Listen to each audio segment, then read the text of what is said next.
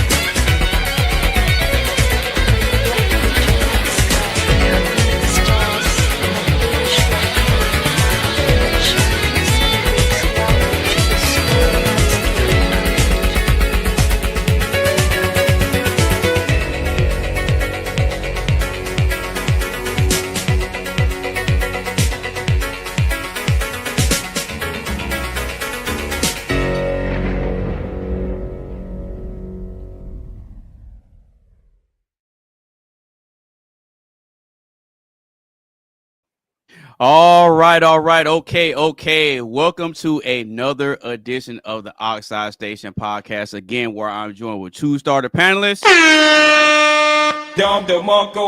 All right, so quick announcements before we get into the show. If you are new to the channel and the live stream, make sure you get a stream a like, share with a couple of your friends. Make sure you follow everybody on all their social media sites. And if you want to get in on the live action, go ahead and click the link that is pinned to the top of the chat. So without further ado, we're going to go ahead and introduce the panelists. We're going to chop it up for a little bit. Got an icebreaker question, and then we're going to go ahead and get into the show. So without further ado, Mr. Mark, you're up, brother. Tell the people who you are. Yo, so my name is Mark Fowler. I'm a resident panelist of the Oxide Station podcast. Been here from day one. Here to throw in my 2 pennies worth of conversation, here to learn, here to throw in a bit of nuance. I'm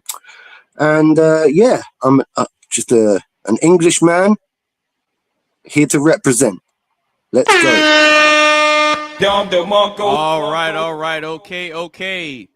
Miss Gabby, you ain't been here in a while. So go ahead and introduce yourself to the people and let them know who you are. Okay. Hi, I'm Gabby. I don't know. I am currently going to Texas A&M University down here in Texas, San Antonio area, and then studying psychology, minor in business administration. I don't know. I like to be creative. I like dyeing my hair a bunch of colors all the time. But yeah, I'm just excited to be here. I don't know. It's a good day. It's pretty. It's nice. There's been a lot of time. All right. Okay. So now that we got the formalities out the way, we're gonna chop it up for a little bit. So how's y'all's week been? Kind of hard. Honestly, it's been kind of difficult, but Okay. I got removed from my student housing, so now I'm in new housing. It was a whole process that I had to go through. We did get an apartment. I was able to figure everything out, so everything lined up the way it needs to. So I have an apartment now, but I'm excited for the next week to start a new routine and structure it again, because this past 2 weeks has just been hectic and crazy, and it's thrown my routine all out of whack.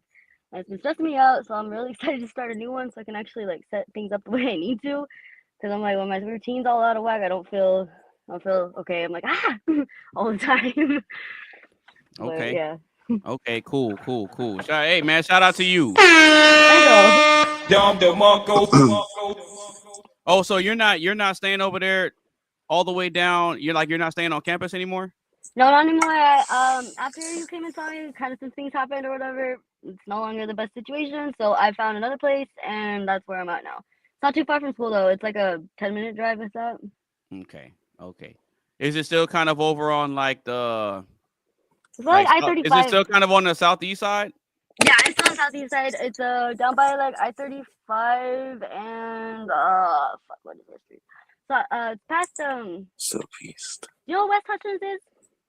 Where? What? West Hutchins, you know where that street is? That sounds familiar. All right, it's down there by I-35. Like past like going down past 37. I think so. Yeah. So it's like, why did I do this fucking cross? Because if you keep going down 35, eventually you'll come up to the split. You'll come up to the split where if you go one way it's 37, and if you go the opposite way it's 281. Yeah. So it's past, and then you'll pass by so 10 too. You'll pass by I-10 two ways. Yeah. So it's by that area by kind of by the. There's a cross street, so I think that's I-35. What is it? It's past Southwest Military Area. Like it's down further to the left. Oh, that's going towards Zarzamora. Yeah, that way. There you go. Oh, okay. Yeah, that's going farther down to where you can hit 410 on the opposite side. There you go. I was like, it doesn't. Oh, okay. I got you. Yeah. Yeah. Okay. So then that way. So that means if you go down 35 and then you hit 410 going the opposite way, you can get to the campus. Yeah, so literally going towards the left. I'm not that far. Like I'm not that far. Okay. I got you. Because if you I take, figured everything out in a day. Literally, no, that's good. Everything figured out.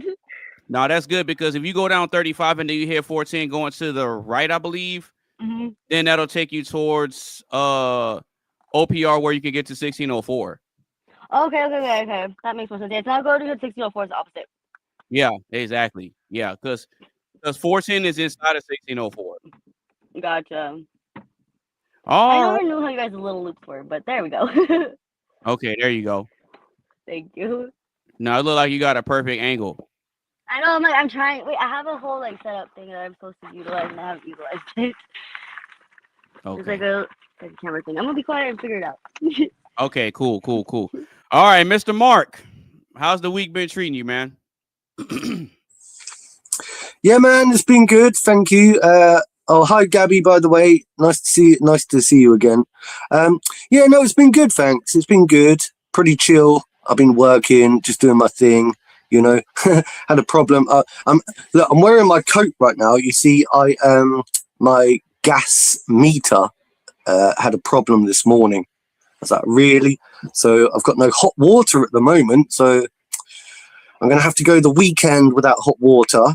It's not a problem. You know what I mean? I can always wash, but it's a simple fix. But once again, you know, when something small just puts you off, you know, it puts you off your routine, all that kind of stuff. It's like, really, you know, whatever. But other than that, I can't really complain. So you gonna take some cold showers to make it through the weekend? Yeah, take some cold showers, bro. I'll be boiling a kettle. Yeah, we got these like inventions here in the UK. I don't know if you've ever heard of them. They're called kettles. Yo, I'm being sarcastic. I'm being silly there. I knew right away when you said that you were being silly. Yeah, I was being silly. Yeah. Because now I'll boil the kettle, bro. I'll just have to boil the kettle. Just underarm washes, you know, Do my nether regions. I'll be all right. You know, I'm not a stinky bloke. I'll be fine. It's only 2 days. Stop the cap. Yeah. Now you'll be all right. No, but my week has been kind of hectic. You know, the usual. Getting up, hitting the gym, working, knocking out the day. I forget what day it was. I want to say it was either Wednesday or I think it was Wednesday. Wednesday, for some odd reason, it was like it was way hotter than it normally was. And so, because I work outside and I'm on a roof all day.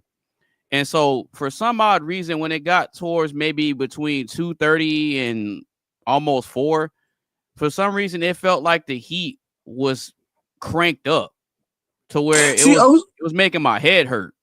I was thinking about this not so long ago. Like, obviously, I can't really envisage Texas, right? But I got a stereotype of what Texas looks like. Yeah. And I always thought it was quite open plains, you know, maybe like deserty kind of. but I think I've got it completely wrong. From what I understand, you get pretty extreme seasons, don't you? Yep. Like proper actual seasons, like you get snow. No, that's North Texas, Northern Texas, because me and Gabby, we're Central Texas. We're kind of in the middle. Okay, it's because Athena got snow. Yeah, because she's in North Texas. That's why she's in Dallas. Wow, so it's that vast that in North Texas you get snow, in South Texas you don't. Exactly. That's crazy. Yeah, because where me and Gabby are, we're both in San Antonio. So I can drive maybe 10, 15 minutes to get to where she is right now if I want to. Right? Because we're in the same city. But from here to Dallas, where Athena is 5 hours. Right. Okay. I'm surprised that's how big Texas is, bro. So if you go out west, that's where you start to see the deserts and the mountains and stuff and the cactus and the tumbleweeds and everything. Right. That's the part of Texas that, because, you know, in a typical, I think the way that people here view Texas is like cowboy hats, you know, like desert sands, like old school, you know, on the borderline, where there's lots of just empty space and that kind of thing. So look, mate, I need to do my research. Okay, I need to do my surprisingly, what you'll find is that a lot of that stereotype is true.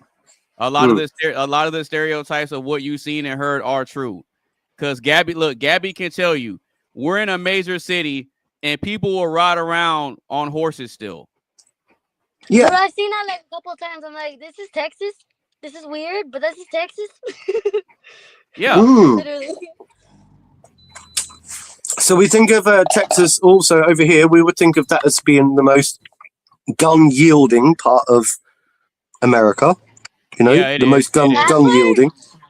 Yeah, it is. Texas, Texas has a lot. We got a lot of guns over here, bro. We have a lot.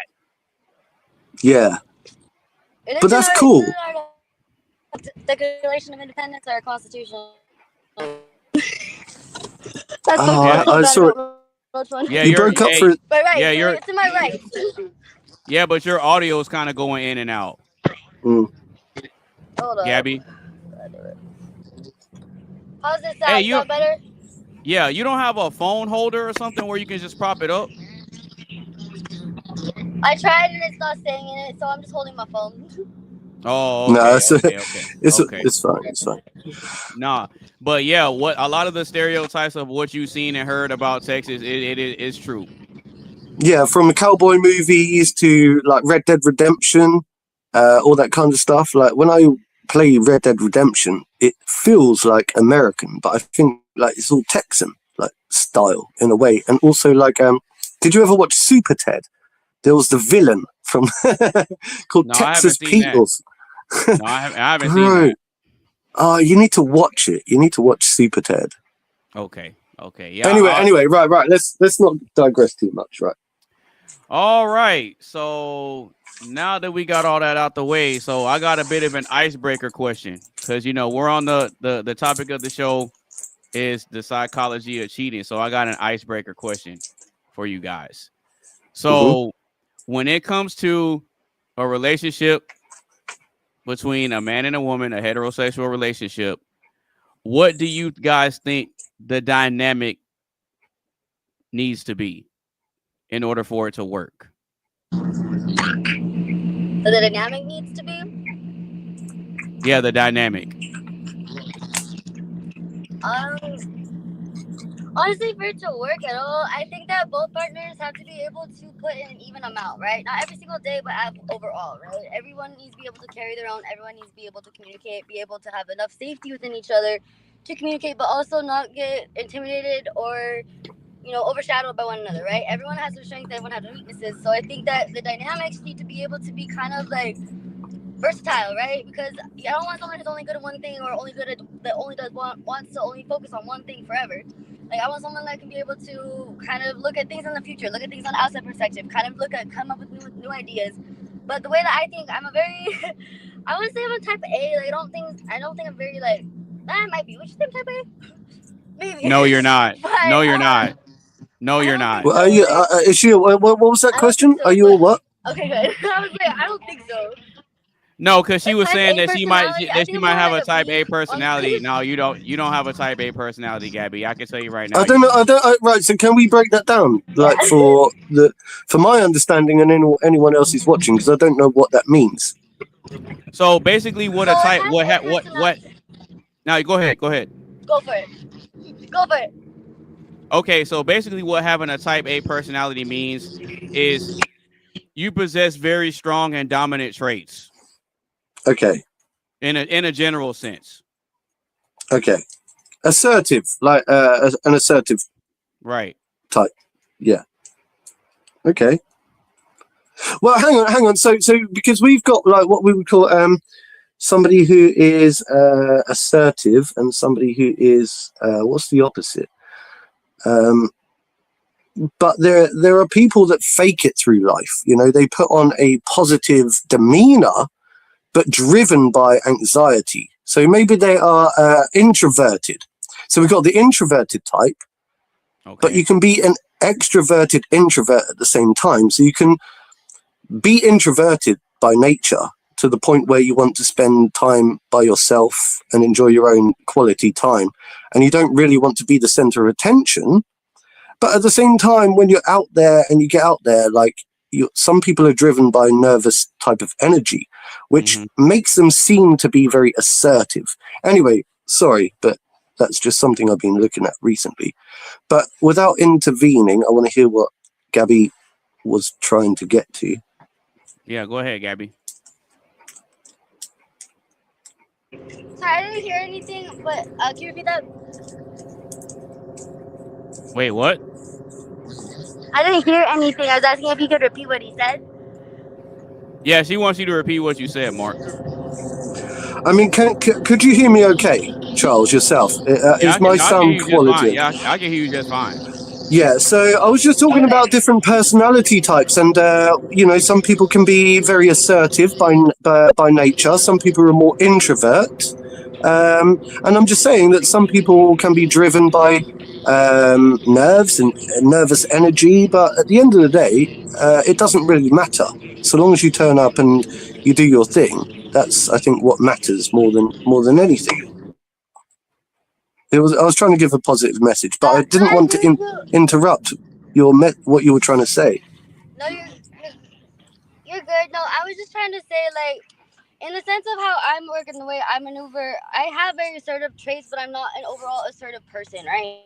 So I have a different dynamic of things. But when I go and I do my own thing, and I'm able to kind of plan things in my own way, there's certain things I like the way I like things done, and there's a certain manner I like things done because I've figured out what works for me. So when I get into a partnership or relationship, I don't expect this person to all of a sudden know what these patterns, what this process is, but I do expect them to at least try to learn from it, right? Try to engage with me, try to see where they can help, and vice versa, right? I want to learn their patterns, learn their behaviors, learn how we work together, because it's like when you go from zero to, like, meeting somebody and getting to talking and deciding that relationship, that's a big step, right? It's a big step. But also then you integrate lives, and at that point I feel like it's very important to have that communication with one another and being able to, like, safely talk to one another, not just like say like random things, but actually safely communicate with somebody and have them communicate back. I think it's a really big part of the dynamic. And also being able to support one another even when, like, things are rough, right? Like, it's hard to, like, want to, like, always, like, be happy all the time when you guys are in a fight or whatever. But I think one of my biggest things I've learned over time is I want my partner and I, we should be a unified front in front of people. Discussions and disagreements will happen behind closed doors, in the sense of when we're together, we're a unified front. I'm not gonna let you disrespect me, and I'm not gonna be disrespectful, but also we're a unified front, right? So then when we go behind doors, if I don't like something you said, or don't like something you did, we'll talk about it, vice versa. So that's kind of how I like my dynamics, is being able to communicate and being able to kind of help each other, right? Be able to get forward with one another. It's like the grow together, grow apart type of thing, right? So it's like either we're gonna get there together or we're not, and I would rather get there with you than not. So that's kind of how I see it, and it's just like, I don't know. That's the type of dynamic I want now. Maybe when I was younger, it might be a different type of dynamic, but that's kind of where I'm at now with things. Is like how I see them working, in the sense of, like, has to be a give and take, has to be equal, has to be understanding, and has to be communication. That's my viewpoint of it. Okay, so when it comes to the type of guy that you're looking for, do you think that he's looking for a woman that's equal to him, or a woman that's gonna follow him? I would hope equal. I mean, my boyfriend right now, he seems to like equal to equal. He says yes. He likes equal. So Hey, look, hey, tell him not to lie on this internet because you're in front of him. He said not to lie. He said he doesn't lie. We'll see. Oh, okay. No. It's been a different dynamic for now at the beginning of things, but it's like that's why I was saying, kind of in the future of an equal give and take, right? In the sense of I may not have it 100% every day, but you may. You may not have 100%, but I may. You know what I mean? Like in the sense of what you don't have is what what's yours is mine and mine is mine, but I share it with you, right? You know what I mean? In the sense of like, and vice versa, right? And I'm like, well, mine is mine. I'm not sharing my shit with you unless you know what I mean? But we joke and we have fun, and so it's been different though compared to my last dynamic where I wasn't seen as equal at all. You know what I mean? I was seen as either better than him. He didn't want me to see him as better than him, or he'd bring me back down to where I'm nothing. I'm not worth anything. So it was like kind of never equal playing ground. It was always like a competition with him, and I didn't like that. I don't like that, and like I don't want to just follow someone blindly either. So it's like I don't know. I'm kind of like in that mid part where like I don't want to follow, but I'm also I understand we're equal, but some days I'm gonna be and some days you're gonna be So I'm like, for me, I'm like it's equal give and take.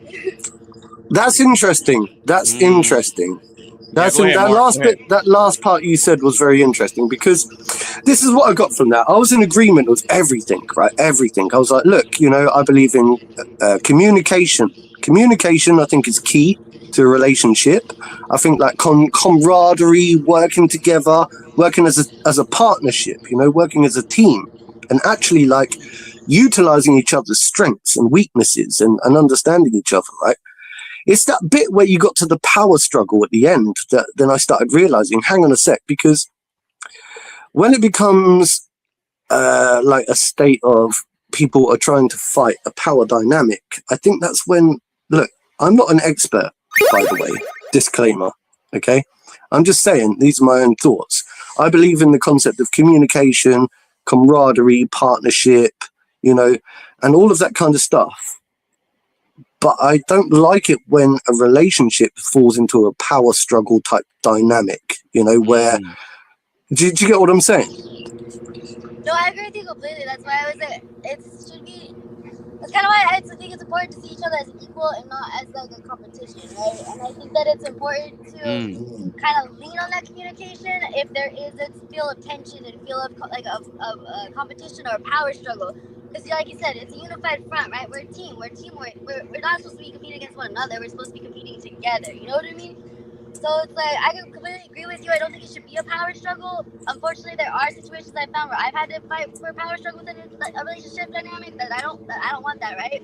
So it's like I think a healthy relationship dynamic, it's not a power struggle. It's just more of like you take the lead when you feel you need to, and I'll follow as long as like he's right, and vice versa. But it's a lot of trust building. It's a lot of kind of really? And I think she got that cute giggle. I forgot about that. Go on. Sorry. Okay, so Gabby, wait a minute. Yeah. Wait, hold on. Okay. So you said that you're okay with the man taking the lead when he needs to, right? Yes. And but appropriate. Well, when wouldn't it be appropriate for a man to take the lead?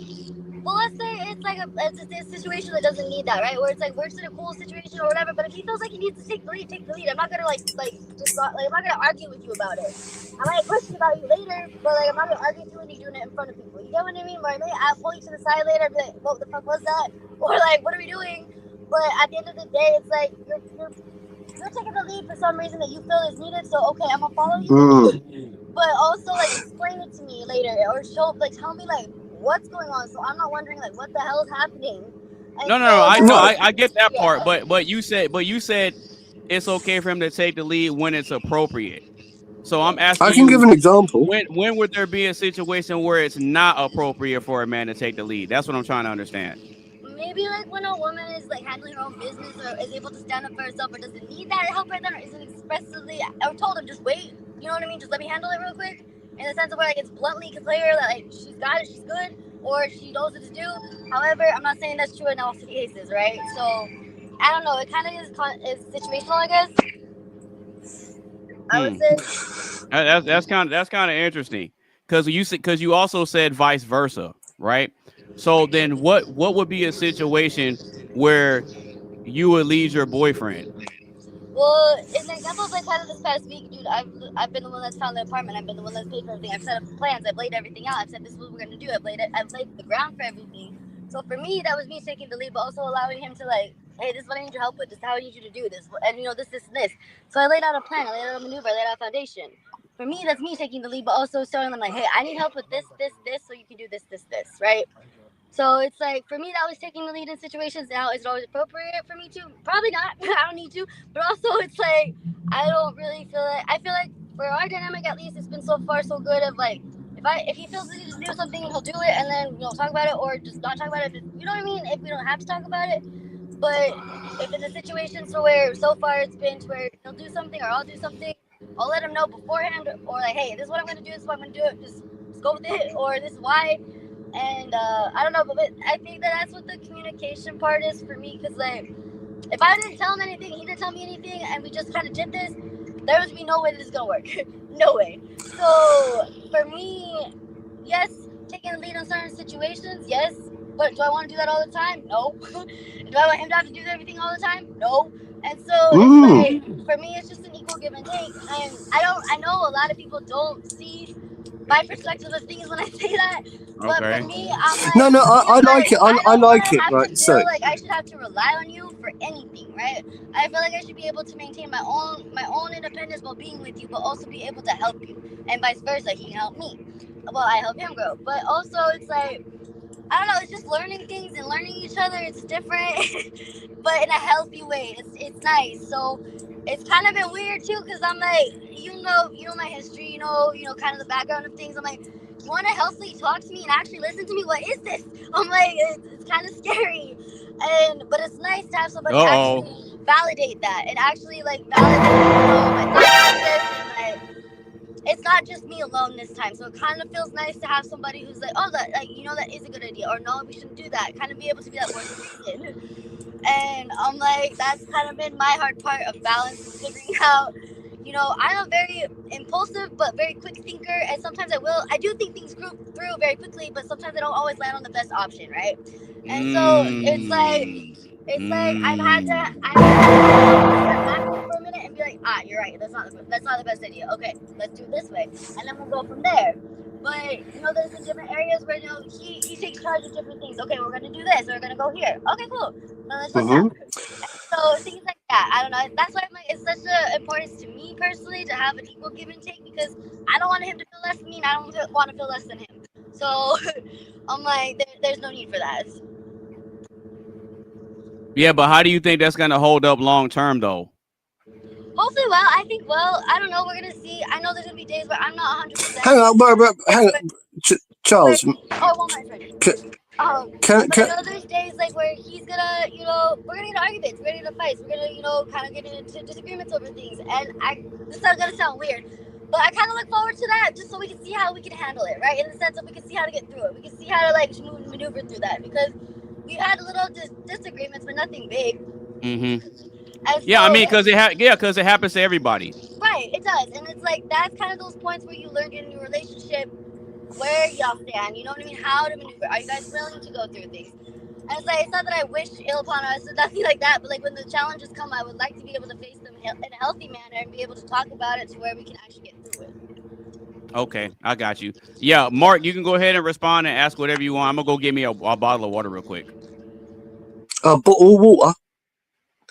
Okay, but I wanted to kind of back up what you were saying, Gabby. Like, I wanted to play devil's advocate, because I tend to do that, and I wanted to sort of like try to reiterate to Charles or Mr. AB, what you were trying to say, right, from my perspective, because I agree, actually. I think that sometimes a leader, the men do take on the leadership role. for the most part, don't they? Right? And they do. I think they are more often than not natural born leaders. But I think also because of that, some men, right, they get stuck in their own ways. They get set in their own ways and they become unbudgeable. So like I've learned this about people, young people versus old people. It's plasticity of the mind. You know, some people become very hard set in their ways, especially as they age and they develop a set of values or whatever. And I think a lot of men are very hard. They're very hardened, you know, and they don't like to budge. And occasionally, right, women do quite often women do come along. I say occasionally, it sounds derogatory. Quite often women do come along with very good ideas, and they actually do come along with ways of showing us up and putting us in our place.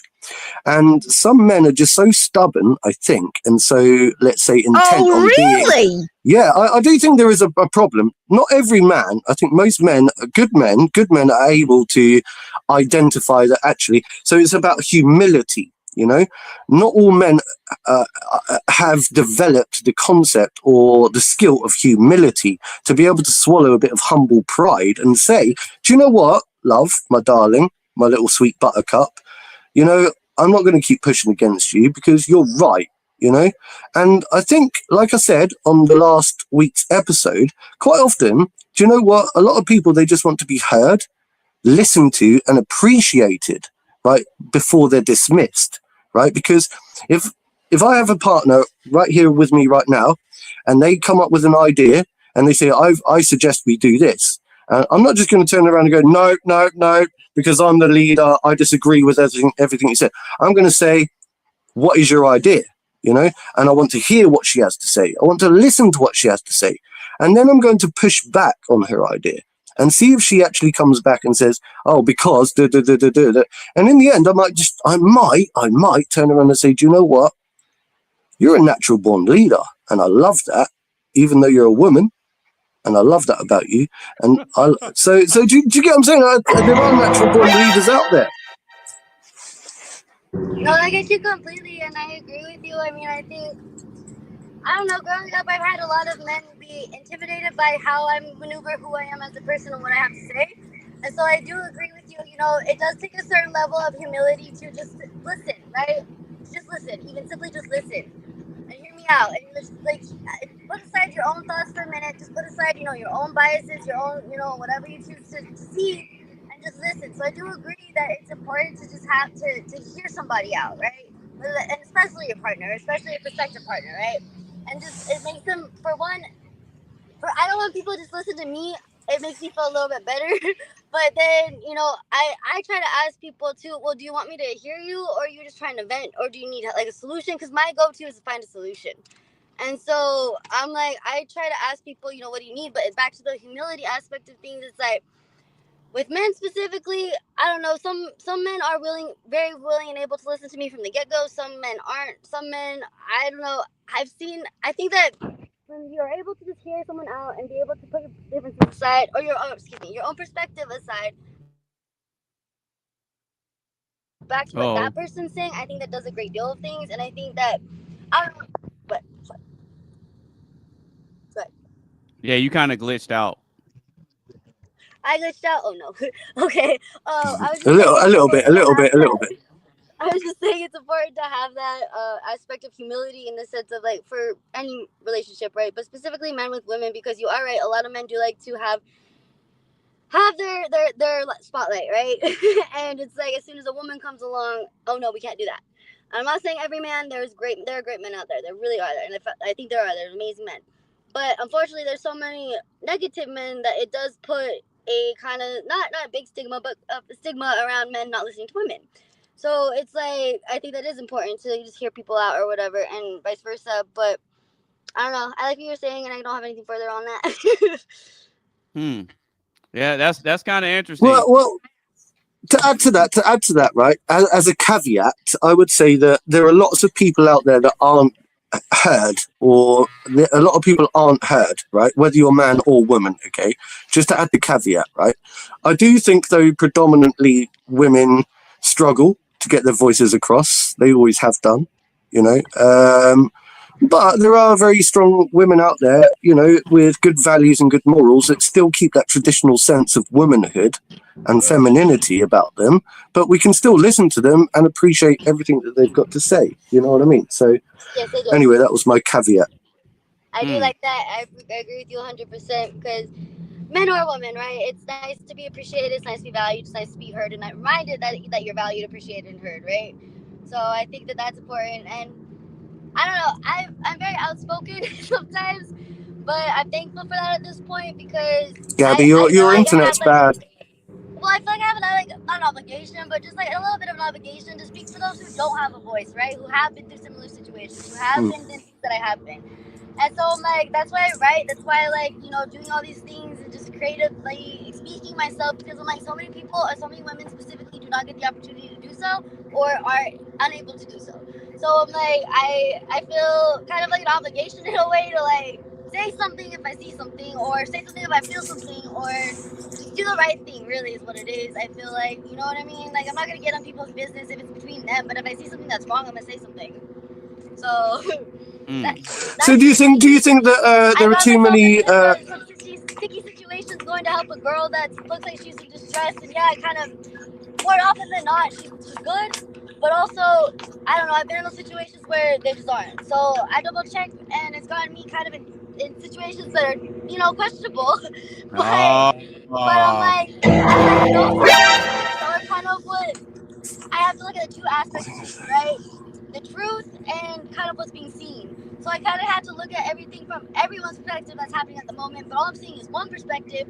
So I'm like, okay, so then once I get more information, then I'm able to discern, like, do I even want to stay and continue to try to, like, help this person, or, you know, can I leave at this point? Most of the time I can leave because it's none of my business, and it's mostly kind of just, I don't want to say cry wolf situation, but just a situation that I'm not needed in. And so most of the time it is. Now, there's been very few situations that, yes, I do need help. Yes, can you please call 911? Yes, can you get someone over here? Right? But in those few situations, that's why I do it. If that makes sense. So, Yeah, it kind of doesn't. But what? yeah, I said it kind of does, and at the same time, it kind of doesn't. But I'll let Mark respond. I was going to ask you then, do you find yourself being more like about female empowerment in today's era? Do you think that fight is still going? You know, because I thought that fight was won a long time ago when women got their rights and all that kind of stuff. But then again, I suppose, would you call yourself a female activist? And do you think that women are still, do you think they're weak? Or do you think that we should revert back to old school femininity? So, as far Good question, Mark. Good question. Cheers. Good question, Mark. I was listening. All right, go ahead, Gabby. As far as the feminist or feminism movement goes, I do not claim to be a feminist. I do not like the movement right now. I do not identify with the wave. I do not hate male men, and I do not think they should all die. So I feel like that's kind of where this wave has gone to. I feel like it's gone very anti-men, and I'm not for that. So I can't identify as the current wave's feminist, right? However, I do think there is still a slight struggle of equality, but it's not in the way people think, right? It's not in the monetary necessarily. I know that, like, yes, there are statistics that you still get less, but that's beyond the point, right? There's still like multimillionaires that are women, right? So you can't really say that it's not possible.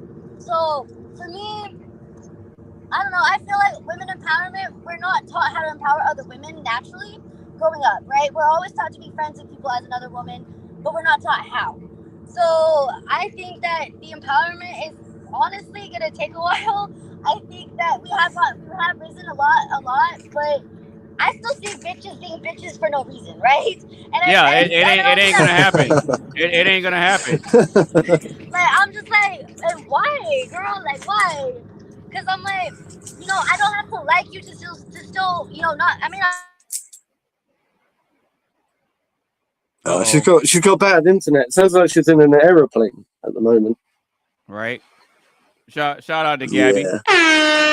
Shout out to Gabby. She's struggling with her internet, I think, or something.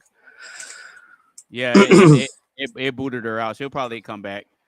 But yeah, that question, I was eager to see where it was gonna go because because with the current state of affairs with this whole quote unquote women empowerment thing, it ain't working out for them.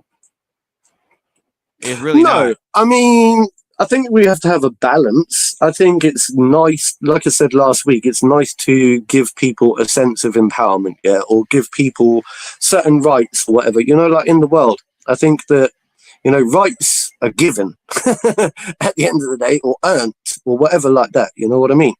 And women did their whole protest thing in the suffragette movement, and they fought for their rights to vote.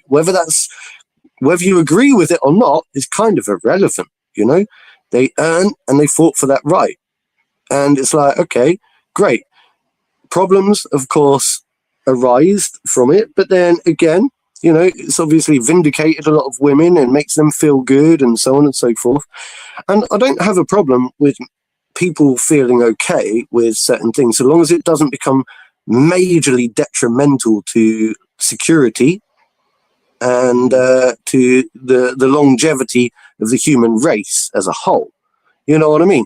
But women shouldn't be suppressed. I don't think they should be suppressed. I think they should be protected, just like children. It sounds really derogatory when I say that, okay? I know that a lot of people would be very triggered by hearing a man say something like that. But no, they I wouldn't. just think that because they know. No, they would. They know deep down what the reality is. Yeah, but I live in a very liberal country, liberal country where even just me saying that would be deemed to be, you know, like, oh, that sounds a little bit like misogynistic, doesn't it, Mark? You're assuming that men are better than women or something like that. That's how they will contrive what I said with a confliction of, you know, a confliction of interest, because they want to see equity and equal rights permeating through the world. Mate, I've been looking into this. Even international law, right, is trying to go into the whole state of decolonization, suicidal empathy. Yeah, suicidal empathy. So long as we don't go down the road of suicidal empathy with our understanding, when it affords rights to certain people and this, that, and the other, and we can maintain a state of decorum and control, then things are okay. It's when we lose control that we have problems. So strong, powerful, independent women aren't a problem. Loose, crazy, unhinged women that think they're independent are a big problem, in my opinion. They're different.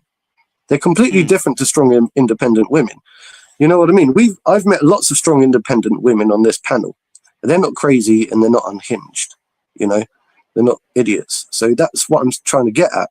It's the ones that don't have any sense of value and they're losing their sense of Western values. They're the ones that are losing their minds. They're promiscuous. They're going out into society, you know, being the next Bonnie Blue, you know, trying to have sex with 1,000 men in a day or whatever it is. That's one of your people too. That's it. Yeah, that's one of your people too. She belongs to the streets. She ain't my person though. That's what I'm saying. That's embarrassing. You wouldn't see me near her, bro. That's what I'm saying. It's saying embarrassing. She's one of your people, as in she's British. Yeah, I know. I know. But she ain't part of my. She ain't one of my people. Yeah, you know, she making y'all look bad, bro. She got y'all. Well, I get secondhand embarrassment. Okay, from lots of stuff that happen over here in my country. I get secondhand embarrassment when I see it online, and I say to myself, "Oh my God, you know, the whole world is going to think that we're all like that, but we're not. You know, the whole world is going to see these people out there, like, you know, these whatever, being idiots. All these TikTok stars and these celebrities that are trying to get likes and whatever. You know, I think they're just pimping themselves out. But we're not all like that. You know, the majority of us here are actually pretty sound people. It's just, you know, we've got lots of people that are really embarrassing us, really embarrassing. Well, me, personally. Right. Well, see, so when it comes to my perspective on how a relationship dynamic is supposed to be, it's very simple. The man is the leader and the woman is the follower. It's simple. It's simple. Yeah, but now go ahead. The reason I instantly push back on that is because I know so many men, right, that I don't think are actually men. Okay, so I know so many people that are males genetically that are crazy. Yeah, absolutely crazy, and they couldn't even run a piss up in a brewery. Yeah, which means, right, like organize a party in a nightclub, right? Okay. What I'm saying is, these people, there are many unhinged men out there now. They've got problems. There's lots of mental health issues going on. Yeah, major mental health issues. I wouldn't trust the 99% of men out there right now. I wouldn't trust them if I had a daughter. Yeah, if I had a daughter, and I'm not going to be turning around and saying, "Oh, just because they're in a relationship, the man is right here." Yeah, I'm not going to be saying that. I'm saying back in the day, I wish that was the case. So I agree with you. I think a good man should be able to lead and dominate and take control and take charge of a strong, positive relationship. Unfortunately, I don't trust many men out there because I think they're unhinged.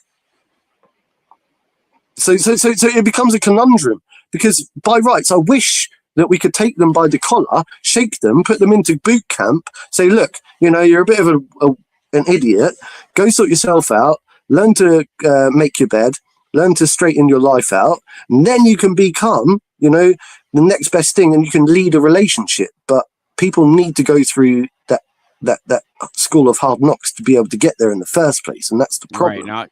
I'm with you on that. Yeah, I'm with you on that, because a lot of what it is that instead of men today focusing on improving themselves, they're focusing on, well, let me get the girl first and then I'll work on myself.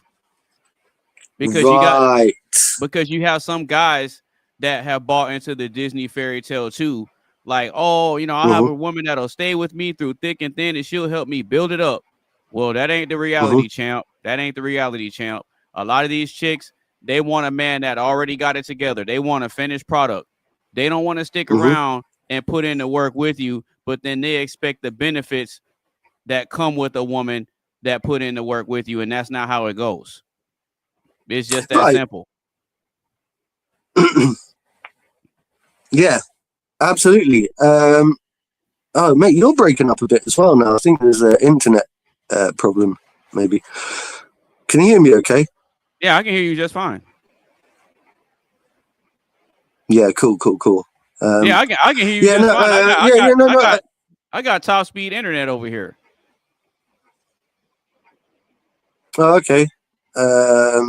I just got a little bit of lag there. That's all. A little bit of lag. Yeah. But no, I think that's what I was trying to say.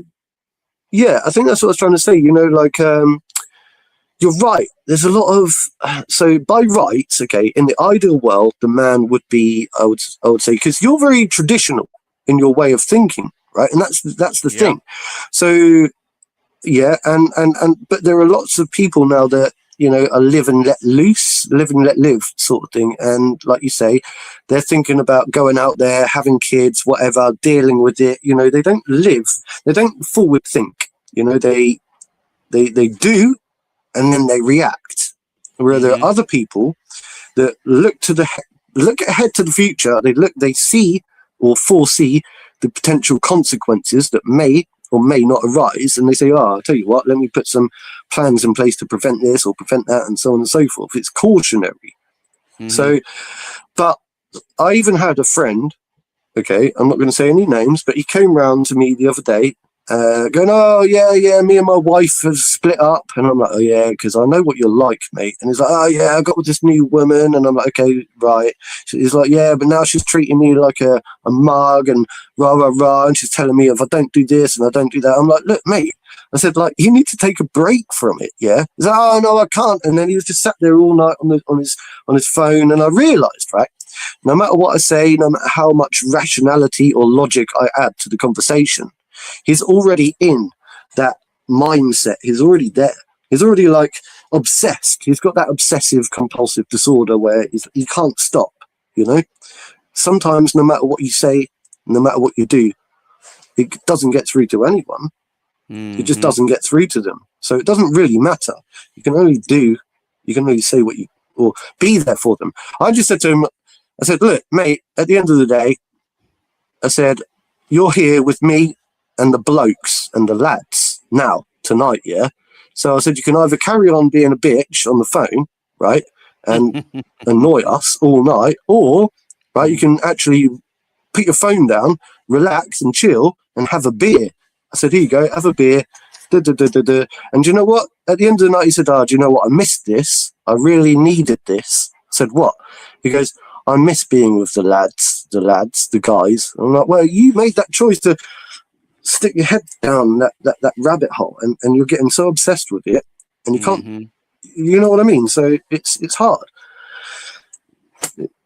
for people. Everyone's different though. Everyone's different. But yeah, the way I look at how a relationship dynamic is supposed to be is the man is supposed to be the man is supposed to be the leader and the final decision maker in a relationship. Now, that doesn't mean that he never hears his woman out, because I'm all for hearing a woman's input, and if she's contributing an idea to the dynamic that helps both of us grow, then cool, I'm gonna go with it.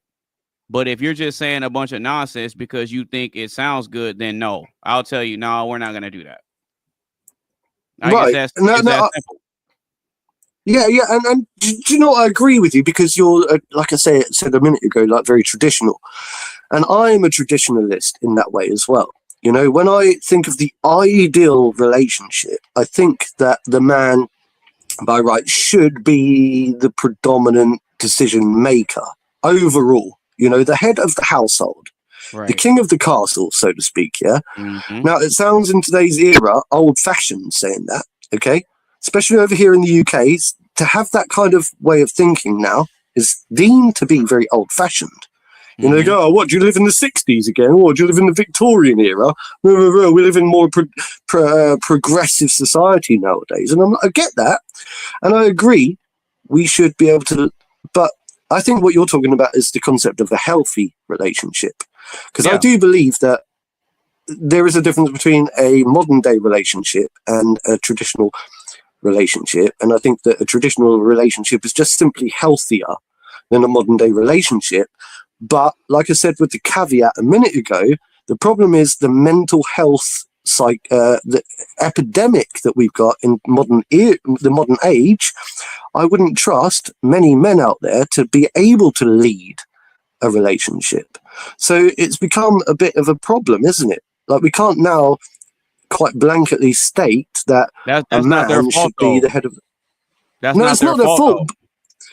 But we can't. But then it means that we can't have a blanket statement that men now should be the head of the household, because a lot of them are a bit sort of retarded. But that's how it's supposed. But that's how it's supposed to be, though. That's how it's supposed to be, though. And the way I know that is because even though women have all these rights and privileges and modern conveniences and they have freedoms and whatever, the first thing they do is start complaining about what the men aren't. They got everything they wanted, but then they look and they say, okay, well, where's the man that's supposed to be leading me? Yeah. They're complaining. Right. But then the men are being raised told that the woman is always right. Happy wife, happy life. So the boys are being set up for failure from the jump to believe that the woman is always right. But then a woman is with a man, she can't respect him if he doesn't put his foot down or doesn't have a backbone, or if she's right all the time. No woman wants to be right all the time. Regardless of what they say or how they act on this internet, no woman really wants that, because they know deep down that the man is supposed to be the leader. So more often than not, the man needs to be right most of the time. Like, it's really that simple. You know, it's something really that simple. Yeah, go ahead. No, I think you're onto a point. I just wanted to quickly say I think the internet issue is actually my end. We'll see. I think it is my end. I've got a little bit of a lag. I heard everything that you're saying. Okay. But hang on. No, I don't disagree. I think that men have been, and it's weird. I've seen it. I've seen it happening where men have been, I don't know, simped. Yep. I don't know what the word would be. Yeah. They've all become a bit simpy, and I tend to think that compared to I've realized that compared to a lot of Texans or Americans, that I probably come across as being very simpy myself. I've realized this, and it's strange because over here in my country, I think of myself as being completely not that way at all whatsoever. I try to stand up for, the traditional male standards and the traditional Christian standards that we grew up with in the Western Hemisphere. And that applies to relationships, everything. But then I realized that when I speak with Americans, I probably come across as actually being very empathetic and simpy towards the woman. I don't think that's the case. I think what I try to do is take a very nuanced perspective and play devil's advocate at the same time, because I do, as I say, like I said earlier, it's all about listening. You wouldn't have Gabby, you wouldn't have Carmen, you wouldn't have Athena on the show if you weren't prepared to listen and take their perspectives on board. Unless you wanted to put them on just to undermine them. But I don't think that's your purpose, No. That's what I'm saying. So and they are natural born leaders, So there are certain types of women out there that are just different. They understand what they want. They still hold and maintain their female values, and they understand that, they can challenge their man. You can challenge your man. Well, of course you can challenge a man. But I think if it becomes a situation where the woman is wearing the trousers, then it's either a toxic relationship or it's a failed relationship. Yeah, and that's typically where it leads to. It's a slow. I'm telling you, it's a slow, gradual process. Because the more you start to give an inch, the more it's never enough, and they want to take a mile, right. or in your case, a kilometer. Yeah, I think the problem is I have seen. Do you remember we spoke about the concept of toxic masculinity before? And even though you don't agree with the idea or the concept, or that you can have any type of toxic masculinity, I think you can. I think that there are certain men in the world that are so up their own arse, that they think they can get away with anything, and they become like narcissistic and psychopathic to the point where they're just like, it doesn't matter, I'm the man, I'm bigger, I do what I want, and if needs be, they'll even resort to violence, just to dominate. And those are the type of men that women are attracted to. Yeah, but I don't think they all are. Regardless of what they say. Yeah, but nobody wants to be abused. I would argue that in some cases they're okay with it. Bro.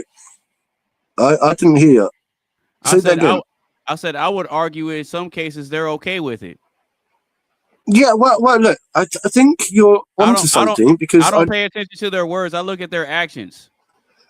Well, look, I think if we were to be pragmatic about it, you're onto something, because, I think back in the day I read a study or saw a study where women and men have different types of fantasy, and quite often women do fantasize according to old scientific studies. They'll probably refute this nowadays because it's not aligning with their ideology. But it did state that, they fantasize quite often about being, S-aid or whatever, and it's like, really? So they do fantasize about it and they do want it. And I've seen that, although it's just, I don't think that's the right, I don't think it's necessarily the case for all women. in actual fact, I think it's hard to say. This is the there's thing. probably It's hard to say it out loud because it's not a politically correct thing to say. Because it doesn't sound good. no, of course. That's why when you say these types of things out loud, there's a lot of knee-jerk reactions like, what? You really said that? Mm. Like, yeah, that's how it is for real. Yeah. I get that a lot with through recent times where you try to say something statistically and you say like this, I'm just trying to be honest and I'm just trying to be factual about what I think, and then oh really? Oh, that's a bit. You can't say that. Like that shows signs of misogynistic tendencies, or it shows signs of, you must hate women, or you must this, that, or the other. Yeah, but they like that. But they like that though. Believe it or not. You reckon? Well, yeah, they do. Look, I don't know because they do. Trust me, they do. They do, bro. They do. But bro, you and me, you're still single.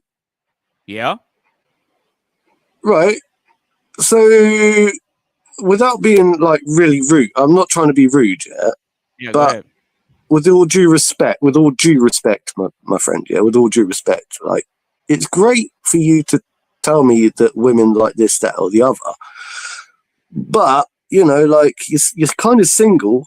And so it's like, well, go get yourself a girlfriend and then show it to me. Do you know what I mean? Like, I'm not trying to be rude when I say that, if that makes any sense. Like, because it's the same as me. Because when I'm sat here and I'm giving advice or talking about certain thoughts and feelings, I quite often think to myself afterwards, who am I to really advise anyone anyway in the first place when I'm still a single man? Maybe because I'm single out of choice at the moment, but people don't seem to fully realize that. Yeah, but this is the thing. A man being single isn't an insult, though. That's not an insult. Okay. Because it's not my goal to get in a relationship. It's the woman's goal to get in a relationship. That's why women get made fun of for not being able to keep a man. And men get made fun of for not being able to get girls. So it's not the same. I've never thought of it that way because I always thought that men were like the sexual predators, let's say. Like, so they're the ones that go out. Right. So the men are trying to get laid. They're not trying to get a relationship. Yeah. It's the women that are trying to get the relationship because women can get laid whenever they want. They just can't get a relationship from a guy that they're actually into anytime they want. That's why a lot of them are struggling now. And they make videos and they're crying and complaining about being single and they're 30 plus. It's all over TikTok and Instagram, bro.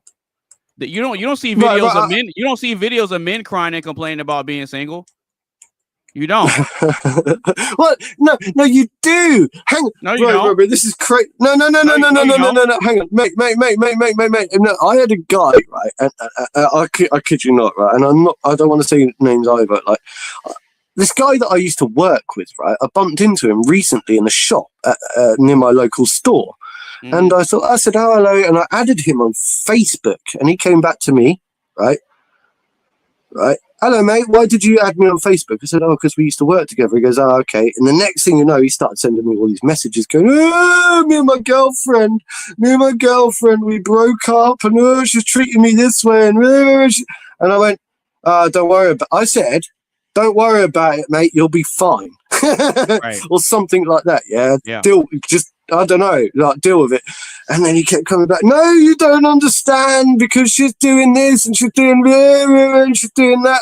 And I said, mate, just tell her, right, to shut the fuck up. Yeah.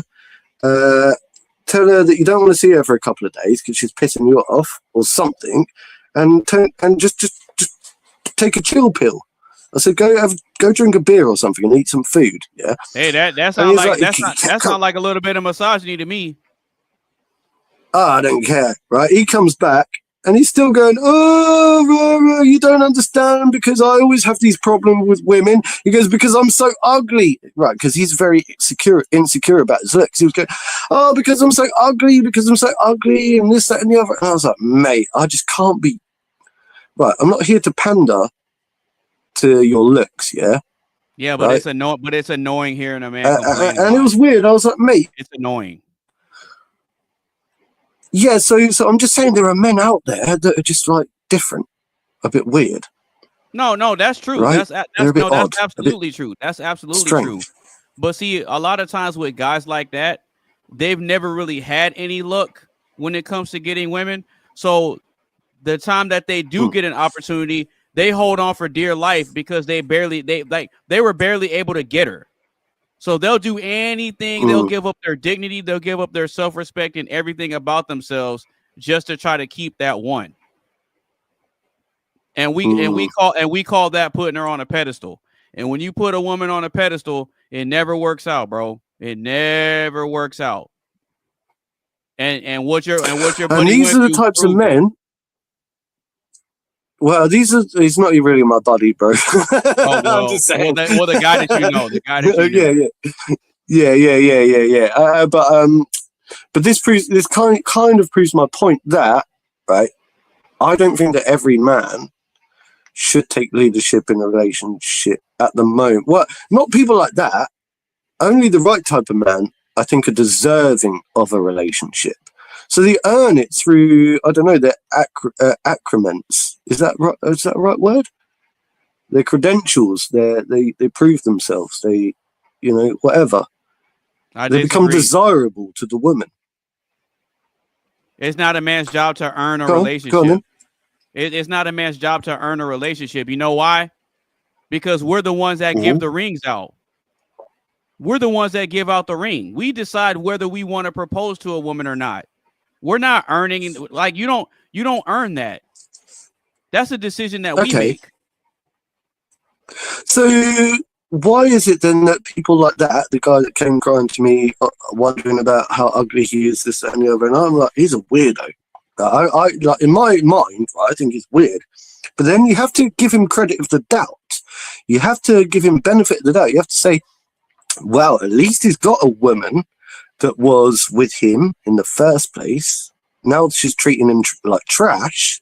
Yeah, but no one respects that though. But how did he get that? What type of charm did he have to be able to get her in the first place? Why?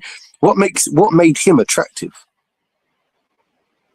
I don't know. Whatever it was, he stopped doing it. I mean, like this really isn't as complicated as people make it out to be.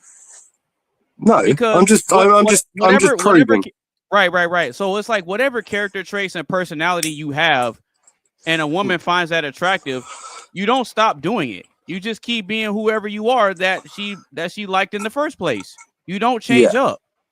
No, because the moment you start changing, she's gonna pick up on it, and then it's gonna start to breed contempt and problems.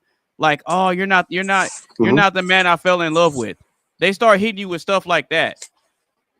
I just haven't really been feeling the spark lately. Or they start talking in code because they don't really want to. Then a lot of times they don't really want to come out and say it.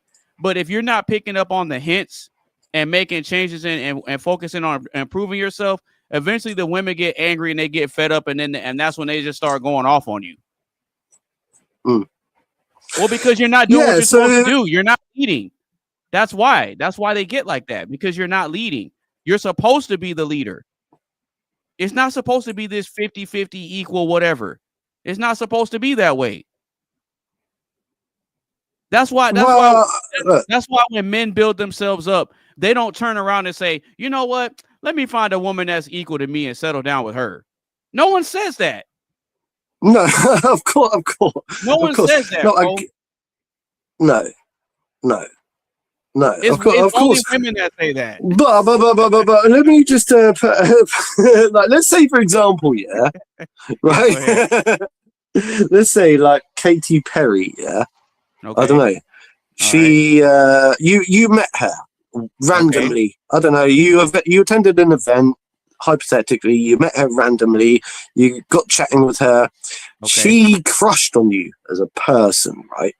Mm-hmm. Now the power dynamics change massively. Imagine you're involved with someone like her, who has like ultimate, unlimited amounts of money and fame, and she's a boss woman. You're going to be like, yeah, I'm going to get with her, right? You're definitely going to get with Katy Perry, right? If she's the type where if she's the type where she'll listen to me, she can get a relationship. I don't care about her being a celebrity and a multimillionaire, because at the end of the day, No, I know. you can dominate in your career, but you want to be dominated at home. That's how it is. Yeah. Okay. Well, That's how it is.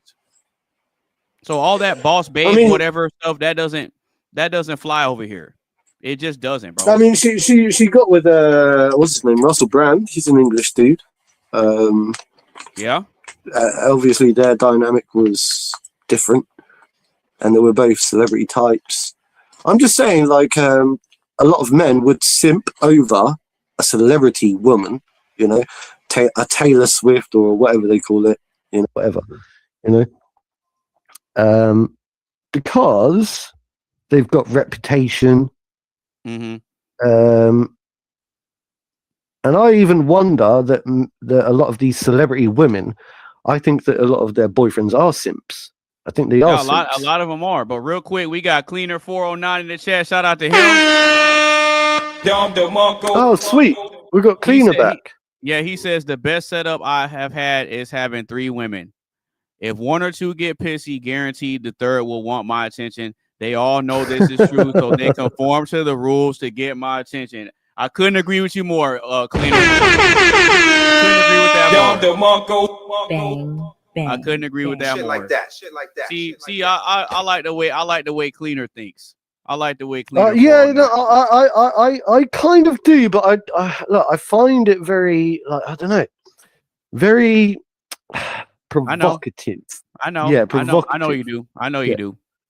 Yeah, but not in a bad way. It's like, it makes sense, right? I get what you're saying, right? And I understand it. It's like, bro, it sounds it sounds wrong. You know, you shouldn't really be like boasting about like having just having a side, one on the side. Why does that sound wrong though? Why does it sound wrong? Because I think there are certain things that even if it's true, right? Even if it's true, we shouldn't say it out loud. Because even if it's true, I just don't think we should say it out loud. Like I do wear my heart on my sleeve, and I do say a lot more than I should probably. Okay, so if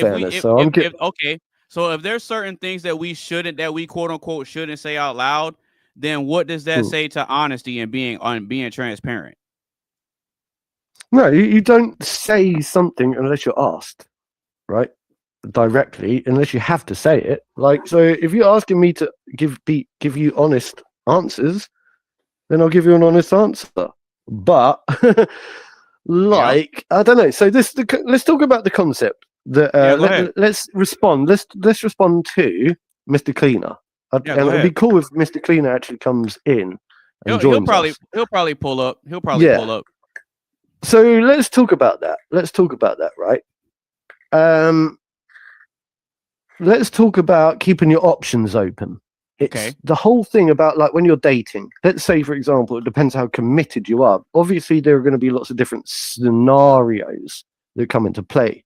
Because I think if you're married, then you shouldn't have side options. So that's slightly different, isn't it, in itself? If you're married, you shouldn't have side options.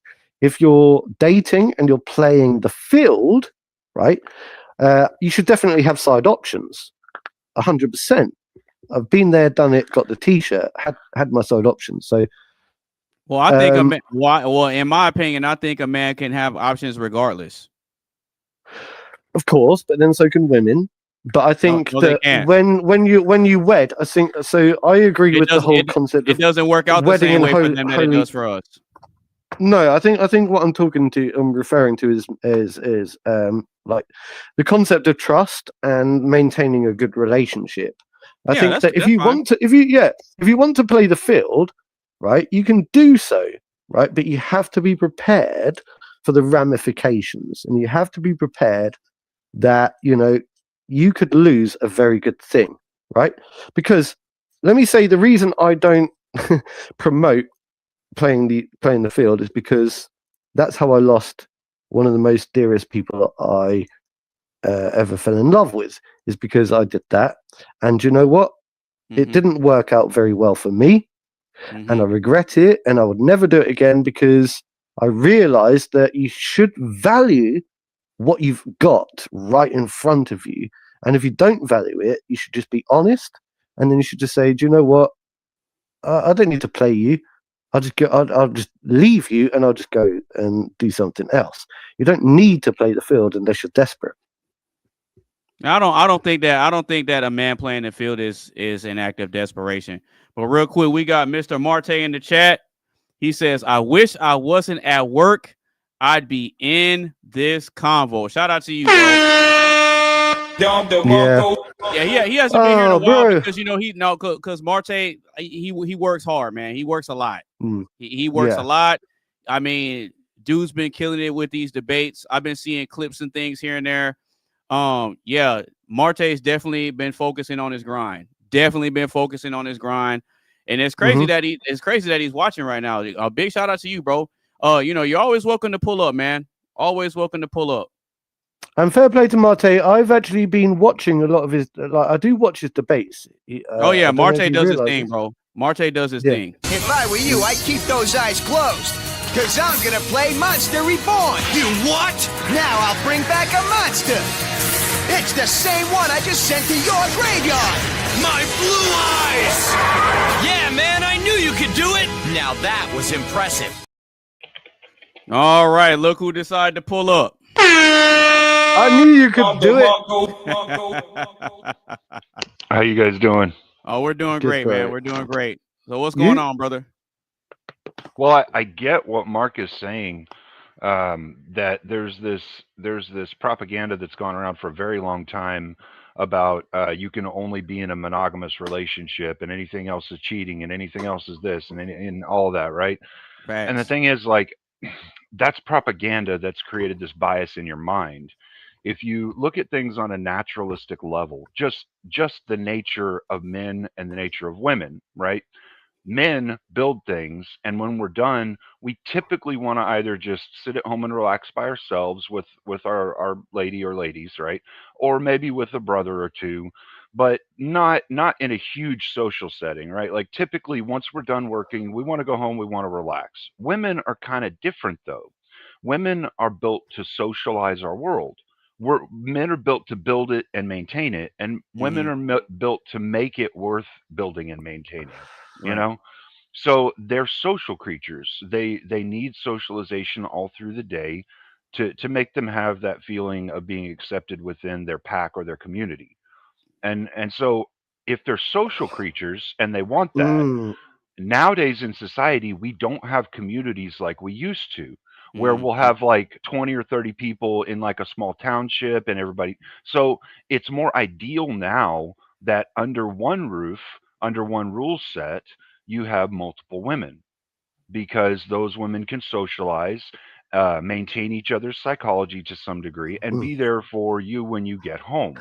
And if you're able to pull enough money to take care of them all, there's actually nothing in the Bible saying specifically you should not have more than one woman. There are actually passages that say, though, if you already have a woman and you take another one, you cannot stop providing for the other. That's a sin. Exactly. Facts. Okay, so right. Okay, I understand that, but okay. If I may, right? So it becomes a question of, once again, subjective morality, I suppose, because like my understanding of a good, what I would call, partnership or relationship is all about understanding and trust. Primarily, I would like to think, right, that my partner isn't going around there sleeping around. Can I prove that? Am I going to keep tabs on it? No. Can I prove myself to her? Should I have to prove myself to her? No. I'd like to think that it all comes down to trust. Now, I understand the desire and the need, the sexual desire that us men have. Right? I've been seduced, yeah, and in actual fact, I have cheated in the past, right?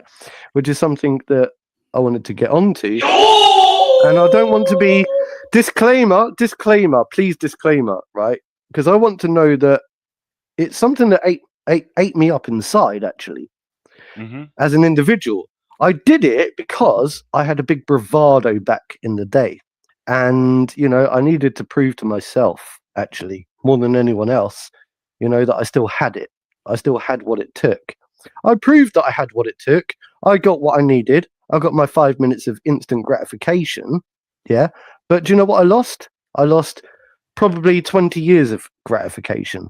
So all I'm saying is that we have the right to do whatever we choose. Mhm. But the consequences of being a player and sleeping around can quite often far outweigh the 5 minutes of instant gratification. And that's all it comes down to. So you've got to weigh up your options. Okay, cool. I'm glad you shared that, because that's a great segue into the first question. So if you're just now tuning in, or if you've been rocking with us the whole time, make sure you get a stream a like, share with a couple of your friends. Make sure you follow us on all our social media sites. And if you want to join in on the conversation, click the link that is pinned to the top of the chat. So this is actually the first question. Is cheating a character flaw or a situational choice? I'll say it one more time. Is cheating a character flaw or a situational choice?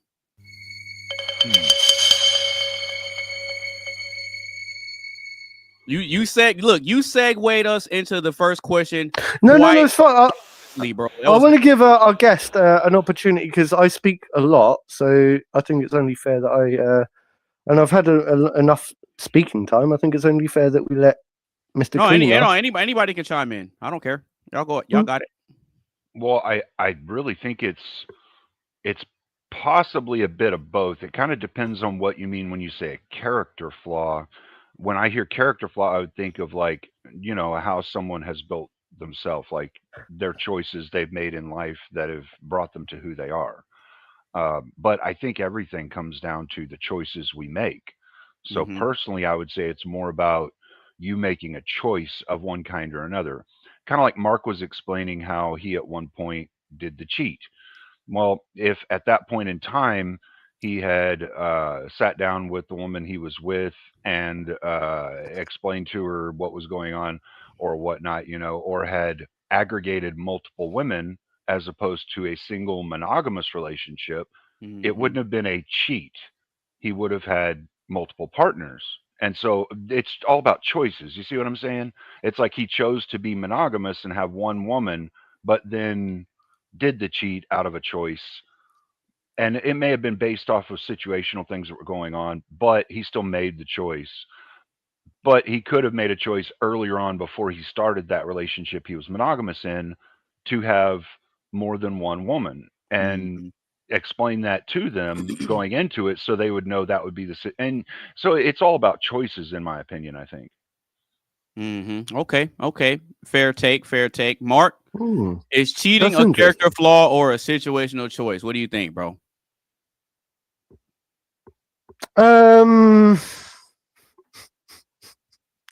That's a difficult question, because I did it, and I don't like to think that my character is flawed.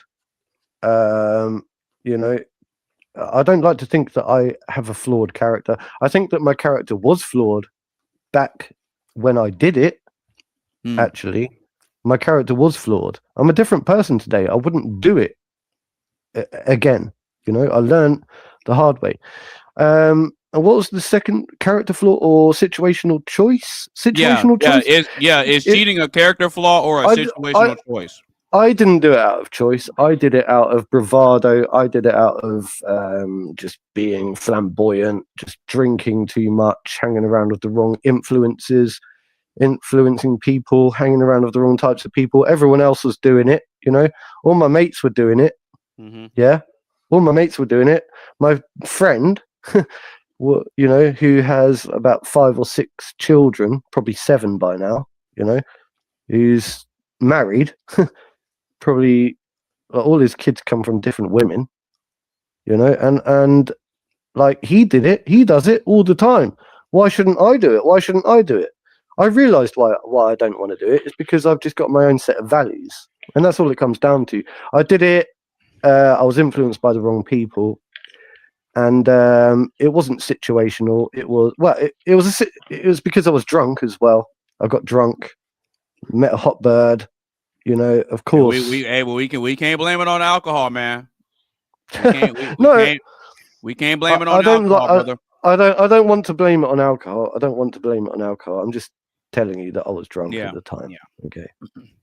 I think I understand what you're saying, Mark, but I mean, really and truly, I see things from a different lens whenever I'm hearing people explain things like this. And what I hear is you had a multitude of different choices you made that led you to the point where you decided you were going to cheat on this girl. And I don't say you're right or wrong in that, because I mean, obviously I personally practice polygamy, so it's not, like I think though, not talking to her about it, being honest, was wrong, right?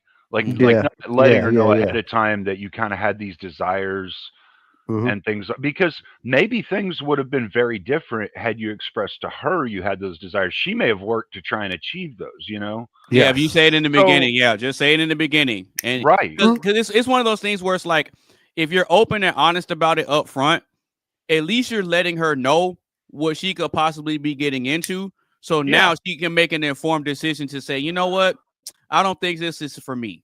Or she could say, you know what, I'm kind of iffy about it, but I'm willing to try it out. Absolutely. And then you have some In all women where in all it's like a hard fairness, line no. I understand that. In all fairness, the concept or the idea of being ever in a polygamous relationship never has ever crossed my mind. Yeah. So when I got into that relationship, I didn't intend to go out of my way to I don't believe that, do Mark. what I did. I didn't intend to go out of my way to do what I did. Are you telling me you never thought about having two chicks at once in bed? I don't believe you've never thought that. Oh, Mark. no. I've never subscribed to the idea that I'd ever like grow up to get.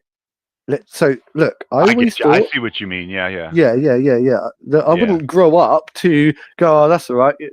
I took the standard path, the standard model, the standard idea of I'll grow up, meet a woman, be dedicated to her properly, never cheat, never do her wrong, commit to those types of Christian vows. I'm not like a practicing Christian, but it's the way that I view the world, And then so I just you're going off the expectations of society, basically. Well, I don't know. I think we have to look. Do you think that if expectations in society slips to where we just become like a big, I don't know, like a pool of anyone can just shag anyone?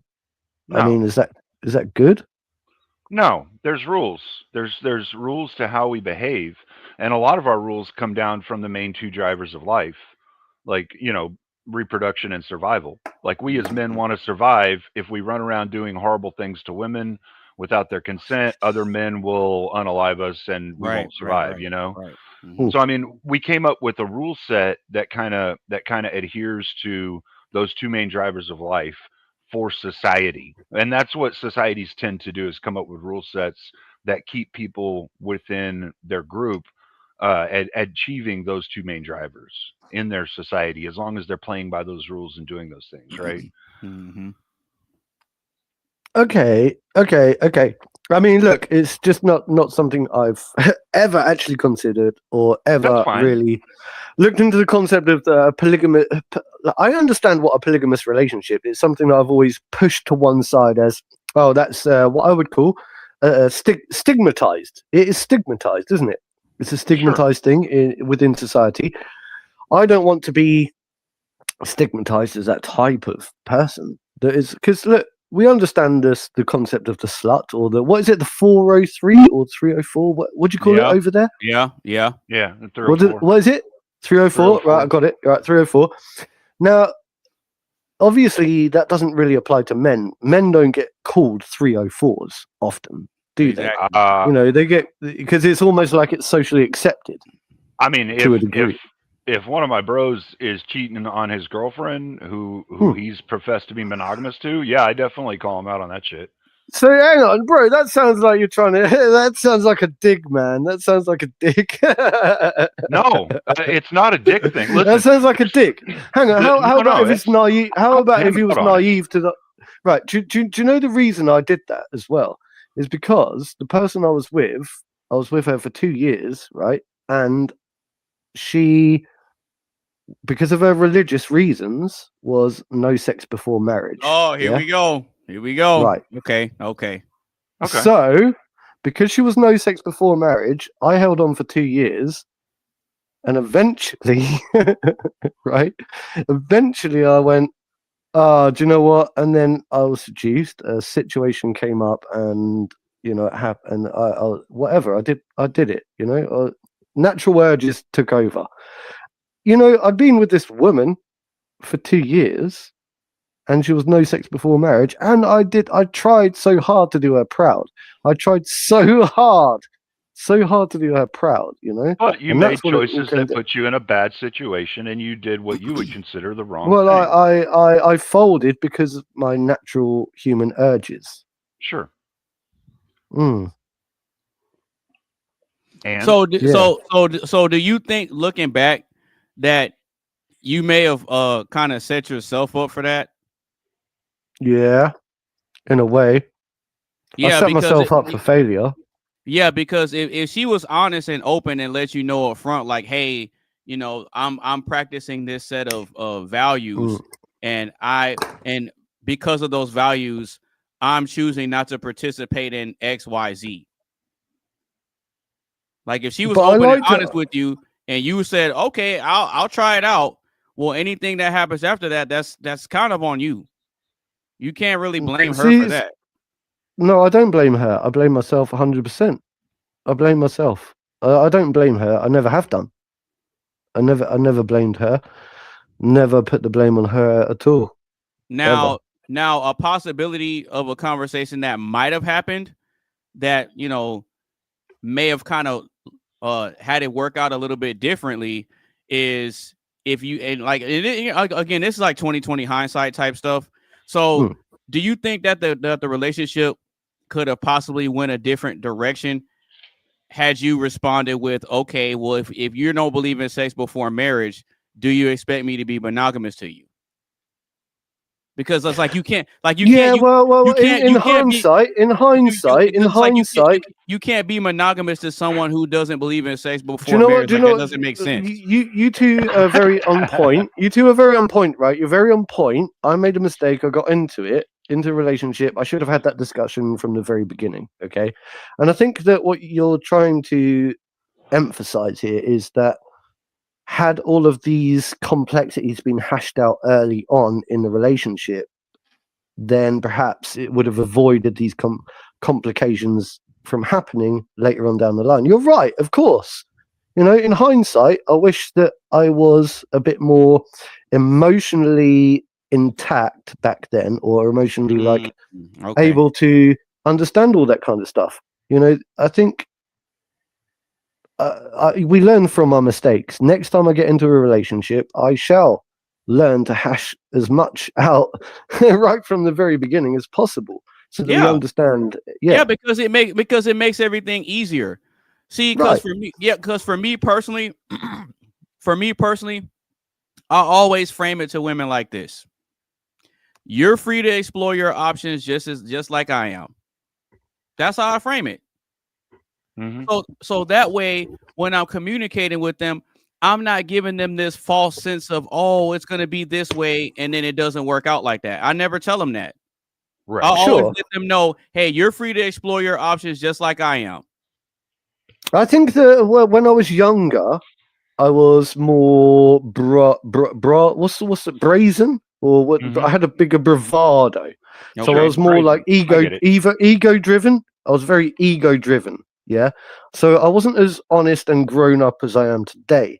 So a lot of what we're talking about, I'm in agreement with today, now that I'm in my 40s. Right, but I think it's the younger generations, those that are in their 20s, that need to hear this and understand that we're talking from like experience. You see, back then, I was ego driven, and I was very self-centered, and I didn't really care, and it was all about party lifestyle, and it was all about sex, drugs, and rock and roll. Yeah, something like that. You know what's crazy? I think this is maybe it's not crazy. I think this might actually be why girls in their 20s like guys in their late 30s and 40s. All right, Mm-hmm. but guys, as we get older, we get to where we're at right now, and we're having this conversation and understanding these things. But in our 20s, we were fucking stupid, and that's why girls don't like guys their own age because they're Yeah. not ready yet for that. You know, they're still being Stupid. stupid. Really, and there's nothing Stupid. wrong with it. It's just how we evolve as men. We don't fully form and grow as men nowadays until we're sometime in our 30s. We haven't fully formed until we're sometimes in our 30s, which also happens to be when we're at our most attractive as far as long-term mating for women, because that's when we're most likely making the most money, have the most things in our life to be able to provide for a woman, you know, all of that. So it kind of goes along right now with how modernity is. We get to this evolutionary point when we have these resources available also. And I mean, like, you know, it's just kind of how it's going nowadays. I think women in their 30s and 40s hate that though, and that's why they talk about guys in their 40s dating girls in their 20s as if like they're robbing the cradle or doing something wrong. And I'm sitting here like, yeah, but those girls in their 20s can literally vote to send my ass to war and die. Like, Right. like can I not Yeah, have I think we've sex with got a them or group be in of a very relationship with them if they can send me to die? Like, I would take a bullet for any of the ladies right. in my life. We got a you group know? of very bitter, usually like sort of middle-aged women these days, and I'd Mhm. say probably between even you're right, maybe between even 20 and 50. It's like this there's a wide gap of these certain types of women, you know, that have got a real chip on their shoulder.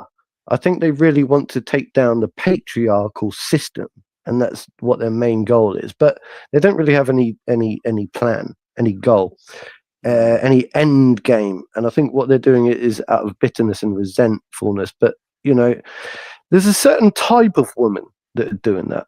You know, Sure. not yeah. It's I a yeah, certain I know type. what you mean. Yeah. Mm, I think it's really pervasive in social media how many of these older ladies will get up there and pretty themselves up to make themselves look like they're 20, and then they go off on a guy because he's dating a girl that is actually 20. Mm-hmm. yeah. It's like if that's really such a bad thing, then why do you put yourself together to look like you're in your 20s? Right. Yeah, exactly. That's kind of the If it's point. really that bad, then why are you trying to look like them then? Yeah. Well, And then they I can think never the answer it. problem is, right. I think the problem is that women they're a lot more conscious or self-conscious about their looks, and obviously as they I agree. age, they get all their wrinkles. You know. Mhm. Now, Except Asians, they don't do seem they to turn become? old Do they until they're become? 70, and then it just Do hits they? all at once.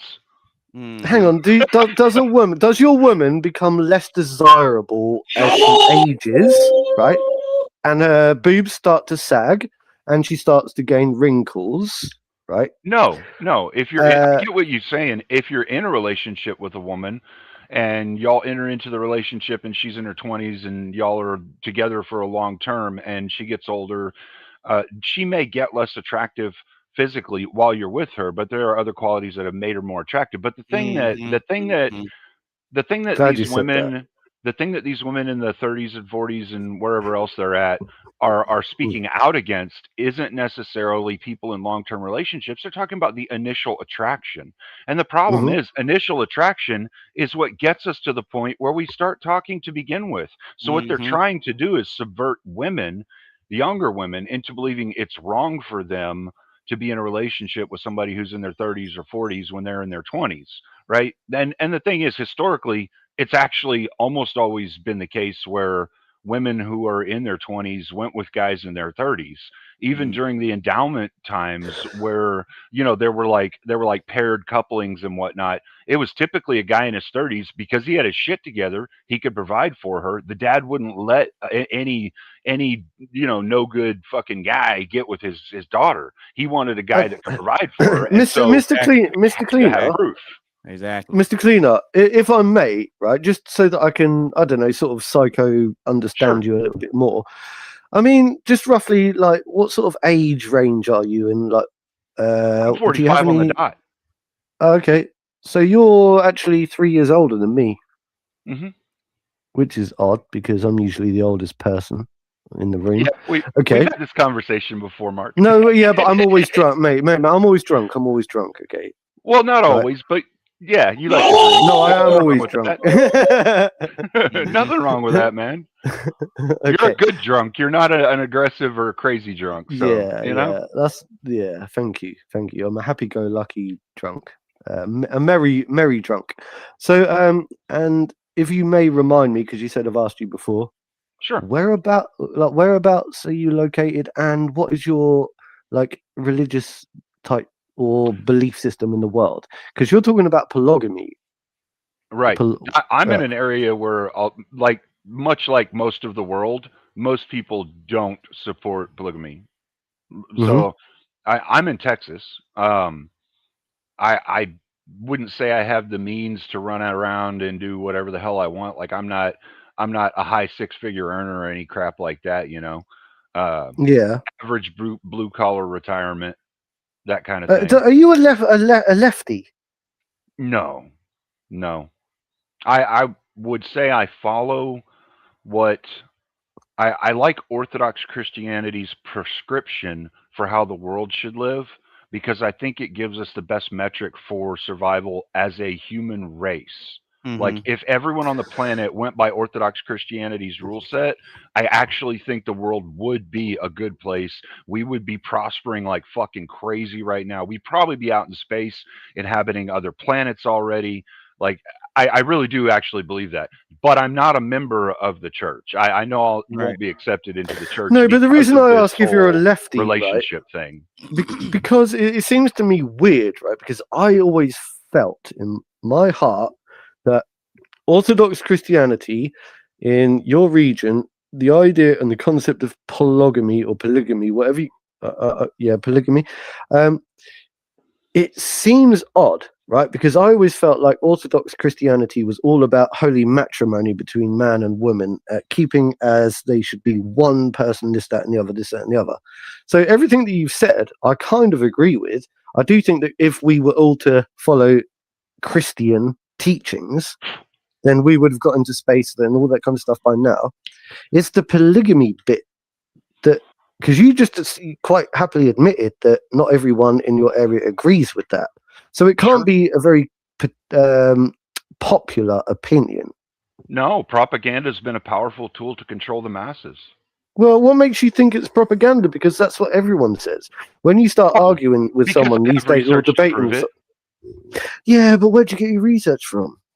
A guy who's done 15 years of research on Google search results and how they reshape minds and change votes. And do you think that your mind has been reshaped since you've been watching his videos? Do you think your mind has been reshaped? Watch his videos. He did one video that kind of cued me into his research, and I looked at the research itself and the data that he was collecting, the raw data, and I took some things away from it myself based off of what I was seeing in the factual data. Okay, so does it serve you well? Do you have a polygamous? Do you currently have or are involved and engaged in a polygamous relationship now, or is it something you did in the past? No, actually in the past I tried 2 monogamous relationships. I was married twice. And I gotta say it was horrible. It was absolutely horrible. With the way women's minds have been brainwashed nowadays, it was horrible. The good sides of my wives I loved and I missed. And to this day, my second wife passed, so I miss her good side dearly. Oh, sorry to hear that. Sorry to hear that, man. I had a smile on my face when you said that. Sorry. Well, no, you're good. I appreciate it. It's been a few years now. I'm well past it at this point. But I mean, I wouldn't say completely. You know, you're always going to feel for the people you've loved, right? But the good sides of her, I miss every day. But the bad sides of her were so demonstrative towards the end.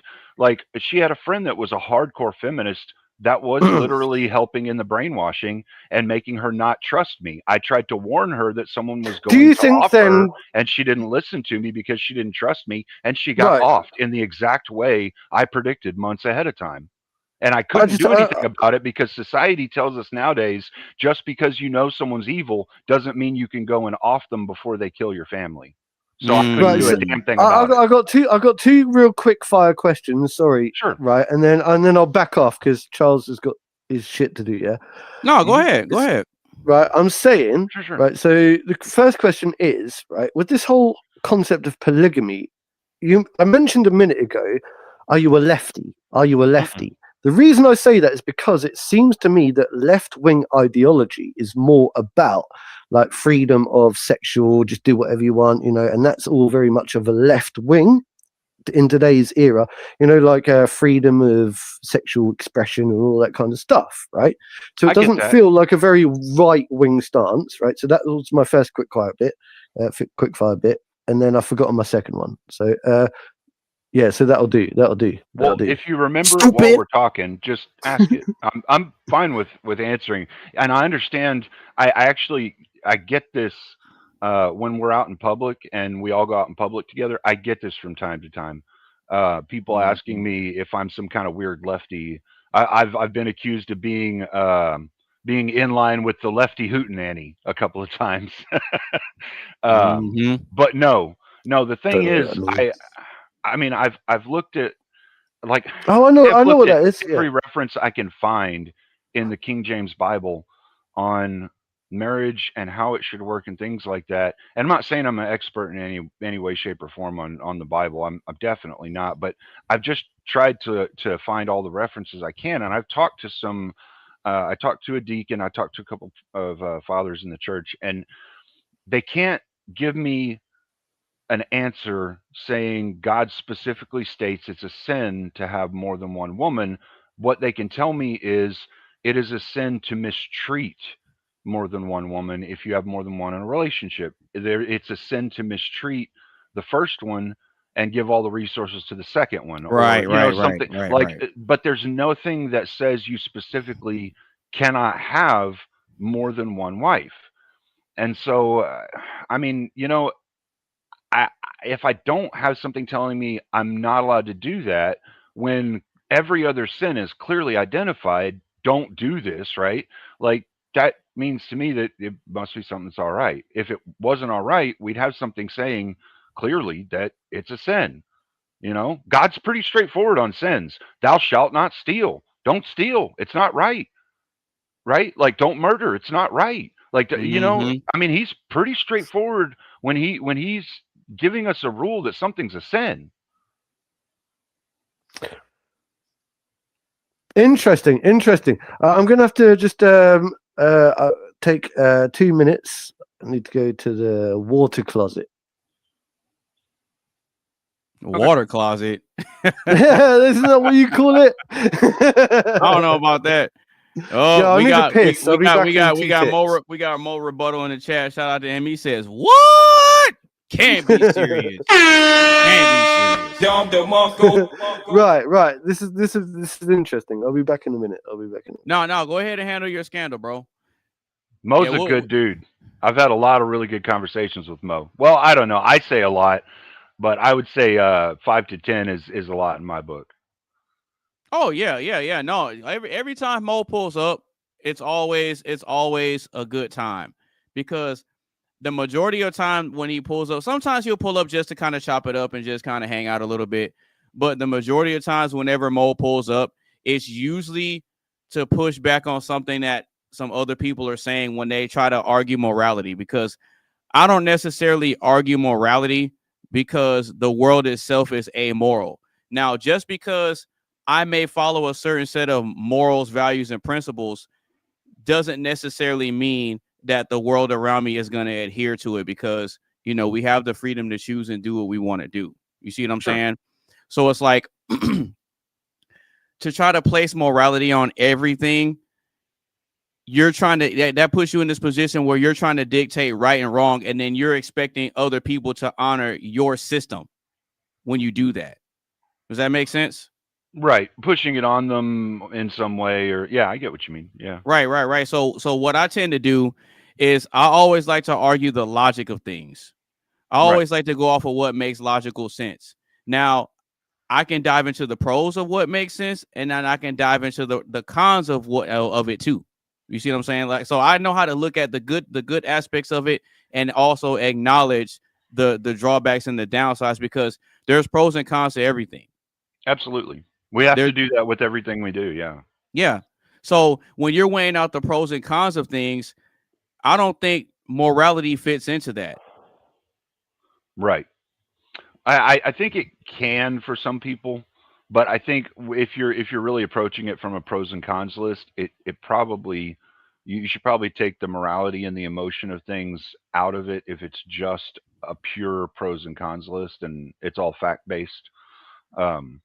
Although to be fair, when we're talking about relationships, the emotional side of it does play in to a pros and cons list. Like when you're looking at, does she make me feel like I'm doing the right thing? Does she support me? That would be like a pro, or a Yeah, con if she's absolutely, not, right? absolutely. So I mean, it kind of plays in there. The feelings do.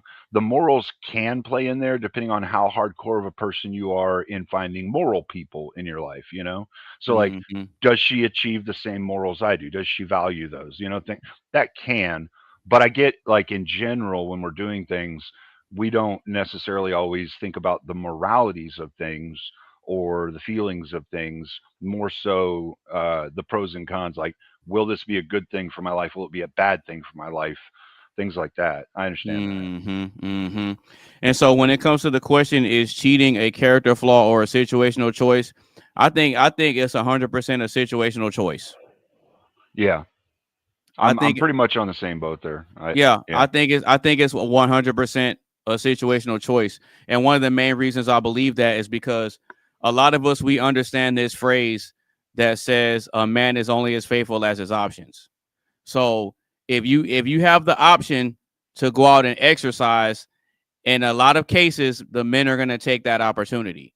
Now, Sure. if opportunities aren't available to you, well, then you're just kind of confined to what you have available to you, and that's kind of how it is. Hold up, as an observation, right? As this was already posted out, right, for people to come and invited to come and join the podcast, right? I noticed that a lot of women, their reactions were quite instant. They were like, "Oh, I don't want to attend this podcast." I'm like, "What?" And you're like, "Why not?" They're like, "Oh, because I don't like the concept of men of cheating and rah. Sure. It's not something that I can put up with. I'm not going to attend this podcast tonight." I'm like, that's interesting. So that's why I'm not questioning. That's why Athena, I don't think, is here. I'm surprised Carmen hasn't turned up. She was gonna show up, but she said something popped up where her husband needed her. So yeah, no, that's fair enough. That's fair. yeah, But you know, but what I'm saying is that I think it's an uncomfortable discussion or subject for women because they don't want to hear this type of rhetoric, especially like when you got a group of men all talking about the concept of polygamy and how it's virtuous and okay to go around, doing this, that, and the other. Well, all they're going to think in today's necessarily modern virtuous. era is like, that men, we're going to reinforce the concept that men are just a bunch of cheaters that just want to go around and don't really care about the women. And so I think that we have to be very careful about how we get this message across. That's all I'm saying. Look, I'm just disclaiming myself, okay? I'm disclaiming myself. Oh, you no, can you say good. whatever you like. Yeah, you're good. You don't have to give us an explanation. No. I'm giving the world an explanation, bro. Oh, he said he's talking to the world. He said I ain't talking to Anonymous and Cleaner. I ain't talking to y'all. I'm talking to everybody else. I wouldn't care if you are talking at me. I don't take offense to it. Right. Right. Thank you. Sorry. You know what I was trying to do. You understand what I'm saying? It takes a lot more than that to get me offended. Well, so real quick, we got SuperTriz in the chat. Shout out to you. He says what is never discussed is the prevalence of cheating amongst women. That is true. It's ironic they don't want to discuss the topic when they talk about sleeping around amongst themselves all the time. Yep, that is true. That is true. And I'm pretty sure you noticed, Trench, you got something next to your name, buddy. I see you got something next to your name. I did that as a courtesy to you. So to trench, I want to say to trench, right? This is actually a valid. Triz. Who? Triz. Triz. Oh, Yeah, sorry. Oh, is that the guy we met last time? Yeah, he pulled up last week. Oh, it's Triz, bro, come into the chat, right? Come into the chat. Anyway, yeah, sorry, Triz. To answer that, right, I think he's got a really good point, yeah. But like, I don't think that this negates from the concept of, right. So what I'm now seeing from this discussion is that rules around dating are a lot looser than I used to remember them being when I was young. You know, things were always very tight. You know, man, woman, married, they're a couple. That's it. There is no idea of poly.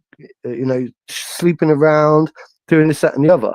I'm finding that as we're getting into this generation in the 2020s and above, it's almost like it's more socially acceptable now. You know, like the idea and the concept of, you know, like that's why women are doing it, and so why shouldn't men do it as well? Kind of thing. It's almost like, well, if men do it, then we can do it as well. So they do it as well, and it's like, oh my God, can't we just bring back the whole concept of just everyone just go, look, do you know what? You don't do it, I won't do it, and then we'll be fine. If you don't do it, I won't do it. You know what I mean? So I just say, if I want to get with this is what I want from my woman, yeah? I will promise her, right? If you don't do it, I won't do it, okay? I promise. And if I make a promise, I keep my promise, and that's it. And it keeps things really easy. Surely. Yeah, but see, that's not.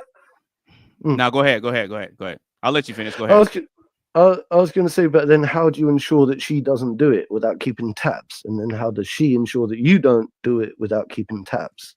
Well, see, what I was going to say is like I said earlier, I don't tell women that, hey, it's only going to be me and you and you're the only one. I don't tell them that. I let them know up front, hey, you're free to explore your options just like I am. Like, so if I frame it like that, I'm not giving them this false impression of, oh, I'm only going to be talking to you and I'm only going to be focused on you. I'm letting them know up front, like, hey, you're not the only one, and I'm probably not the only one either.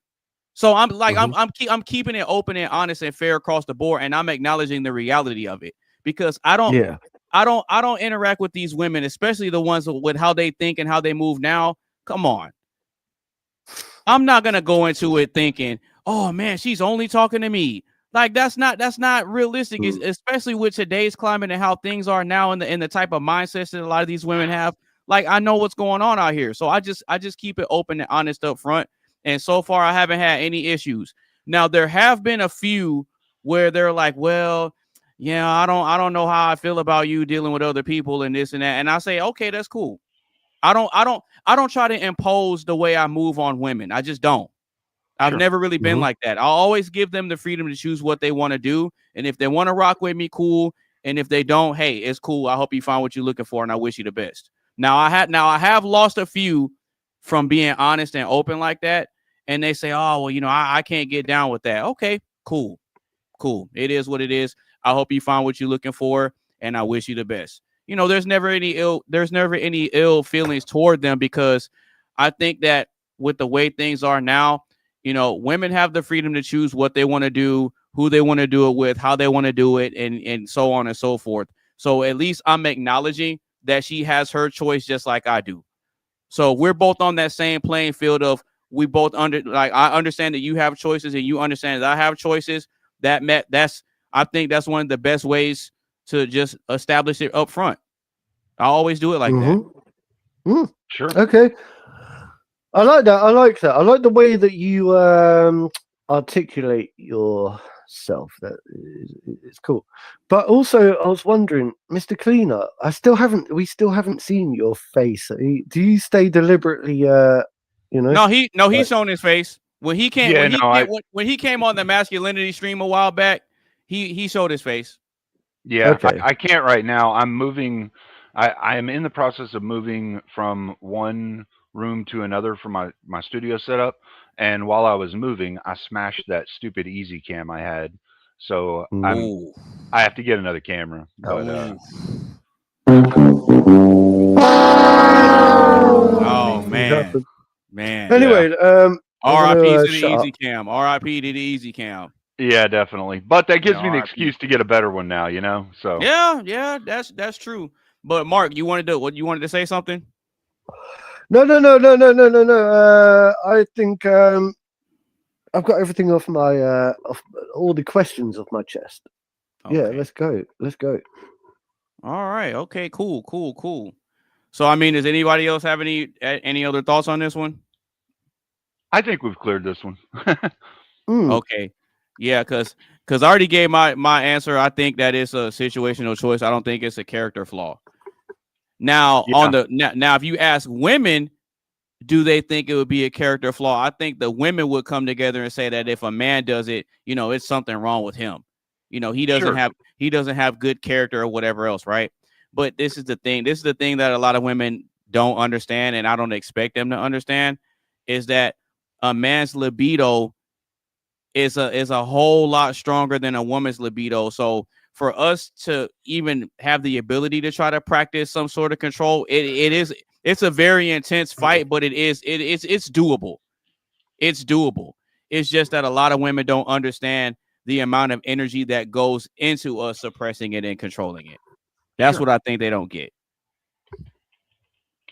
Oh, we got SuperTriz. He's coming back. He says, if you're in the market for another camera, might I suggest the YoloCam S3 or S7? Some of the best webcams on the market, hands down. I do want to buy a new camera for this. Well, there you go. You just got a recommendation. Shout out to Triz. Cheers, So just make sure y'all remember that YoloCam S3 or S7. YOLO. Some of the best YoloCam. Some of the best webcams on the market, hands down. I'll check on those. I had actually been looking at a Logitech 4K camera that had this like AI tracking that came with it, so to keep your face in frame all the time. Oh, AI tracking. Oh god, it sounds precarious. That's what they call it. That's a bullshit name. They say everything's AI now. All it is just a couple of sensors that determine your face is here and it's not supposed to be. It needs to be in the middle, so it aims the camera a little different. So they call it AI. It's just automated. That's all. I get what you mean. Yeah, I understand. Okay. All right. Well, I mean, if no one else has anything else on this, we're going to go ahead and move on. So if you're just now tuning in, or if you've been rocking with us the whole time, make sure you give the stream a like, share with a couple of your friends. Make sure you follow us on all our social media sites. And if you want to get in on the live action like Mo Rebuttal, SuperTriz, and Mr. Marte, y'all can go ahead and click that link that's pinned to the top of the chat. And I want to give a big shout out to the bros, man. They show up and they show support. Triz is new to the platform. Mo's been up here a couple times, and I definitely got to give a big shout out to my brother Marte, because we actually met on a live panel. This was a while back. We actually met on Fatty's panel, Mark. Yeah, we met. So yeah, we met on his panel because of a debate. So I showed up to check out a debate that Marte was having with someone else, and the way Marte was framing his arguments, I'm like, man, I like the way this guy thinks. Same. Panel, we hopped up and gave our perspective, and then we just got cool after that. I want to say the same thing, right? If he's still watching, I don't know if he still is watching. But what I'm saying is, like, I've met him once or twice. I know that maybe we had a little bit of a clash in different ideas and understandings and whatever. I'd like to think the more he's watched this podcast, the more he's got to understand who I am and what I'm really all about. And to be honest, I've been watching a lot of his podcasts as well and his debates. And do you know what? There's a lot about him that I really respect. I really do, and I think he's got a good heart. He comes from a good place. He pushes, and I think he's got a lot going for him. So I'm going to put a big shout out to Marte as well. Yes, I don't want him to think that is falling on blind eyes, because he's not. And I think that it's really cool that I get to meet all of you lot, because I think that I'm gonna be able to bring you in more into the other side of the ocean, across the pond a little bit, you know. Mhm. Even if it's just one or two people at a time, trust me, that snowball effect will keep rolling.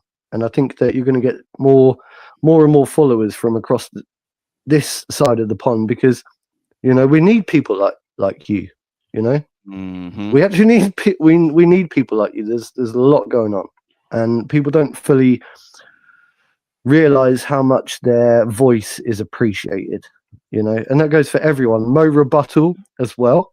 You know, I haven't Oh really yeah, Mo. sat Yeah, and Mo's cool too. Mo's cool too. He haven't really he likes to stir the pot. He likes to right, come in and stir the pot. but that's important. But I haven't had a real chance to sit, because I lose track of who everyone's links, bro. You need, right? Do me a favor, Charles. Yeah, like, just after this podcast, send me all of their links. Right, Mo Rebuttal, like Marte, whatever. Because you must have all of everyone's links. Yeah. Well, Surely. I say every stream that Yeah, go into the comment section. yeah. If you go to all the streams before, you'll see. Mm. Everybody that I have on the panel, if they want to be found as some kind of link, I always put it in the description, and I make a comment on the video, and I pin the comment. Yeah, the problem is that last week I did that with someone. I think it was Cleaner or someone. No, it was Triz. It was Triz. And then afterwards, you know, I went to sleep. I woke up the next day, and I'm like, oh, I don't really know. Like, I don't know where to find. I don't know where to find Triz. I want to go and follow him. But I don't think you remember last stream when because I always let people shout out whatever they want to shout out and tell people where to find them. And he said explicitly, I don't want anybody finding me on the internet. If you want to find me, he'll be over here. Okay, that's word for word what he said last week. Okay, that's fair. That's so if fair. you look, so if you go back to last week's stream, if you look at in the description, I'll put all the panelist names, and you'll see that I just put SuperTriz. There's no link or anything like that. And when I put the comment, when I put the pinned comment with everybody's links, same thing. So I respect people's wishes when it comes to what they want put out there versus what they don't want put out there. Is there any way that we could put together what we would call the Oxide Station Connection Group, affiliation group, right? Where basically anyone who attends the podcast, right, who wants to share their YouTube channels or their creativity or their music or their channel or their Facebook, whatever, right? We can control that between us as a station and say, okay, anyone who attends, so long as you're happy to share that, then we can all, you know, and then we've got like a group. It's just an idea. Yeah, I'm not opposed to that. I'm definitely not opposed to that, because one of the biggest things that I'm looking to have come out of all this is for people that can come in with different ideas. We all have conversations. We can debate back and forth, roast each other, crack jokes, whatever, have a good time. But what I'm expecting people to get from it is a good quality experience. Even if you butt heads with somebody and it seems like you hate each other's guts for the moment, at least you got the opportunity. So I'm all about giving people opportunities and just seeing what you do with it. And if you appreciate the opportunity, cool. If not, that's cool as well. At least I extend the olive branch to give people a chance to come up here and speak their beliefs in their perspectives. Bro. That's what I mean. That's why I like I wish I had a button right now that I could press. Yeah, that one. I wish I could. Yeah. Or no, I'll play Cleaner's favorite one.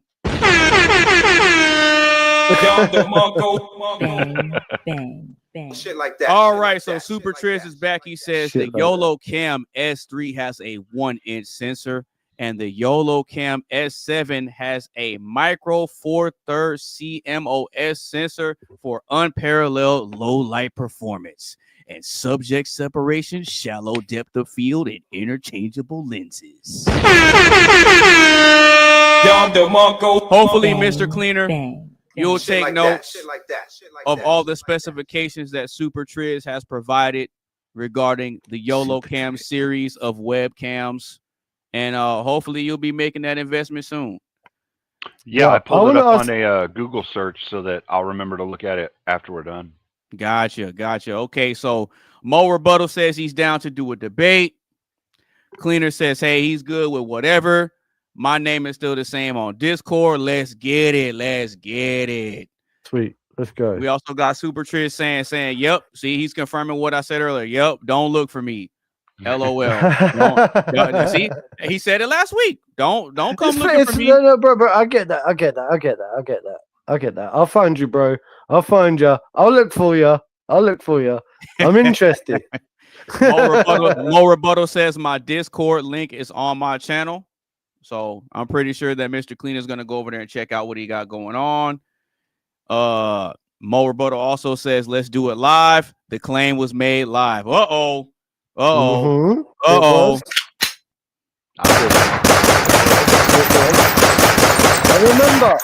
remember. And Cleaner 409 says, sure, let's do it.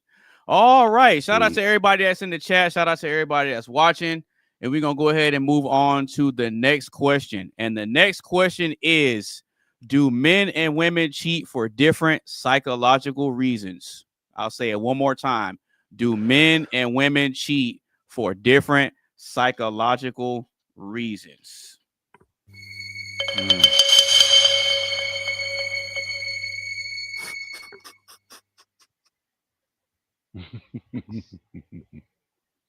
You gonna go first, Mark? Yeah. Well, because I think it's an obvious. I just think it's so obvious. Like that's why I'm sniggering. I think, of course, they cheat for different psychological reasons. Of course. Okay. Like, let's talk about it. Well, different physical, sexual, and emotional and psychological reasons. Obviously, there are major psychological needs between men and women. You know. Okay. And I just think it's just obvious. Well, I mean, we'll give some examples. What do you think? I don't know. I didn't really think of an example. An example would be psychological reasons. So I think that a woman is more likely to go and cheat on their man to get back at their man. Right, if that makes any sense. I think they're more likely to do that for psychological reasons, just to, you know, I don't know. Try to get even. Yeah, or to get even, or to get into the mind, or to get into the head of their partner, for psychological reasons. And I think it's part of psychological manipulation to a degree. But I'm not saying that men don't do it either.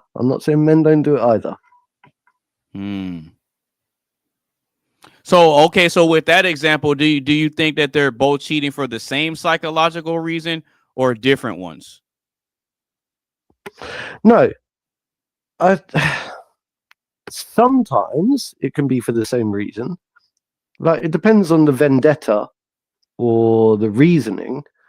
The psychology, I would say, the difference in psychology when it comes to men is that they quite often aren't really thinking about the consequences, you know, or the ramifications in the moment.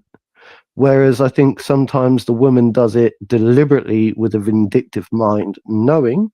I'm not saying that's always the case either, you know. I would argue that it is. Well, I would argue I think I know women. I think I know women that have done it. Well, I had someone come round here who got so drunk, yeah, she was falling over at the place. She even pissed herself, yeah, and then she decided she wanted to have sex with me, and I said no, because you're drunk and you're all over the place, you know. Stop the cap. I don't think she was doing that vindictively. I think she was doing it subconsciously. No, but we're talking about in the confines of a woman being in a relationship. You're describing somebody that was just out and about. You didn't say whether she was in a that's true. relationship. That's fair. Okay. So, okay. I mean, if okay. you're single, do whatever you want. That's cool. I mean, it doesn't matter. Okay. So, yeah, okay, that's fair. That's fair then. So I think what I said previously then just stands what I said up until my last comment. Yeah, well, that's what I'm saying. Anytime they cheat is for a vindictive reason. It's 100% for a vindictive reason. Do you reckon, or is it? Okay, you know what? I don't know. Okay, I don't know. You know what? How about this? Give me an example of how a woman can cheat on a man and it's not for a vindictive reason. So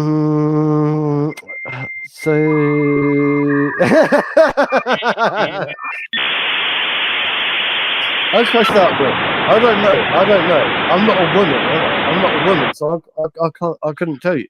I'd like to hope, or I'd like to think that women don't just cheat for vindictive reasons. Yeah, I'd like to think, and I'd like to hope that they don't. Yeah, and I'd like to hope that if there's a woman that can come in and tell me why that's the case, then I'll just want to listen to what. Well, I mean, hey, I sent the link out to some of them, and they haven't shown up.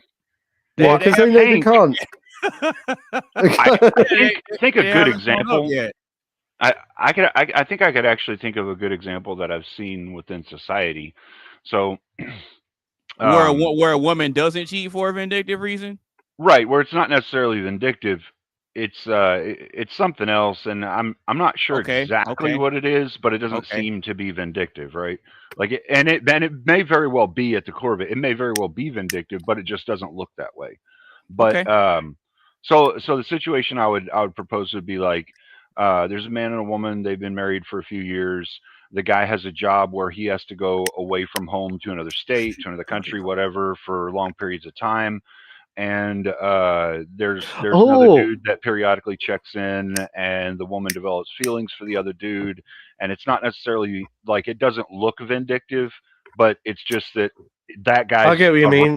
Like an absent man, like someone who's gone to war, for example, who's away for like 6 months, I've seen it a year. Yeah, I've seen it with business guys too. You know, where because there's another guy that's there and available all the time, her quote unquote friend, which I mean that goes to why men and women shouldn't be friends when they're in relationships, right?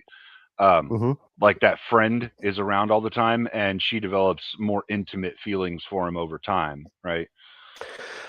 So, can I ask you a question? Sure.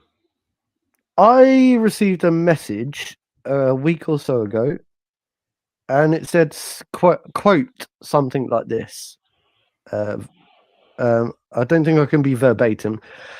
Hello, Mark. You're right. It's been a long time. I haven't seen you for a long time. You know, I think my date has stitched me up tonight. Yeah, my date's not around tonight, and he's going to stitch me up. Are you around? Can I come and see you? Sure. Right. And do you know what I did? I ignored that message. I said, fuck off, because I don't want to be second best. Right. I found it really. I actually found it right. Really, what I would call insulting. Yeah. I was like, sure. Really? Stop the cap. So you're making me second best. I found it insulting. How would you have taken that? Hey man, hey bro, a win is a win. Oh, bro, I found it insulting. Hey, that's a dub, bro. Oh, second best, bro. That is a W. You're talking about. That's a W. If you're talking about like for a relationship, yeah, no, fuck her. If you're talking about it's for a relationship, then no.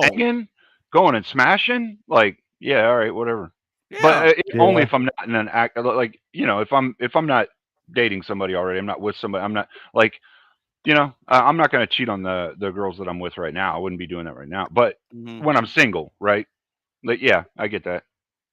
Yeah. No. So I didn't right. No one's second choice for a relationship. I didn't want to be treated. I didn't want to be. Yeah, I didn't want to be second best. I didn't want to be second choice. Yeah, I get that. But for just a smash night when you're single, yeah, fuck it. Who cares? Yeah. I Hey, know, hey, go, I hey, know. go knock that out, bro. Go knock it out. Go knock it out. Everyone Because the example you said was my date stood me up. Do you want to come over? That doesn't sound like she's in a relationship. Nah, she's not. Well, look, I know her. Like, anyway, trust. I don't know. There's a deep history, and it's fine. It's fine. I just didn't want to be treated as second best. Second, like, as if Oh, if she just phoned me up and said, "Hi, Mark, you fancy coming over?" That would have been different. But she literally said, "Hello, my date didn't turn up tonight." And Right. it seems, do you want?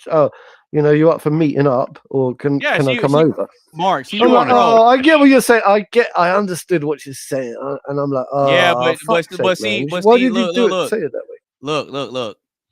What she's wanting is for you to come over there and make her feel better about the situation. Yeah.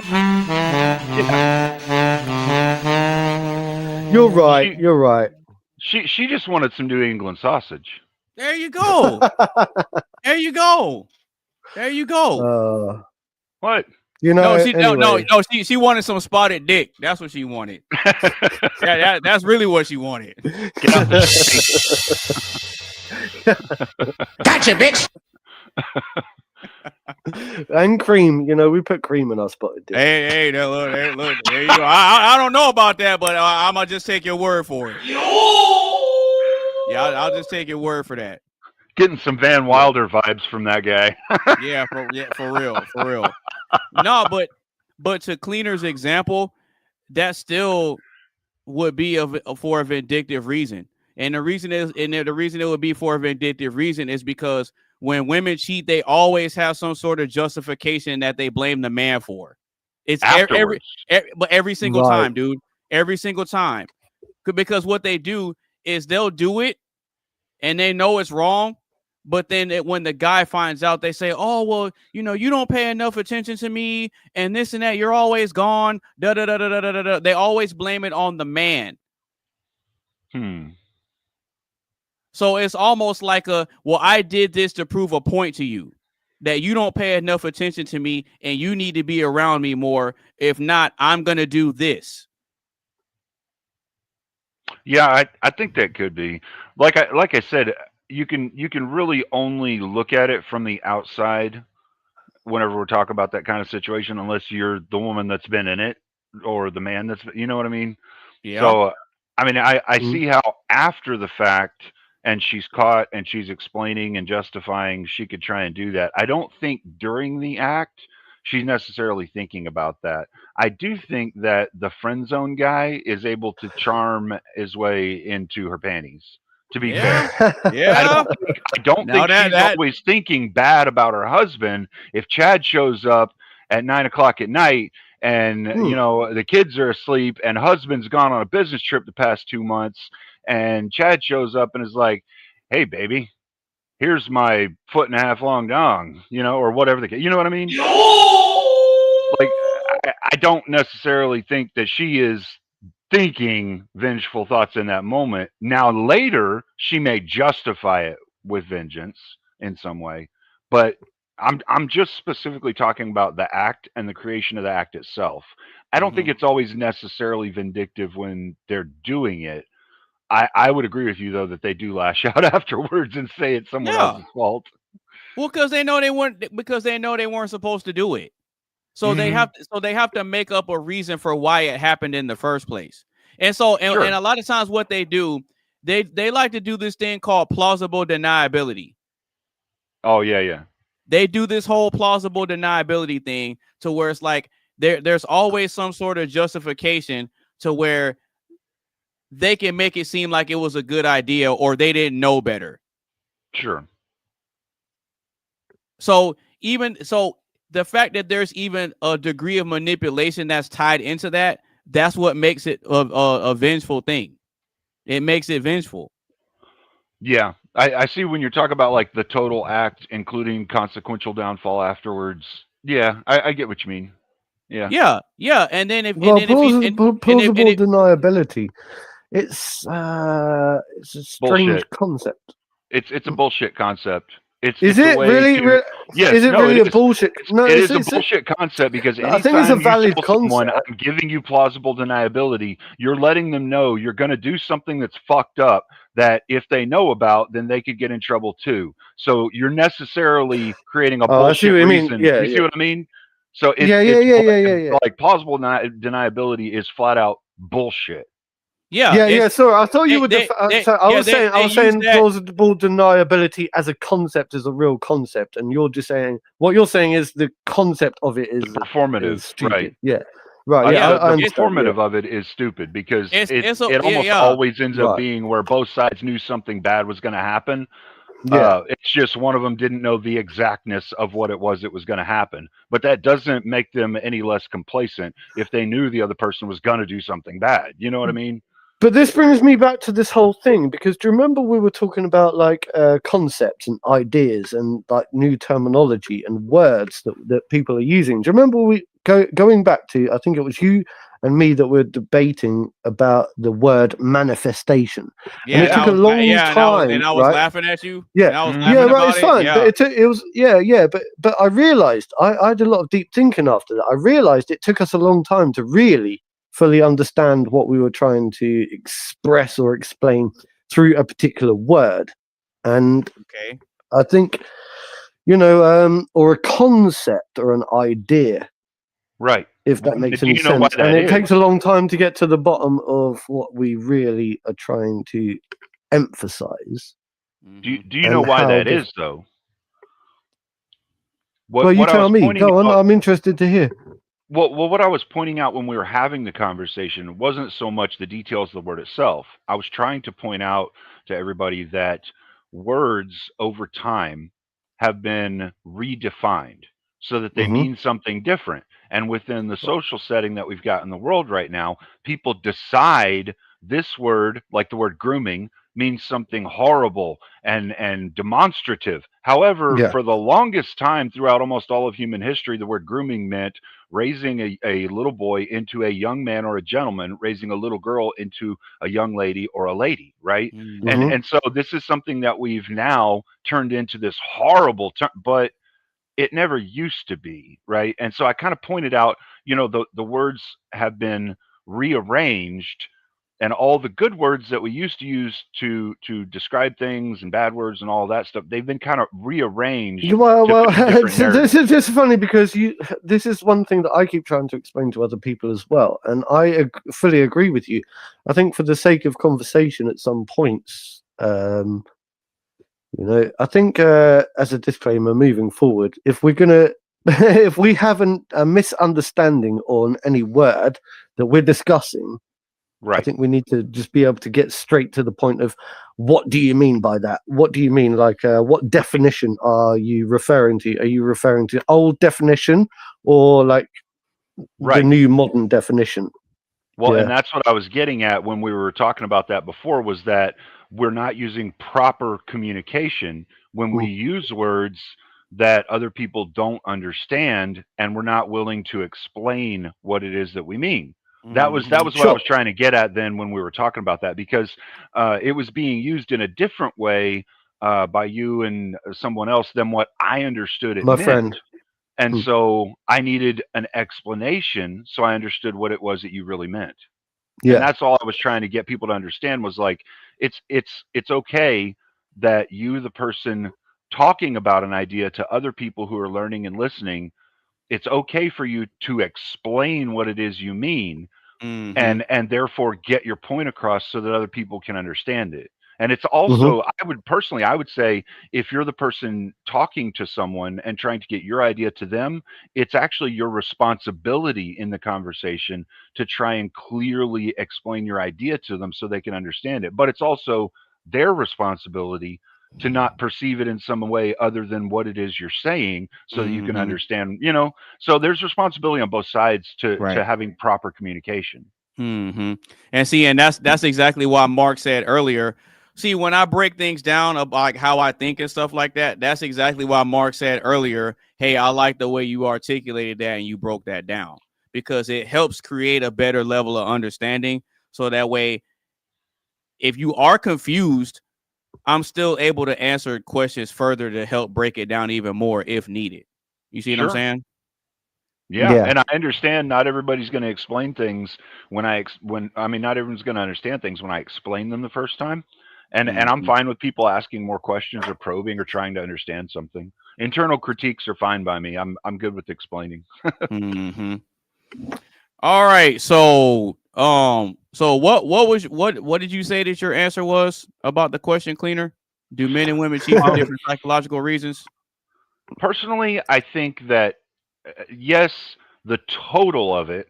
There may be very different reasons when you look at the total of it, like from beginning to end, including getting caught and all that. I think when they're actually doing it, like in the act, it may look more like a Venn diagram where there's like two circles and there's a little bit of overlap between the two circles on the Yeah. reasons why each side does it.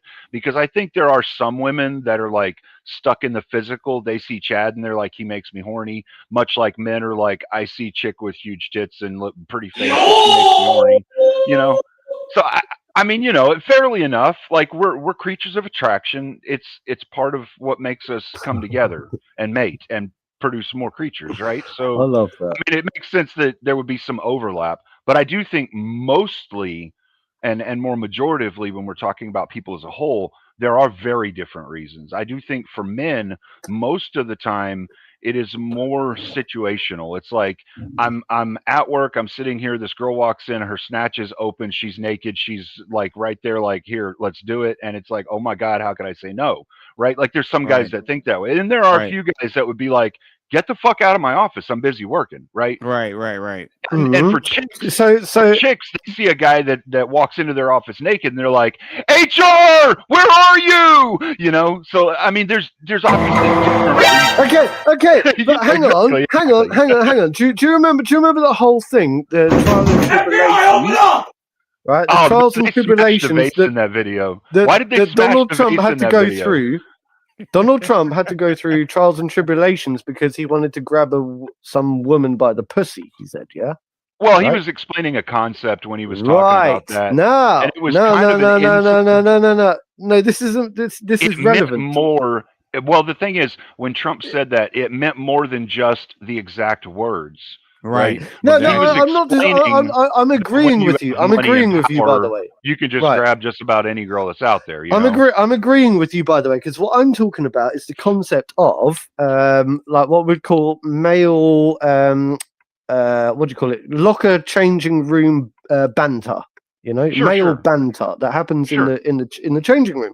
We say stuff like that, right? But when you're in a position of, so like there are men now that are. You can get away with saying anything you like. As soon as you get into a level of position or predominance, suddenly you're held to a different standard, you're held to a different account.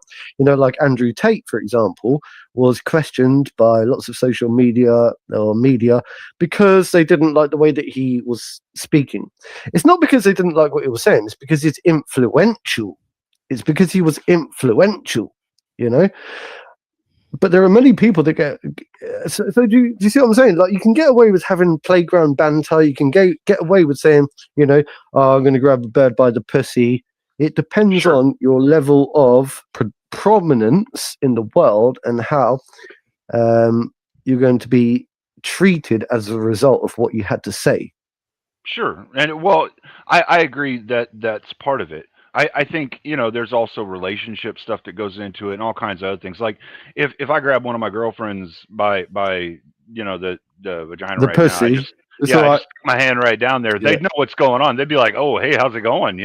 Like they've never said no to me in that respect. Now in public, I am very respectful to them. I would never treat them like that in public because I show them proper respect. But at home, when we're at home, if I get to the point where I'm like, I want to fool around with one of them, I go over there and, I make it apparent in whatever way, maybe with a joke, maybe with, touching them in a certain way, whatever. But this is all agreed to behavior. And so it's okay.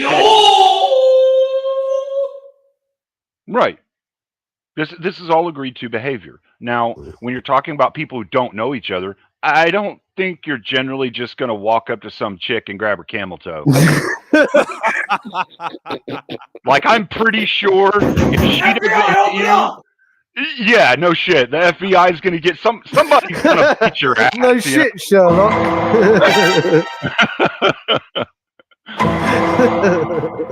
I mean that, so yeah, there's relationship stuff that goes into it. unless her second name is Minaj. I don't know. I heard that WAP song, that wet ass. I heard that once, and I can't listen to that song. That's just horrible, man. It's Right, trash. okay.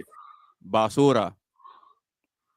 Like, No, I'll be back but when you brought up Andrew Tate, Mark, I had to get the British flag back out because he's one of your people, man. Yeah, stop saying that, man. He's one of your people. Right. I thought he was Romanian, isn't he? No, he's Right. British. No. AB. Please, from now on, yeah. Stop calling Andrew Tate, Bonnie Blue, yeah, my people. They ain't my people, okay? Just stop calling, and neither is Prince Charles or King Charles. Right, that's my flag, okay? Bonnie Blue doesn't represent that flag. King Charles doesn't represent that flag. He's a dickhead. He hasn't got a clue what he's doing. Our Prime Minister is a fucking idiot as well. Yeah, Hey, he hasn't got a careful. clue. Don't They get hate yourself our in trouble, flag, bro. mate. They hate our flag. Know what they're doing over there. Don't get They've yourself sold their in trouble. souls. They've sold their souls to the devil. We're doomed. Okay. All right, Right, just we're don't doomed. say We need- anything that's going to get you in trouble over there, okay? Mark, now is your time to be a patriot, not a New England patriot, but a patriot for your nation, and you have to be a super Brit right now. You have I'll to tell you how rise to be a up. super Brit. I'll tell you how to be a super Brit. Yeah. First of all, you have to have international relations, right? And you have to know, and you have to talk to people. You have to be proud. You got to speak to your American friends. You got to speak to your Western Hemisphere, your Australians, your Canadians. You got right? any You have really to- hot princesses? you have to some build international bridges. Relations. You have to build bridges with patriots. Yeah. Talk to Real him. patriots, Talk to not 'em. soul, not people selling their souls. Yeah, for right. Anyone's trying to sell you net zero bullshit propaganda, yeah, is your enemy. Yeah, Yeah. basically, put it that way. Anyone's trying net to tell zero. you, yeah, right, they're your enemy. They're your enemy. The World Economic Forum is your enemy. Okay, in my humble opinion, because they want to jab you and like they want to depopulate the world. I ain't going to be a conspiracy theorist here right now. Okay. I don't know about all that. I don't like him. Necessarily agree or disagree with that. I think there's some people that are that way in each group, and some people that are a different way. But I get what you're saying, and I think we're seeing a whole lot of what's happening to third world nations as they come into technology and they start surfacing as some kind of power. Like Iran. Sure, like Iran, like Iraq a long time ago. Iran, yeah.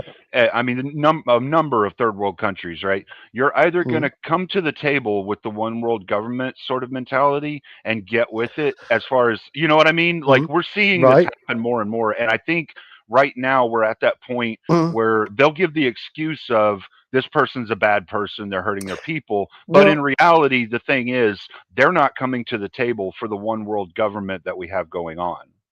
No, so the problem is it comes to international law. It comes down to who holds what is the international dominance. law. Well, exactly. Law? That's the problem. That's the problem. Governance right. So law for every nation on Earth that creates one world government. Right. So that's the problem, isn't it? That's the major problem, because who gets to dictate and uphold and ensure that international law is held to a standard? Surely it's the most predominant and powerful person in the globe, right? Now, the guy with the biggest stick gets to dictate the rules. Right. Yeah. Right. Yeah, exactly. The guy with the biggest stick. Always how it's been. Yeah. I said stick, right. To be clear, I said stick. But I sorry.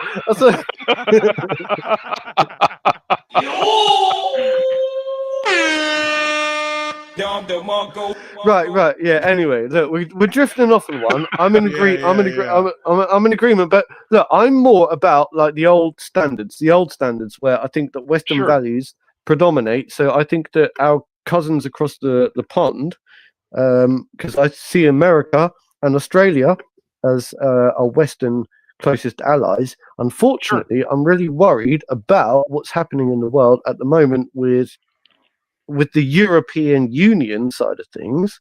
Is really frightening, and they're trying to build this BRICS Academy: Brazil, Russia, India, China, and South Africa.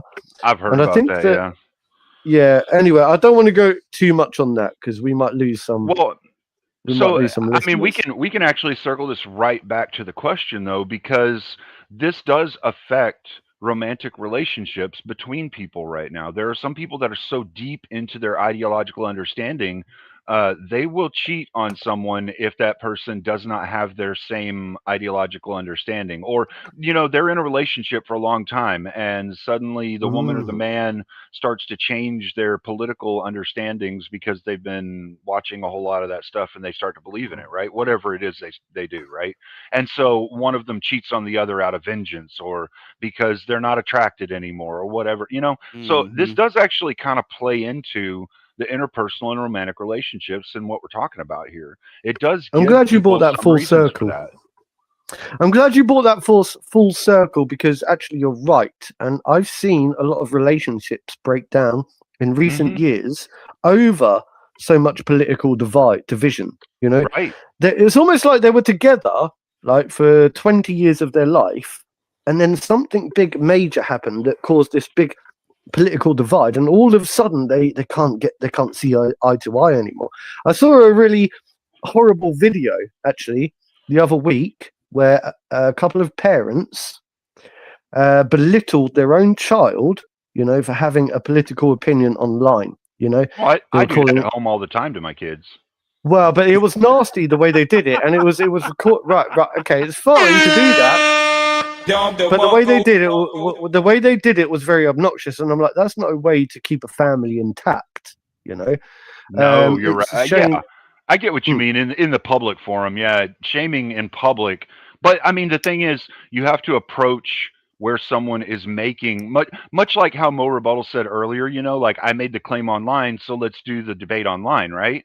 Well, Yes, you approach sir. your kids kind of in the same way. If they say something stupid in public, you go in public and you let the public know you don't stand for that, and you're this way, and your kids should stop doing that shit. You don't agree with them. You know, if they do it in private or in a setting that's smaller, then you handle it smaller. And I mean, there's also other approaches. Some people will do it behind the scenes and keep things quiet, keep things in the family. There's all kinds of different ways. Personally, I prescribe to the belief that like you do things within your family. You talk like if your kid does something stupid in public, bring them home, bend them over your knee, give them a couple good swats, be like, don't be a dumbass next time. And maybe not that exact thing, but you know what I I'm mean, so like in general. I'm so glad you came back into this podcast. I really am, because last time I met you, it was quite brief, and I found it a bit difficult to, interact for whatever reason. And I wasn't sure. After leaving the podcast, I felt like, oh, I think you were trying to be deliberately argumentative. But then after No. spending this the bit of quality time with you tonight, I've realised you're actually quite reasonable. You've got your own set of values and your own set of belief systems. Sure. And I think I don't necessarily try to argue. I try to get people to where I see the truth of what they're saying or the truth of what we're talking about.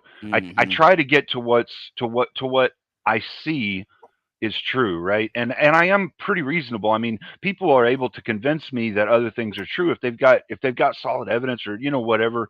Like I've changed my views over time. So yeah, that's a good thing to admit, because I think that we all have to shape our views over time. Not necessarily change who we are, but shape our views and and heed lessons from others. Your core person will probably always be your core person, but it's all the little things around you that change over time, But those little things do make a little bit of a difference here and there. They can remold your core values just a little in one direction or another. And I've even seen some people completely change what they're professing to the world, but then they sit down and they really think about it and have a moment of introspection, and they're like, you know what? I don't really believe in this. Why am I doing this? you know. But Right. it's, I mean, you know, people get to their own place their own way. Okay, I so do let love me to get ask to you the this truth- question, the truth, this question, because this is really important for me to understand. It's really so. I'm really sorry. I'm really sorry. Right? No, AB. You see what I know. AB always does it. Right? It's fine because AB's fine. He'll just let me. He'll run with it. Yeah, won't you, AB? You'll run with it. Yeah. Yeah, Right. he's laughing. He's laughing because of this. What is it? What does it mean? That's what It's that's what his name is. You see how Hang his on, name, before I'm going to lose my train of thought though. What was my train of thought? Oh, I've lost it already. we I've were lost talking about communications you and I have had in the past, and coming to an understanding and an agreeable That's result. that's and things the like question that. I was going to ask. Right. So quickly before I forget. Right. So the concept of planting a seed. Yeah. So planting a seed or an idea or a thought in somebody else's mind is very powerful. Yeah, because perhaps you can get somebody to think about something they've never thought of before, and that thought and that idea can grow. Now, Inception. there's something I was talking about. There's something I was talking about earlier, though. I've noticed, right? Growing up, I worked in care, and I learned the concept of plasticity of the mind, right? And I've learned that younger people are more plastic and more interpersonable. Is that the word? Or interchangeable? more So malleable. they have a more plastic, More malleable. Yeah. More Thank malleable. you. That's a perfect word. Malleable, right? So Yeah. they're more malleable. Now, as Damn, people get son, older, where'd you find this? that's a brilliant word, man. That's a brilliant word. That's perfect. Yeah. So as we grow older, we harden up. So what means that you are not hardened off as you're getting older and becoming calcified? Do you know what I'm saying? So how can we ensure that's not happening to us? Because we can identify it with others. When we plant seeds in other people's mind, we hope to think that we're planting a seed of thought and we're shaping their mind. It's difficult to do it with an older person, and it's easier to do it with a younger person. So how do we ensure that older people can become more malleable? Right. We don't. Shut up. You can't ensure it, but you can try and have a conversation with somebody. And you see, that's kind of why I approach things the way I do, because when I try to sit down with the mind of understanding towards someone, I tend to get them to where their foundation is for what they believe in, and they see the cracks in it and they reevaluate things later, and not necessarily when I'm having the conversation or debate. A lot of people will stick to their guns and sometimes double down and sound crazy as hell, which I'm fine with, as long as later on they have that introspective moment, but you can't always get there with people. That's why we see so many people having these heated debates online and just going to blows and yelling at each other and whatnot. And that's why we see the political divide the way it is. Not everyone is ready to listen and really listen and accept using proper communication. Are you? I am, yes. I'm willing to listen to just about anything. There's very few things Sweet. I won't listen to. That was the crux of my question. Sure. Yeah, I'm the same way. Yeah, I'm willing to. I mean, the devil could sit down in front of me and I'll sit and listen to his conversation. I won't necessarily agree with what he says, but I'll give him a listen. I have a firm belief in God, though, and that's not going to waver. So good luck to the devil if he tries to pull me away. You know what I mean? Like, I mean, that's just, I'll listen, though. Sure. I'll listen. Yeah. Yeah. Can I share with you a moment that I had once? Sure. I don't know if it was a message from God or if I'm just crazy. Sure. So one day I was walking along, right? All right. And I was just minding my own business, thinking my own random thoughts, nothing special. And then all of a sudden something happened in my brain, like an epiphany. It was almost like an epiphany. Sure. That feeling of something just went in my head, yeah. And I got this massive, like 100 million messages, like 100,000 billion million messages in my head, right? Mm-hmm. In a split second, like from nowhere, like and all it was, right? If I was to break it down, it said something like this: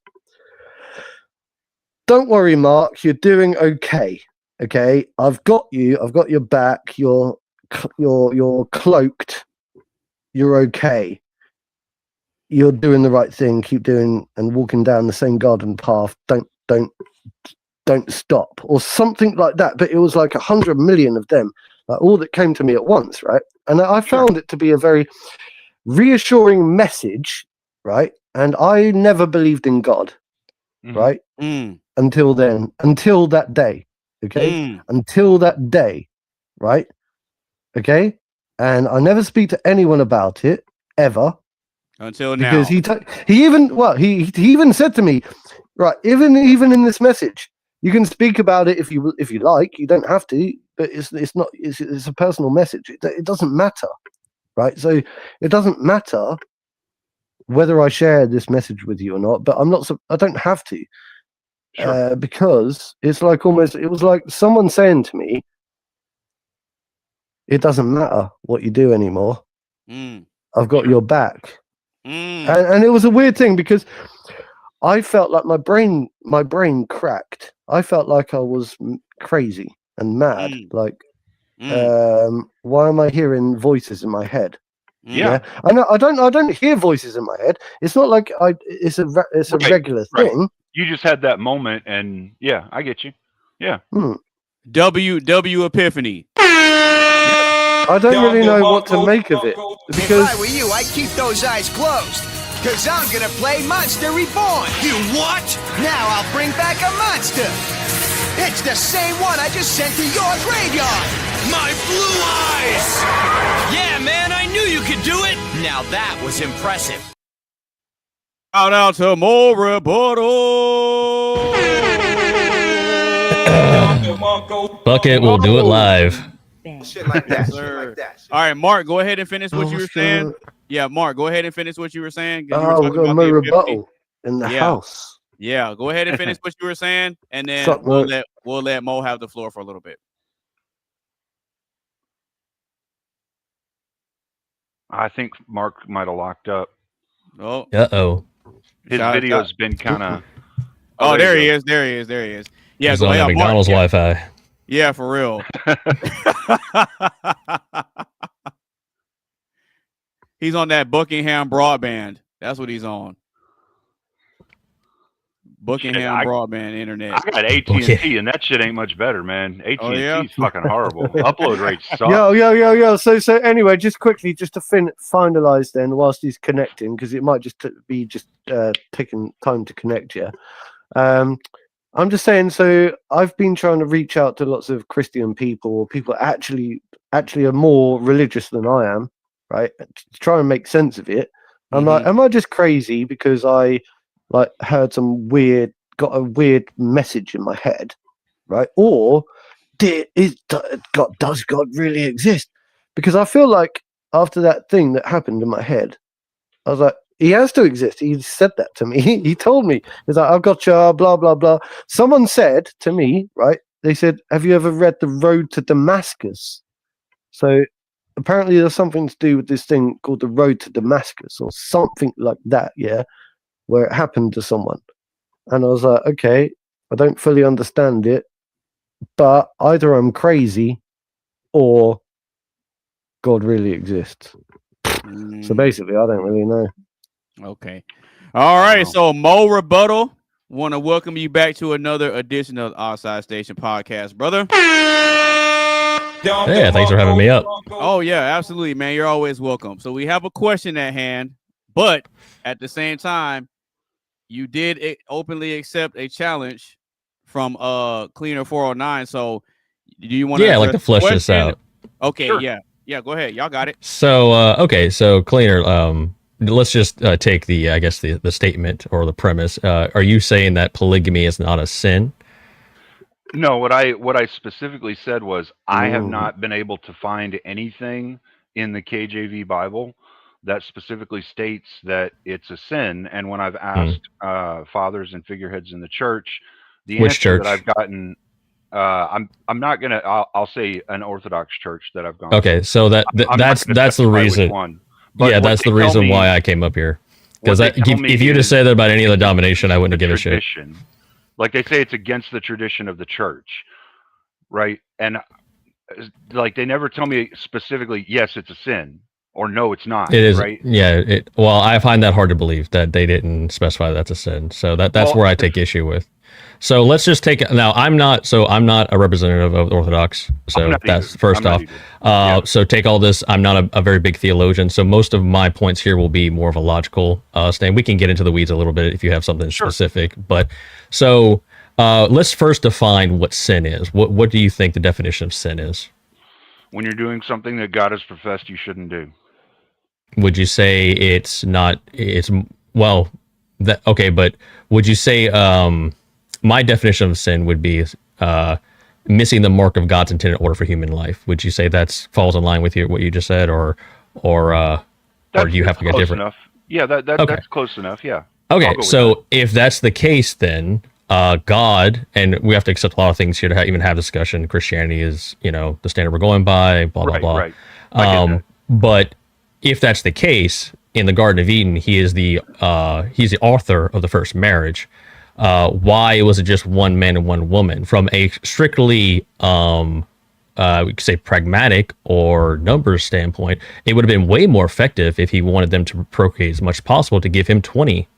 Well, I can answer your question of why was it just one man and one woman.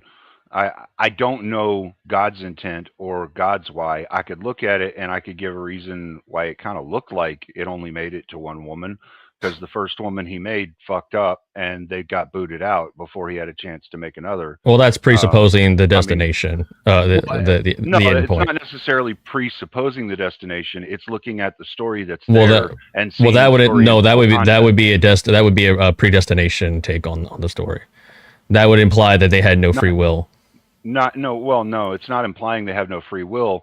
The whole free will conversation is because of a misconception people have with understanding God and how God views our timeline versus how we view our timeline. And the problem is we don't have sufficient language to explain God and what God is and how God can view our timeline. So we can't really have a productive free will conversation with people who are closed-minded like that. Okay, so let's not, instead of getting in the weeds in the free will, let's get back Sure, to the topic here. So when it comes to a marriage between one polygamy and marriage one man, one woman, it is mentioned a lot and reinforced in the Bible as being the standard and what is in line with God's will. And you already admitted that anything that separates from God's intended order of mankind would be sin. So therefore, it would have to be sinful. Well, that's the thing, though. It doesn't say this is the only way to go or this is the way that you should always go. Yes, it does. Yes, it does. Here's another example I'll give you. Show me where it does so I can read that, because I haven't read that. Well, I would okay. like Well, just going into the order of marriage and speaking with the relationship between Christ and the church. Christ is the head. The church is the bride. Right. So if you go with what you're saying, it would break that iconography completely. Sure. So you're using You're using a representation in iconography to explain the thing, right? The thing of monogamy, not polygamy. Well, it's not just that. I'm giving you multiple places in the Bible. Even Jesus talks about the original standard being one man, one woman. Multiple times it's mentioned in the New Testament about marriage being between one man and one woman. Two will become one flesh. It doesn't say many will become one flesh. It says two will become one flesh. So actually, another point I like to bring up: do you put any trust or authority in first century church fathers and their writings? I do, yeah. Okay, so that's great. Saint Basil the Great wrote that he who has two wives should be excluded from communion, and that polygamy is a form of fornication. Is fornication a sin? It depends on the context of fornication. If you're doing it within the confines of the marriage, then no. However, if you're doing it outside the confines of marriage, then it would be conveyed as a sin. But which one do you think he was talking about here? Do you think he was talking about inside the marriage? Or do you think he was talking about fornication being a bad thing? I think he was probably talking about outside the confines Right. of So America, even the right? church fathers of the time recognized it as a sin. So that's why Right, and I'm once not- again, I'm I would not have arguing that even they come don't. up here. I would not even come up here if you said like The any thing is, other though, is denomination. But the fact that you mentioned Orthodoxy, I find it very hard to believe you talk to a priest of any kind that wouldn't know more than I do and would have told you no, it's sinful. I find it very hard to believe. I've had a couple that have given me a structured explanation like what you're doing right now. The thing is, there is nowhere that it specifically says, "Hey, this is a sin. Don't do that." So you're looking for a sola scriptura. You're looking for a sola scriptura example, then. No, I'm looking for an answer as to if it is a sin, if it is said to be a sin, right? It is. We see representations of things that are inferred or assumed. Well, no, it's not inferred. When we first went over the example, you admit that anything for you. Well, no. Going back to the first example, you admited what sin was. Yeah, if we go, if we just no. Before that. Well, that wasn't my point. Before that, you admitted that anything falling short of the order of God originally intended would be a sin. So by your own standards, it would be sinful. And that's the thing that I'm saying is like God doesn't specifically state that it's one man, one woman. Yes, he does. It is stated the man should be with the woman to make one flesh, right? Like they're cleaved to make one flesh or something to that degree. So it doesn't say it has to be only one woman though. It never specifically states that you can't have more than one. And there's actually passages it where does. it says if the man has a slave as a wife and starts treating her all that. This argument. Okay. He moves to another and he takes a second wife. He's not supposed to stop taking care of the first wife. Okay. So yeah. So this argument. So wait. That example you're bringing up. Is that New Testament or Old Testament? I don't remember off the top of my head. It's Old Testament. It's Old Testament. I'll tell you. So Old Testament is full of things where there were rules put in place because it was to control a fallen world where these people were fucking degenerate. They were just sacrificing babies to Moloch. It was just fucking sick. All right. And so you put these rules in place to like give some sort of order. That was not a saying this is right, because going to your example, there's mentions of slavery, how to treat slaves. In the Bible, it tells them, you shouldn't have slaves. Like ideally, you get rid of them. So I get what you're saying. Do you not? Yeah. So you can't use Old Testament as a justification for polygamy. Let me ask you a question. Do you not think that right now we're going down much the same road that people before the Old Testament was written were going down? Well, you should go by Old Testament. You should just become Jewish, man.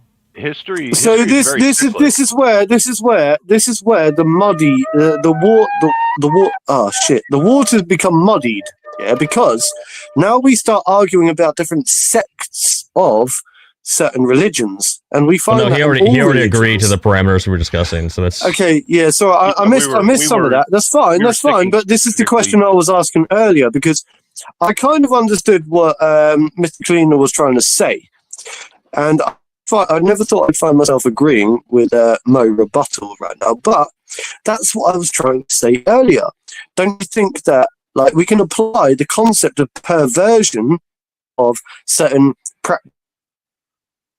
practices or perversion of things, depending on I'm catching like every other word from you, buddy. Yeah, you're kind of roboting a little bit, Mark. So okay, here's an example, Cleaner. Would you consider pornography sinful?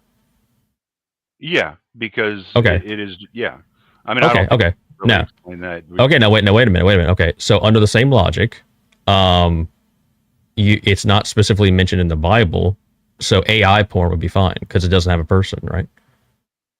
I don't think that's what I'm saying. Either, because the thing is giving into the sin of lust, right? But it's still like it doesn't mention it in the Bible specifically. So why would you take that any different than it not saying, hey, polygamy is sinful? Well, Why, when we have all these other examples of saying over and over again that it's one man, one woman. I get what you mean with the comparison and the analogy between the two. I think that sexual degeneracy is explained a little more clearly within the Bible as to what we should be doing. And the standard for marriage is clarified many times in the Bible as one man and one woman. Can you show me where it says when you're married it should be one man and one woman, and that's the only way it should be? Going back to the original creation, that's one example. That's not a marriage. That was when God yes, it is. That's the first marriage. I mean that was when God was creating woman. Okay, so it's just not valid. I don't know if it's valid or not to what you're talking about. What I'm talking about is the conceptual understanding of marriage itself that we humans arose to.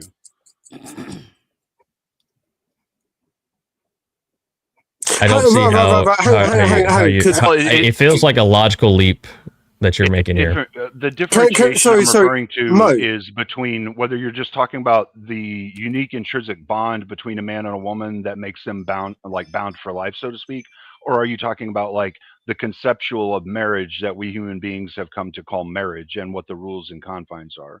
I'm talking about the sacrament inside the church of what marriage is. So Mo, Mr. Rebuttal, to the bond then between a man and a woman, not necessarily the state and the body's representation of marriage that we have that's got the rule set and all that stuff to it, right? You're talking about the bond between the man and the woman then. So if you want here's a scripture that's here. That's all. Okay, you want a scripture, Gospel of Matthew. Have you not read that he who has created them from the beginning made them male and female, and said, for this reason a man shall leave his father and mother and be joined with his wife, not wives, not plural, wife, and two shall become one flesh? How is that's another example that's in Matthew. So I don't understand how you're making this leap. Because shall a man leave father and mother and shall cleave to his wife, singular. Then that's one story that explains a man leaving his parents and getting a wife. So Corinthians, because of sexual immorality, each man should have his own wife and each wife her own husband.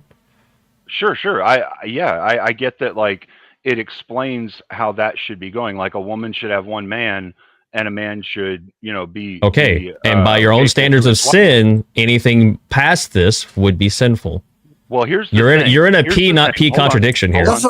Hold on. Hear me out on this, okay? Here's the thing. All right, within all of these contextual understandings that they've got, within all of these examples that you'll try and give me, and all of the ones that will look very factual, and I'm not doubting that they're fact. They said this, that's what they meant in that context, in that situation.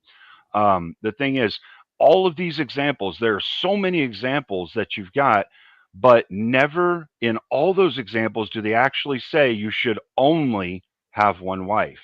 When there are so many but hang on. I'm sure that the Bible doesn't say lots of somewhere only one wife. I don't see how you don't understand do we really need to be told what is right from wrong in a way? Like, so to a degree, just because something is or isn't written in scripture, I think what the concept is that we've been given a set of specific guidelines, basic guidelines, and it's down to us. Obviously, we interpret them as we should or shouldn't. And I think I've never studied the Bible in the same way that you lot have.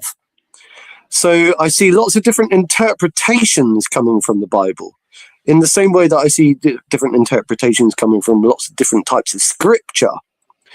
But at the same time, I don't think it's rocket science, and I don't think I ever remember being taught in school growing up that Christianity teaches polygamy. Polygamy. Thank you. So for me, it's always been down to a conceptual thing. I was taught that you stay true and valuable to your woman. But at the same time, we're taught not to judge, aren't we? We're taught not to judge. So how can we scrutinize those who decide to live a life of promiscuity? Or we're taught to practice righteous judgments. Mm-hmm. So there are contexts and situations where you can judge something or a person. But just to summarize, okay, look, you already admitted the definition of sin. Going by that, we have multiple times in the Bible, it's listed many times of the standard being this: one man, one woman. So to go outside that, you would be in a P, not P contradiction, and I don't see how you get out of this. Well, no, it's not a P and not P contradiction. Well, yes, because it is. Explains one. No, it's not actually. There's two different concepts, right? There's a conceptual understanding of having one wife. There's a conceptual understanding of having two wives. So it's not. Bro, are you a Muslim? Are you a Muslim? Are you actually a secret? Are you a Muslim?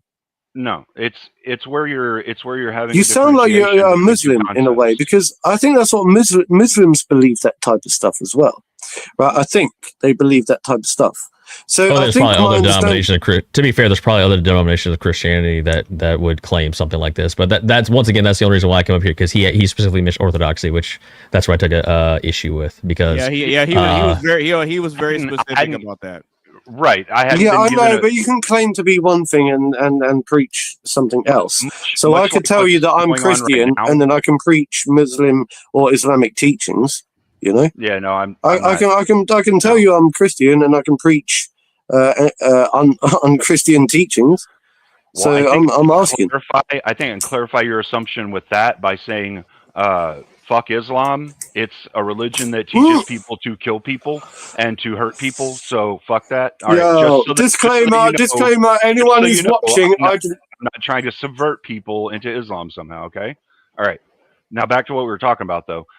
So I never had anyone show me where it specifically says this. In amongst all these representations showing the one man, one woman concept, it doesn't say there's anything wrong with one man, two women. It doesn't say this, and there's so many other things that it does specify specifically, like when you're doing something. It also doesn't specify you can't have sex with a dolphin. Does that mean you can? Yeah, no. That's the point I was trying to get at. Just because something doesn't specify something. No, it actually does say that you can't do that. Yeah, it does. It does say you can't do that. It says man. Not specifically. Not specifically. Okay. Not specifically in words. It doesn't literally say. It doesn't say dolphin in words. Yeah, it doesn't. Right. I got an idea, Mo. Why don't it doesn't say dolphin? Why don't you take a Gatling gun of examples, and we'll just go down this list, and I'll go bam, bam, bam, bam, bam. All right. Okay. Go on.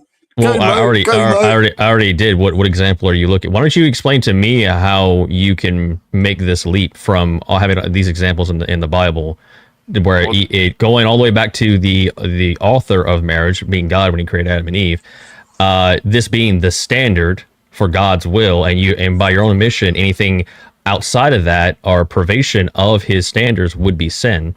So if that is if we all agree on that, how can you make the logical leap that somehow, just because it's not specifically mentioned that you're going to burn in hellfire for having more than one woman, it's sinful, just because it's not the language that's used, how can you make the logical leap that, it must be okay? Explain that to me, because I've made my case very clear. Sure. So would you say God's very clear on what a sin is? Yes, I just gave you the example. Okay, and yet, even though I've gone through all this and I've read all this and I've listened to a lot of people telling me this, I've never had anyone give me an example of where God says specifically, or where it said that God said specifically, only one man, only one woman together, right, for marriage. I've never seen that. I've never seen where it says a man with more than one woman is a sin specifically, right? And God is very clear on what a sin is. I agree. Yeah. Okay. I'm struggling. Hang on. I feel really naive here. Okay, because I feel like you're both making really valid points, and I feel like I'm stuck in the middle trying to dissect everything that's being said. Because to a degree, I think you both got some really valid points. The trouble is, Mr. Cleaner, I feel as if your understanding of Scripture is not the way that I have always been led to understand it, right? And I think there are so it seems to me that you're looking at more like old ancient, I don't know, like Baphomet, Baphomet, for example, that kind of concept of, it just seems a bit weird, and I can't really fully get my head around. I don't see it in script. I've never seen it in scripture like that. It's okay to have a polyamorous relationship. Right.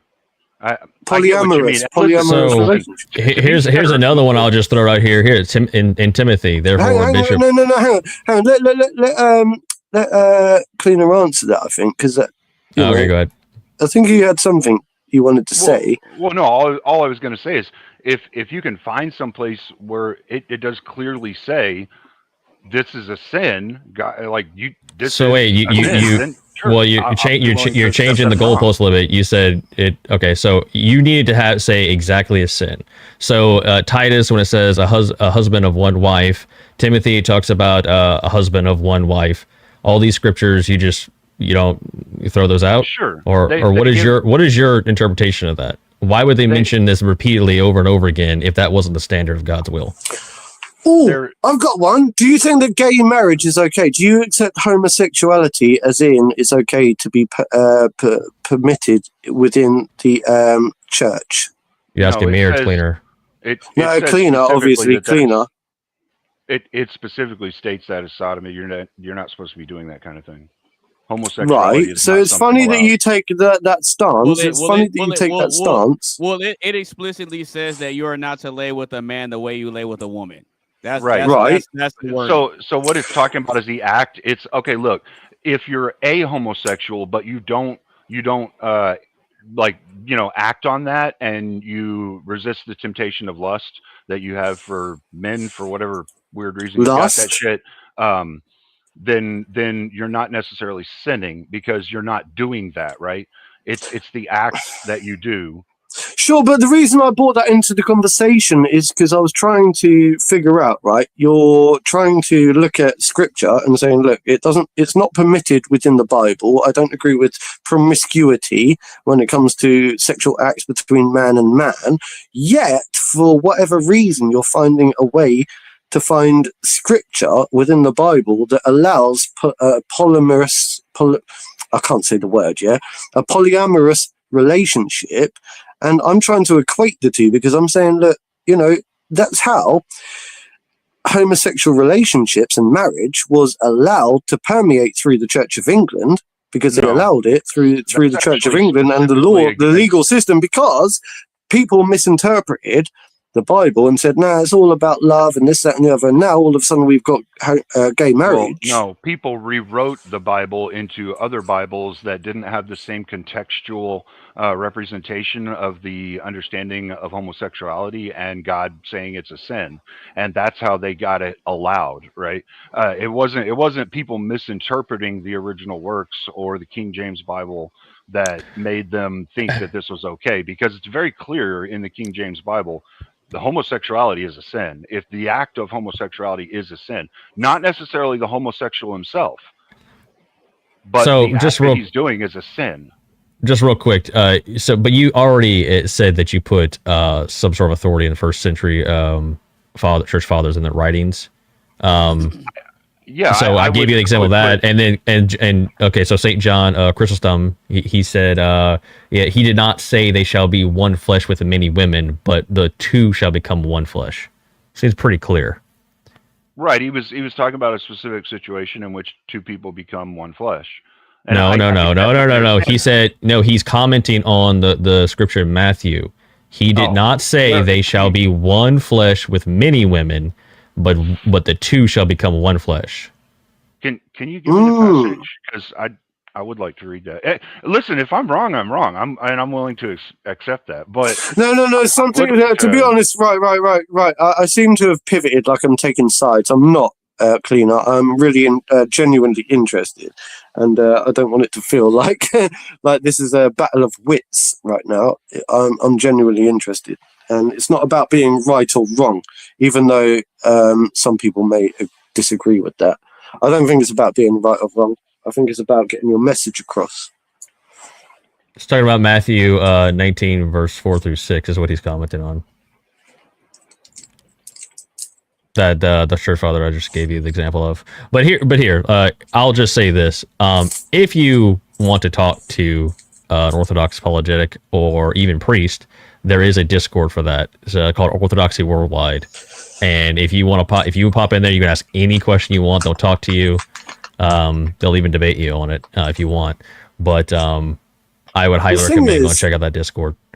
I find it odd because I think I'm the least Christian person here in the room. I don't consider myself to be a practicing Christian, yet I still find myself pushing back on Cleaner's angle on the promiscuity angle side of things, and I don't know what it is about me. I think perhaps it's because I was raised with a certain set of values or understanding. Or can I attribute that to like quotes and psalms and whatever and readings from the Bible? I can't do what you do in that same way. But I still just don't understand or recognize from a moral perspective the idea of polyamory, because I just think it's like what I would call perverted, like sort of sexual behavior in a way, like, and it comes down to moral reasoning. And like I said earlier, like, I think that relationships are based around trust. So we can argue scripture all year long, and I'm like, well, it still doesn't really impact. You can give me loads of little quotes, act this, blah, blah, blah, Genesis, whatever. I don't even know, yeah?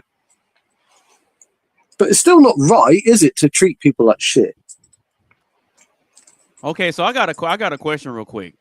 So when it comes to a lot of these scriptures about the one husband, one wife, is it applying it to all believers or specifically elders and church leaders?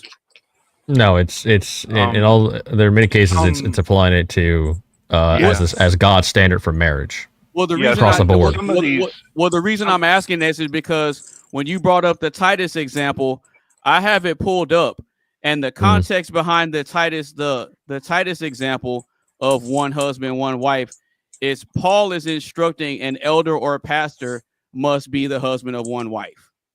Mm-hmm. It's talking about it. It's saying that the command.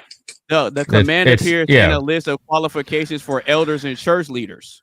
Well, keep in mind, a lot of those letters are basically someone hearing something going on in a distant church and then having to write a letter like, "Hey, why should I listen to what those people say? Are they not like outdated now? Like, is the Bible not outdated? It depends on what you're looking for. If you're just looking for hearsay that one person had, then maybe you'll be okay with some letters that weren't ordained by the church and proclaimed to be God's word. But the thing is, like, within all these examples, they like even like you just brought up Matthew 19, right? They're giving you the understanding of if you put your wife away, i.e., if you divorce her or if you stop providing for her and take another wife, that's wrong. You're supposed to continue taking care of her. And I mean, it gives multiple examples of this where if you're divorcing your wife for no reason, obviously you're doing something wrong, right? Like you're not staying true to the sacrament of marriage. The thing is, it doesn't say you have to have just one wife. And that's kind of what I'm getting at. And it actually does explain yeah, but it doesn't say... It does say it doesn't say lots of things if you have a second also. And so I'm not seeing where it gives us this understanding that it's only it doesn't say one. Right, it doesn't say explicitly that you should be allowed to chop off your penis, yet people still find a way to argue that LGBTQ plus ideology into the church. Actually, just because you're told that you shouldn't do something. It does talk about body modifications. Body modifications. Yeah, body modifications. It does. Oh, does it? Say that, yeah. Right. Okay. Well, I'll take that back then. If you're Okay, modifying your so- body, you're taking the mark of a beast in a way. Okay, so if that's the case, right, then why do we not see anything in scripture about how talking about man and woman being anything other than Hang one on, man and hang on, you just one proved, wife? hang on, whoa. That does. just proved my point. That It just actually you does. just proved, you just literally just No, it proved my doesn't. point. You said No, it actually, doesn't. no. You just said to me, oh, I just said to you, oh, it doesn't say in the Bible that you're not allowed to chop your penis off, and you said, actually, it does. It states that you're not allowed to chop your penis off, right? It And does- I it said, doesn't say- we said no. We that's said how- body. No, we right, said right, body right, right. modification. We said body Right. modification, sir. Right, and how do you think that the LGBTQ community have managed to twist that and permeate and get into the Church of England? Because they've managed to twist all of that kind of thing through empathy and compassion and twisting ideologies. No, And I'm because saying there it wasn't allowed to happen in the first place, and it shouldn't be allowed to happen according to the Church of England, but they've managed to permeate that. Well, they So know you that did prove my they point. rewrote the no, Bible. they know that it's And- not. They know that they're not supposed to be doing it either, which is why their lives get worse after they do it. They If it was the rewrote right thing, then their Bible. lives would get better, but they don't. They rewrote the Bible into a heretical understanding, is what they Point did. proven. Point proven. That's the point I was getting at. Exactly what you just said. But it They does rewrote the specifically tell Bible you into that you're not supposed to defile the temple of God. You're not supposed to Right. defile the human body. You're not supposed to. So they change rewrote the Bible in an into what? They unnatural way. rewrote the Bible into. It does specifically the- say that. You Okay, just but said they rewrote the going- Bible into. Yeah, I'm not That's what sure what he's getting at with that. But going Mate, back mate, to I- just there's- the question there's a that I really had important point. is There's a is really- there any point in the Bible when it talks about the standard, like this is God's standard? Does it mention any point, especially in the New Testament, of hey, no, you can have more than one wife? Why is it always one man, one woman? Well, I understand the symbolic representation that it's got of one man and one woman. It does also explain if you're going to have more than one wife, you should treat her this way. That's and Old you should do Testament. this. That's Old Testament. They also talk about slavery. We don't promote slavery either. So it was rules on a fallen, degenerate world in the Old Testament. Well, That's not a condemnation. That's not saying that it was okay. That was saying, hey, if you're gonna because this is a degenerate, fallen world, you have to at least go by these rules so it doesn't fall into complete anarchy. right. Well, I pulled up so the Titus example that you pulled up, I looked it up, and it's talking about church leaders and elders Sure. being husbands and one wife, and then it My also point. references 1 Timothy chapter 3 verse 2, and it's the same. Outlines key qualifications for a church overseer, pastor / elder. So that's this is why I was asking you, was that standard applying to everybody, or was it just applying to the church It's leaders applied to and the everybody. overseers? Yeah, because That was just my because you have point. multiple, my point is every was my time it's point. mentioned in And any it makes context, sense. whether it's a church leader or just a layman, it's always God's standard is one man, one wife. And that goes back to the origination of humankind in the Garden of Eden, when he is the author of marriage and he put one man and one wife together. He didn't put Adam with, Eve and Betsy and Lucy. And no, it was Adam and Eve. Well, the reason I'm asking this is because you're mentioning the New Testament. And so these examples that you're offering up, I'm looking them up, and they're explaining that these are qualifications for church leaders and overseers. That's why I'm asking you, does it apply to just everybody, or does it apply to specifically leaders and men of the cloth? And from what I'm seeing, it's talking about men of the cloth. Well, you mentioned the Titus one, right? Yeah, that's in the New Testament. Right, but you're saying that was the one you're looking at. Are they all referencing all the ones that I brought up? I was giving multiple examples. Okay. Yeah. And so when I looked up the Titus example, it cross references 1 Timothy chapter 3 verse 2. And it's also mentioning that 1 Timothy chapter 3 verse 2 is also referencing that those are the qualifications for a church leader or an overseer. Is Matthew 19:4 verse 6 talking about church leaders, or is it putting forth a standard of marriage? I could look it up real quick. You said Matthew what? 19:4 verse 6. Matthew 19:4 verse 6. Right. And verse 9 Verse 9 specifically tells you, like, if you put away a wife, if you divorce a wife and take another, you're committing adultery. Like, you shouldn't be putting a wife away, right? Further You shouldn't evidence. be getting divorced. So wait, hold on. Even in that, if so, that means that if that means that you have more than one wife, it doesn't. Yes, it's specifically yes, it does. According to the church fathers that you said you put authority in, yes, it does. This is And according to the scripture, do you know what I think? Do you know what I think? Right? Because I can't understand Psalms chapter 19, verse this, that, and the other. I don't understand. Yeah, that's the Old Testament. Yeah, I don't understand all that stuff, right? You start to talk about Matthew, Mark, Luke, and John. To be honest, right, I am Mark, okay? So the only Mark I listen to is myself, okay? Chapter 1, Psalm 1, Mark Fowler, yeah? So hear me out. What Mark Fowler is saying is, putting all that bullshit aside, right, we've got something called a sense of decorum and a sense of what is right from wrong, right? We can argue chapters forever. And I don't think it's going to get anywhere because, like I said earlier, it depends on how you interpret it. Interpret it is ridiculous. It's absolutely ridiculous. How about we just, like, I believe, yeah, that something like this, in very basic terms, you do what you want to do. If you want to go around, yeah, having sex with multiple women, yeah, then that's on you. That is on you, right? I don't find it to be very virtuous or very morally correct as an individual, yeah? Without chapter 1, right, having to tell me to do that, I already know, right? Now, you're welcome to do that. You're entitled to do that. You can do whatever you like. And you know what? I'm not going to judge you. That's not my place to judge. Do you know who's going to judge you at the end of the day? You know who's going to judge you. You're going to be judged at the pearly gates. Okay? Right. So, at the end of the day, you've got free will. You can do whatever you like. You can live a polyamorous relationship. And I'm sure that the Bible will allow you to do that, yeah? But the Bible will also judge you at the end of the day. So you do what you have to do and you live your life as you deem worthy and virtuous. So long as you're doing the right thing and you're not being an arsehole, then for the most part, I think we can all get along and understand each other. So Matthew, Mark, Luke, and John, right? There's only one of us that matter, and that's me.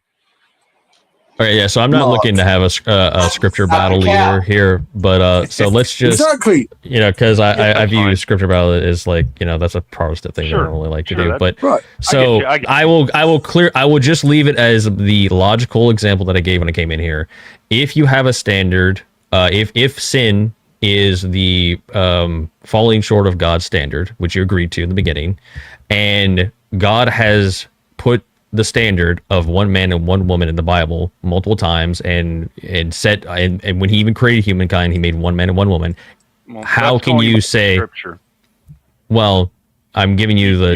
I'm referencing it. Move away from scripture. So yeah, I'm not. Did I quote a scripture? Did I quote a scripture? I'm just saying that God. You quoted the whole Bible. So yeah, so going by that, which is literally. How are you? Okay. I didn't quote a specific scripture. I'm saying I didn't want to have a scripture battle, like to name a bunch of scriptures. So, logically speaking, you want to use a scripture in the battle. Well, can I use God? Can I use God in my syllogism? Can I use? No, I didn't say that. No, I didn't. Can I get my point out, or you just want to talk? No, go ahead. So, go ahead. So you already admitted that the standard for sin, and we have examples multiple times of it. The standard being one man, one wife. How are you in not P and not P contradiction? Explain that to me. Because it's two concepts that are different. One woman versus two women. There's two different things there. What? Do you not understand? You don't understand how... Okay, so if I have one green apple and I have two green apples, are they not two different amounts? Are they not two different things? It's not like I have two apples over here, I only have one over here. Is there not a difference there? Do you not see that there's a difference there? Yeah, but that's like saying like I got one black woman and two white women. Sure. Well, one white woman, two black. I prefer one white and two black. Yeah, we go one white and two black. So, right. Well, there's No, clear I'm not. I definition. don't see your point here because once No, he's again, trying to make a point. Let him see if he I'm can just saying I land. don't understand it. Okay, I get that you're not understanding it. The thing I'm explaining here is that there's a clear conceptual understanding of what one man and one woman should do. There's also a clear conceptual understanding of the divorce, what adultery actually is, all of that, right? But there is not a clear conceptual understanding of one man with multiple women. Is it a sin, yes or no? There's not a clear understanding there. Yes, there is. It talks about the relationship of a man with a woman, but it doesn't say you should only ever have one man with one woman. It tells you if you put away your wife, if you divorce her, that's wrong, right? Like you shouldn't do that. You should try and work through whatever it is that the problem is in marriage and appeal to the sacrament of marriage itself, right? Like that's what you should do. But it doesn't say that you shouldn't have more than one wife.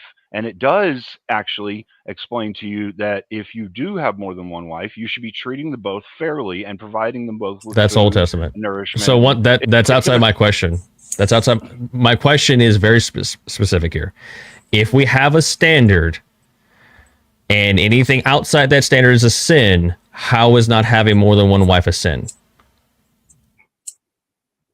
I didn't say that anything outside the standard would be a sin. I said that anything that That's what you God said. deems a sin would be a sin.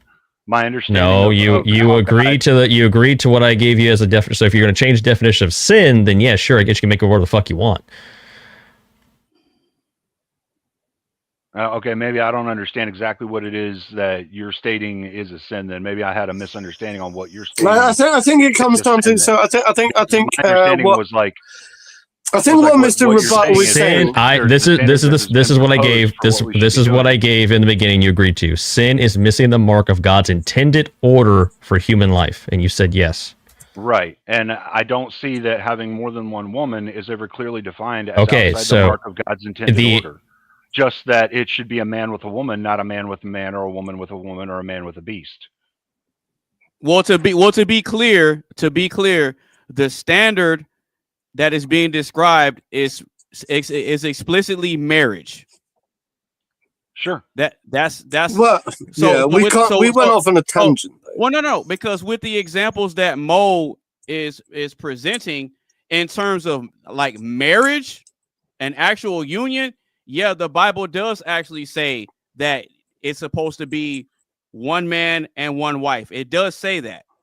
It doesn't say that it's only between one man and one wife, though. It explains that a man should marry a woman. A man should not marry a man. A woman should not marry a woman. Right. Like, and more specifically, it says that he states that a man shall leave his parents and unite with his wife, becoming one flesh. Therefore, what God has joined, humanity must not separate. Jesus highlights that marriage was instituted by the Creator at the beginning. He affirms the creation of humanity as male and female. We all understand that part.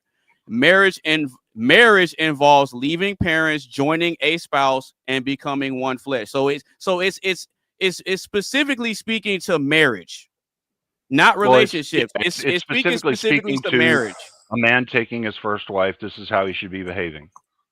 Well, what you're talking. Well, no, I know what you're talking about. You're talking about. I think it's like Exodus chapter 20 or something like that. It's somewhere in Exodus that I've seen that. But in terms of what Mo is getting at in terms of like marriage itself, it does clearly it clearly defines that marriage itself is one husband and one wife. However, I'm looking around and I have not seen anything that says that you're not supposed to do anything outside of that. Well, yeah. Okay, can I just talk to our big wide audience out there? I'm just going to say, right? Listen, if you're going to be taking dating relationship advice, yeah. First of all, I'm going to suggest you just get out there, right? Go and meet a woman and see where it takes you.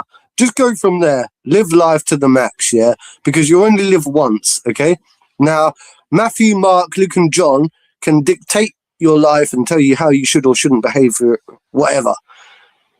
But just get out there. Just do what you got to do, right? And go from there. Just be nice about it. Just don't be an asshole. That's all it comes down to. Surely, don't cheat on your girlfriend.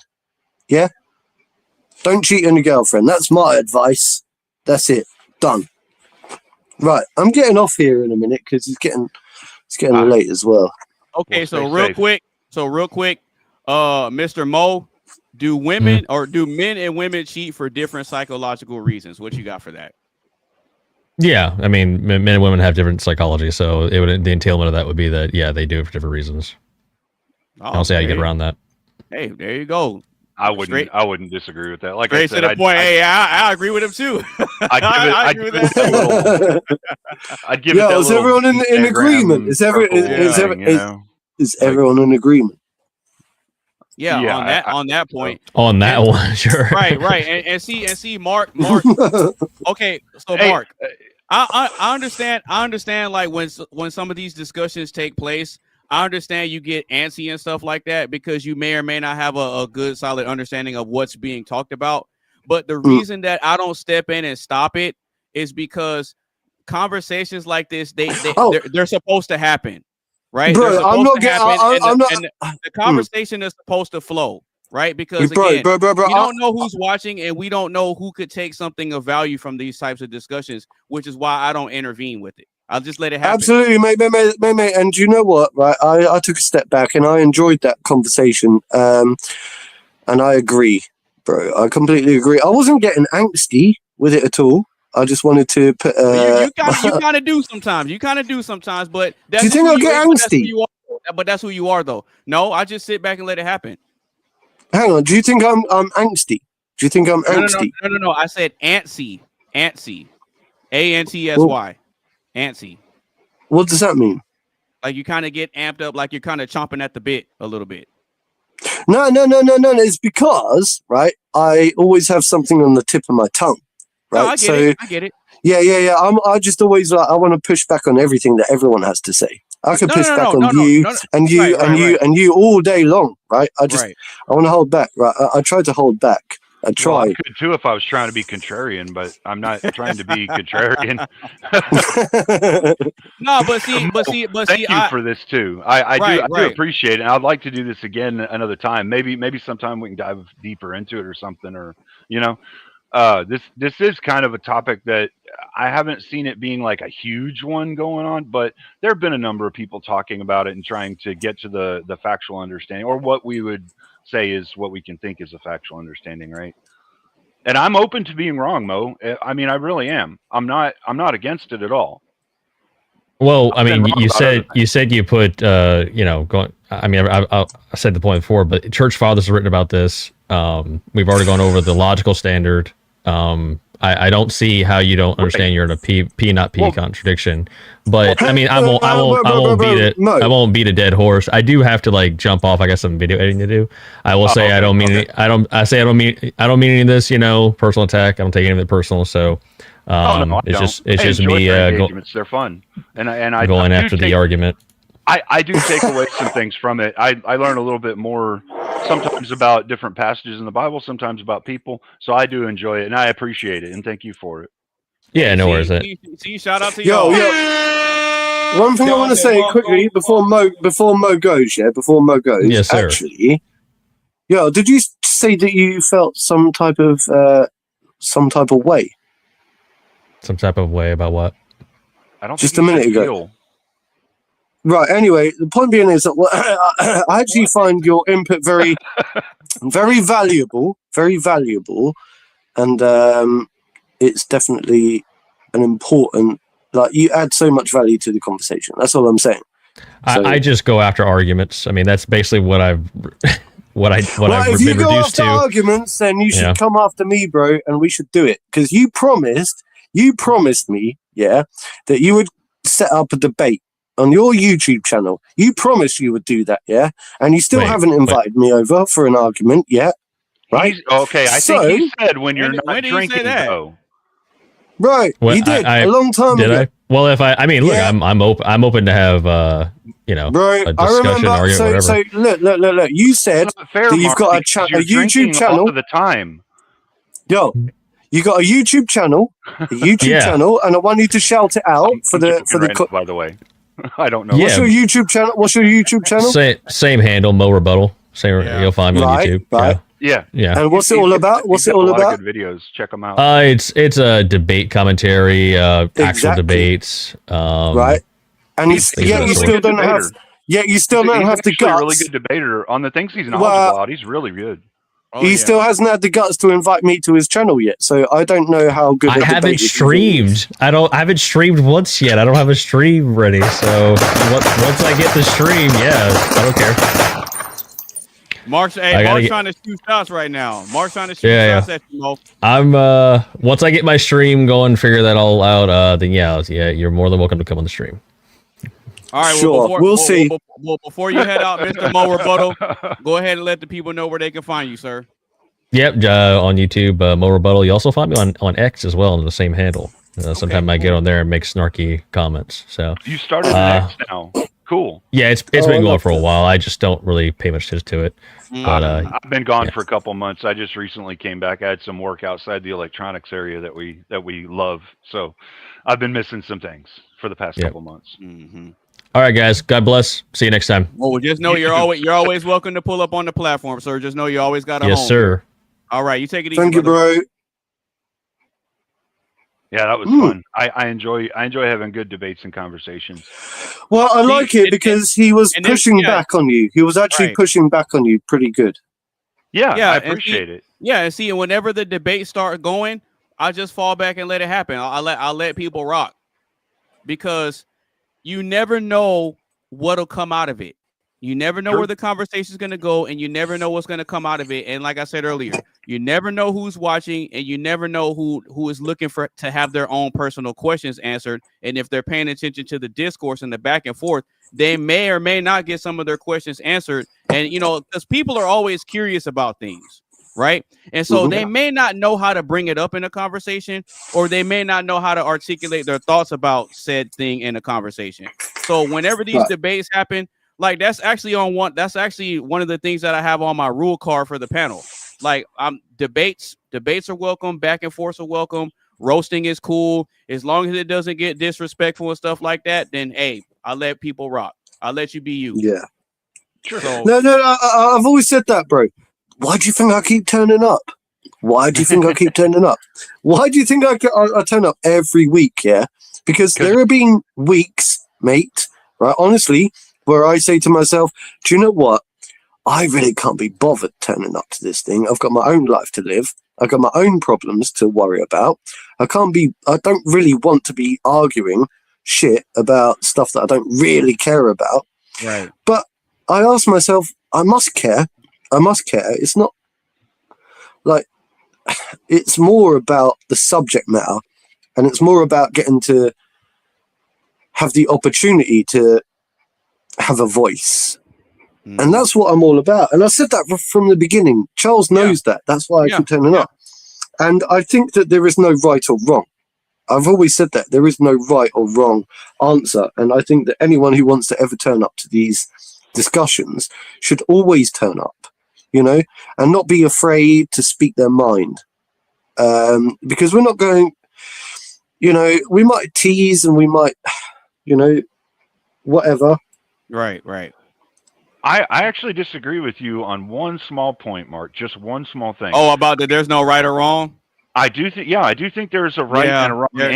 There is a right and a wrong Part answer. of having these conversations and debates, though, is getting all human beings on the planet to come to the same understanding of what is right and wrong for all of us as a people. Okay. Right? Can I clarify then? The point of these is. Can I clarify then when I said there's no right or wrong? Sure. I'm talking to anyone who wants to join the panel. Yeah, I'm saying to them there is no right or wrong way of coming and approaching and being a part of the community, and there is no right or wrong way of getting your message across, even if you may be, I don't know, challenged. Sure. I'm not saying that I'm not saying you're correct.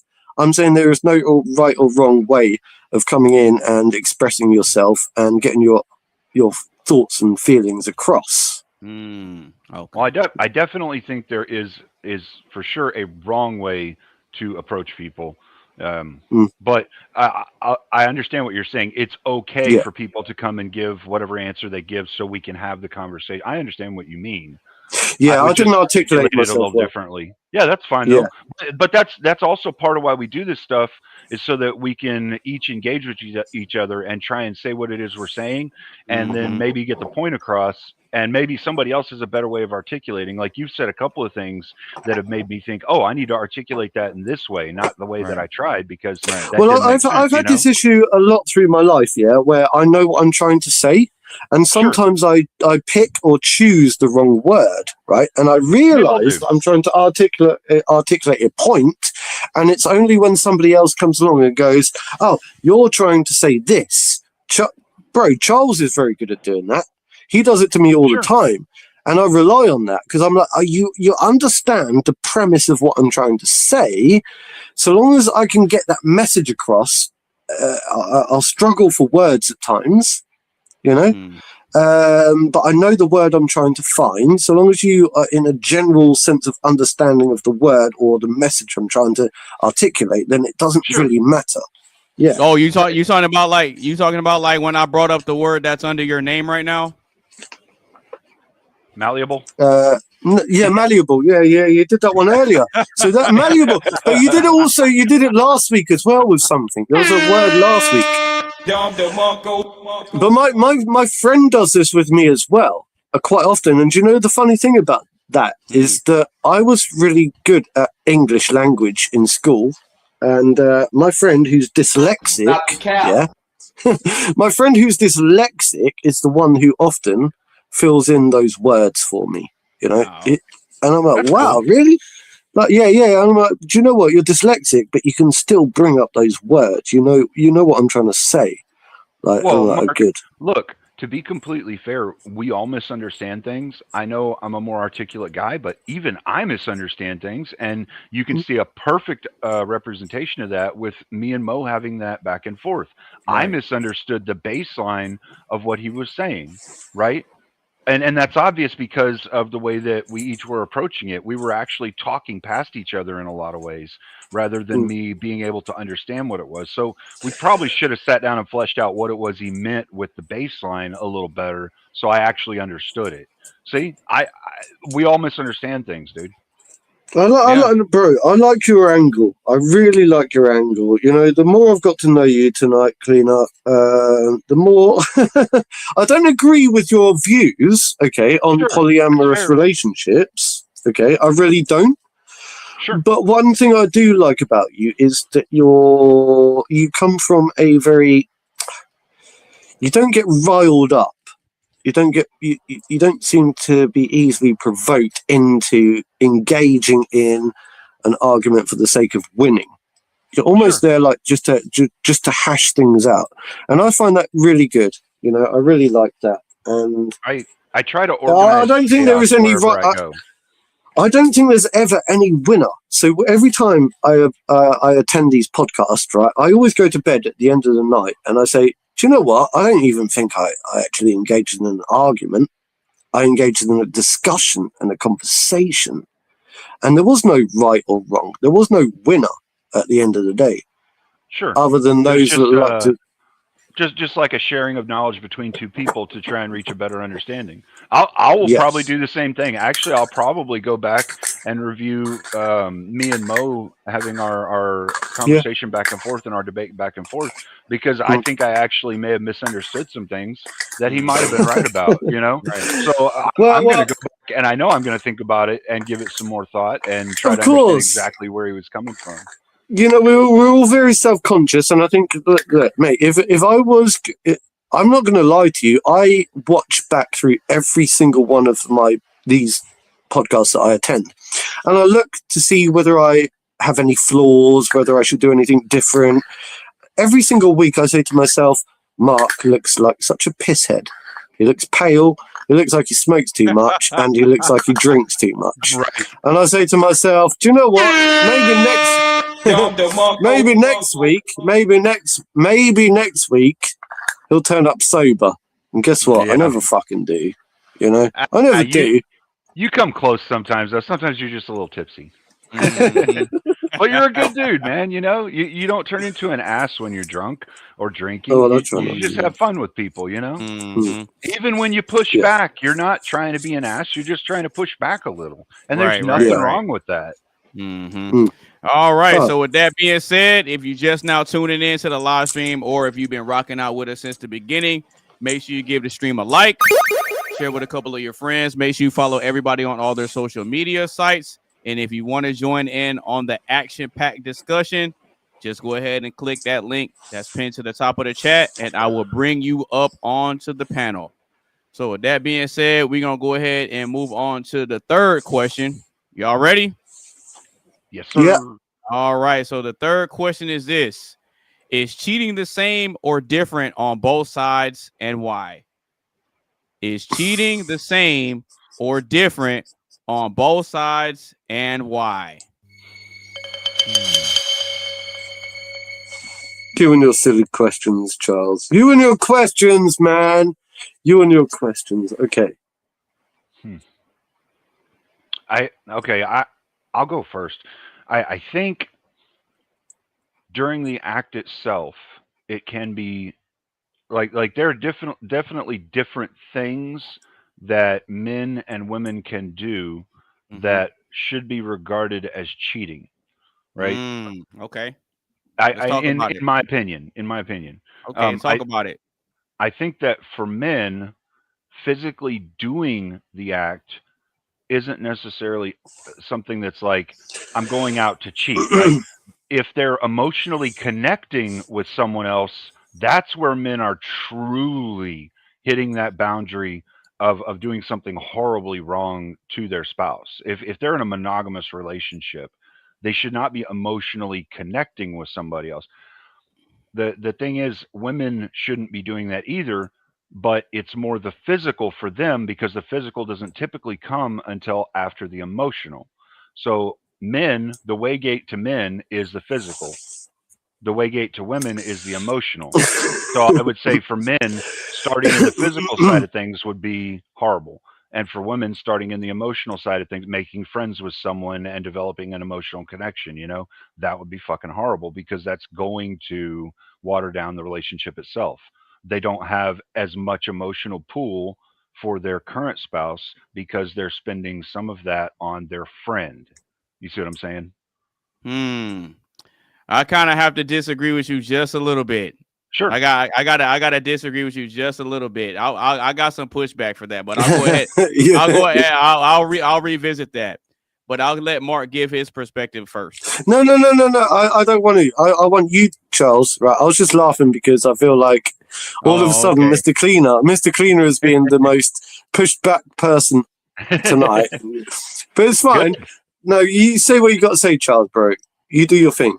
Okay, so the reason I slightly disagree is because I don't think that a man having sex with another woman is cheating.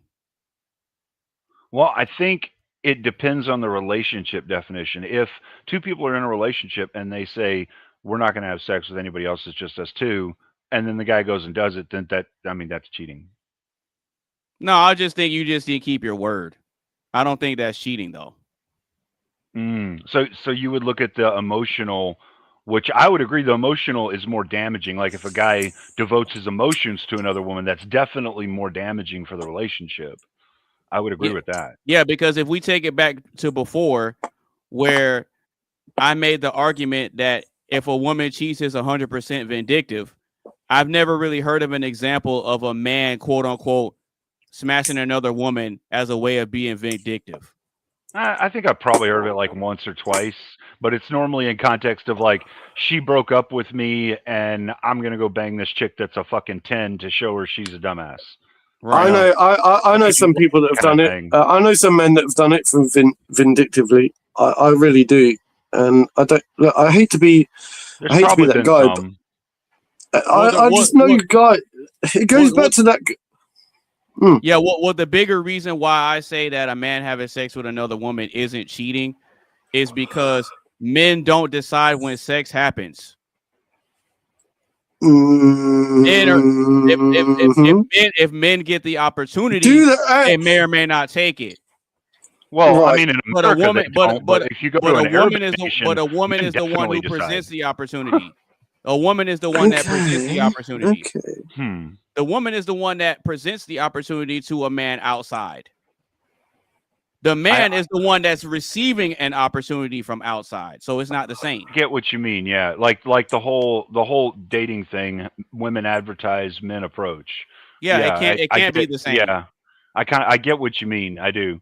And I would agree, I think, with the weight of it. I think there's definitely more weight applied to the emotional than there is the act itself. The act itself may actually have less weight in the relationship of how destructive it is. And But yeah. Mm-hmm.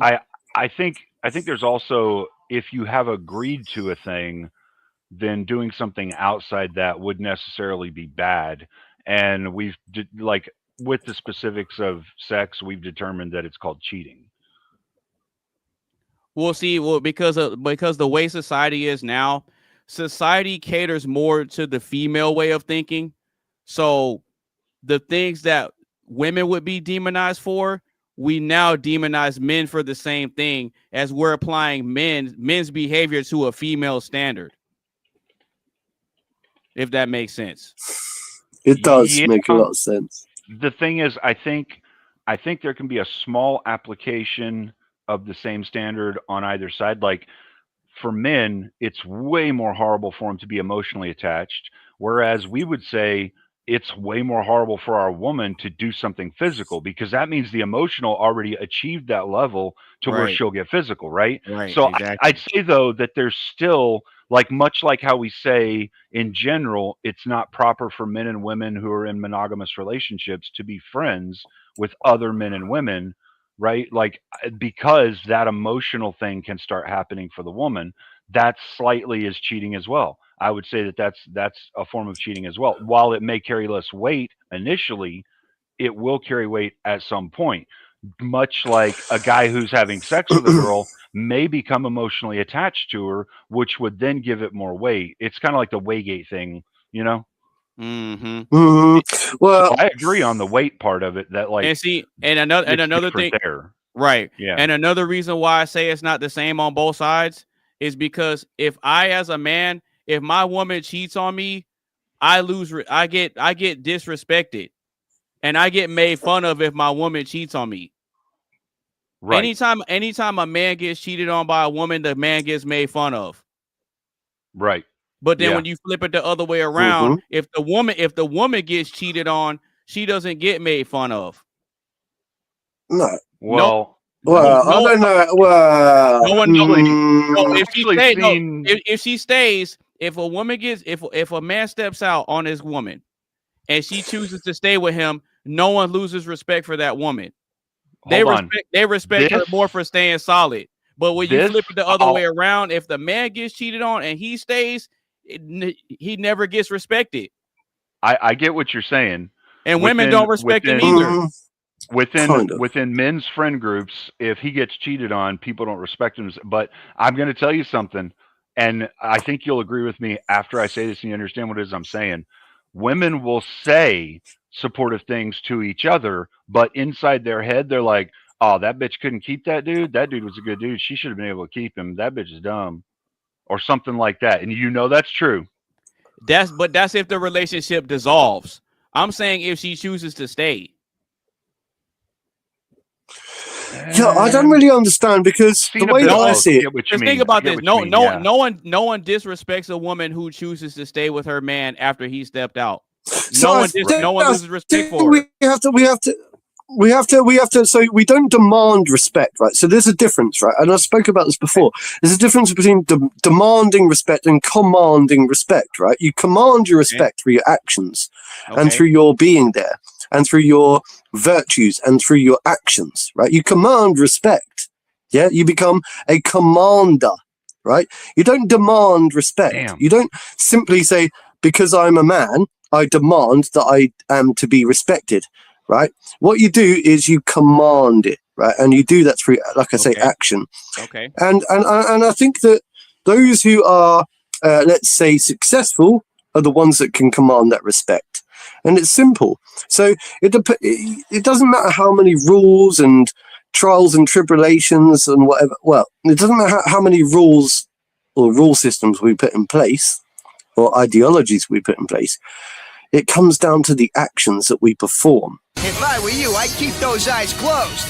Cause I'm gonna play Monster Reborn. You what? Now I'll bring back a monster. It's the same one I just sent to your graveyard. My blue eyes! Yeah, man, I knew you could do it. Now that was impressive. And look who showed up late to the party eating. Bang, bang. That boy Tizzle's in the building, man. You showed up at a good time, bro. Bro, I was hoping for it. But you go. A few minutes ago, so I've got to get running. I hate having to run right now because we've got to a really interesting point. But Yeah. I do have something I promised to be on, so I'm gonna go and help out with that. But thank you for having me. Oh, Please absolutely. keep doing what you're doing, man. I love this. Yo. This is an awesome place to do this. Absolutely, Mr. bro. Cleaner. Absolutely. It's been a pleasure. It's been a pleasure. You too. Please stay safe, gentlemen. You know, we got to put on for Cleaner Whoa, 409. You know, we got to put on for the homie. I appreciate it, sir. Yes, sir. Bang. All right. I appreciate it. Yeah, Y'all yeah. stay safe. I'm out. All right, you too, man. You're always welcome to show up here, brother. You're Thank always you, sir. welcome. Got you. This isn't good for your back. I brought this on myself.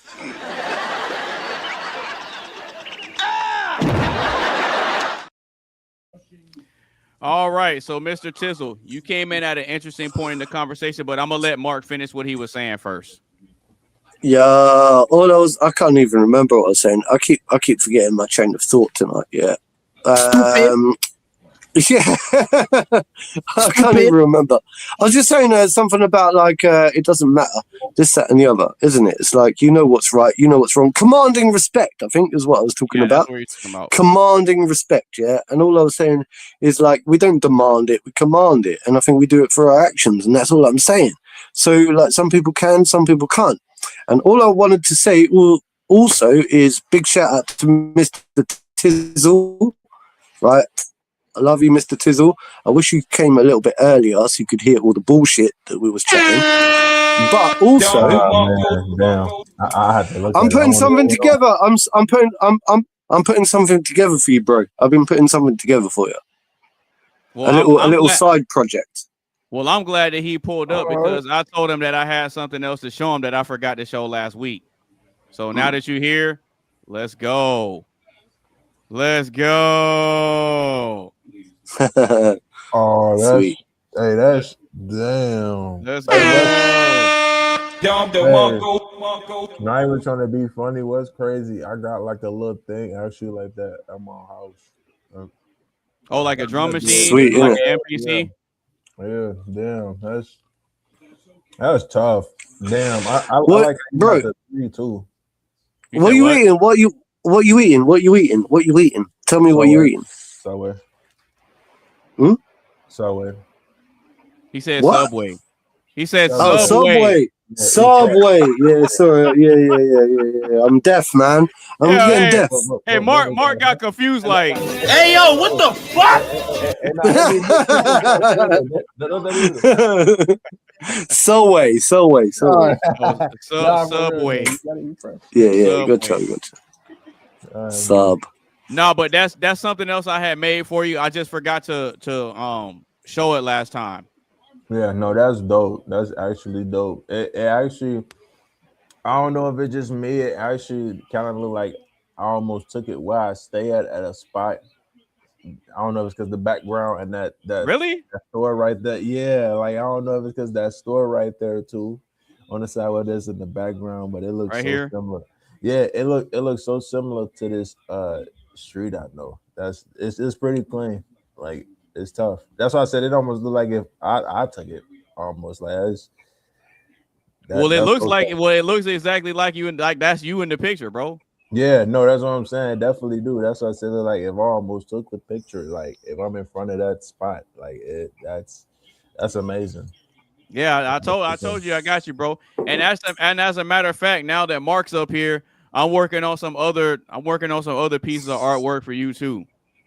Bro, I've been working on something for you, okay? I didn't want to say it, okay? I wanted to keep it secret, okay? Cool. But you'll see, okay? Okay. You'll see. I'll do my thing. Yeah. Gotcha.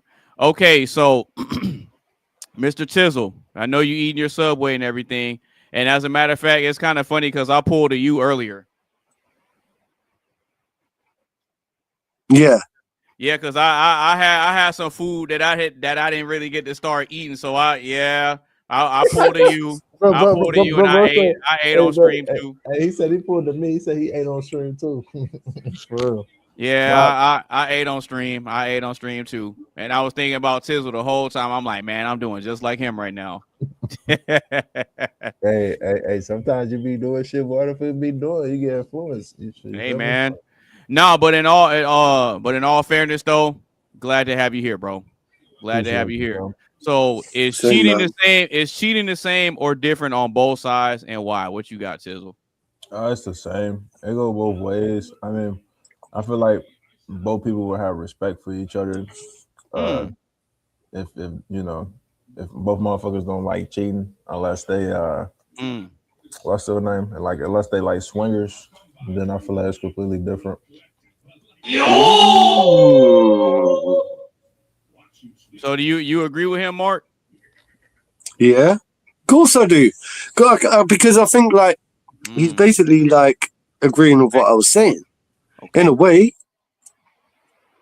Okay, cool. Unless they're like swingers and shit. Okay, so since y'all both agree on that, I got a video to play for y'all then. Because I think it's different. I don't think it's the same. But hopefully this video will help y'all understand it.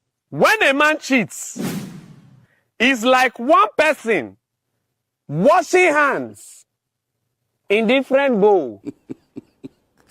One person washing hands in different bowls.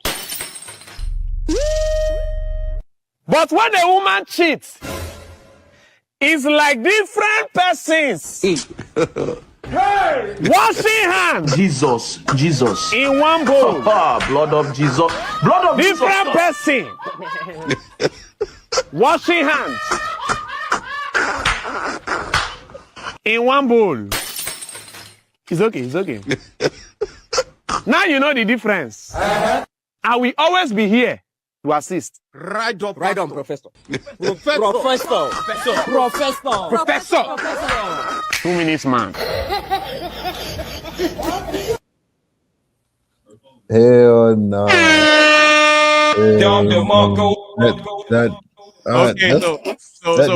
So what are y'all's thoughts on the video? I ain't gonna lie. I seen that shit. That look like some shit. I'm tripping on the motherfuckers laughing in the background. that shit crazy.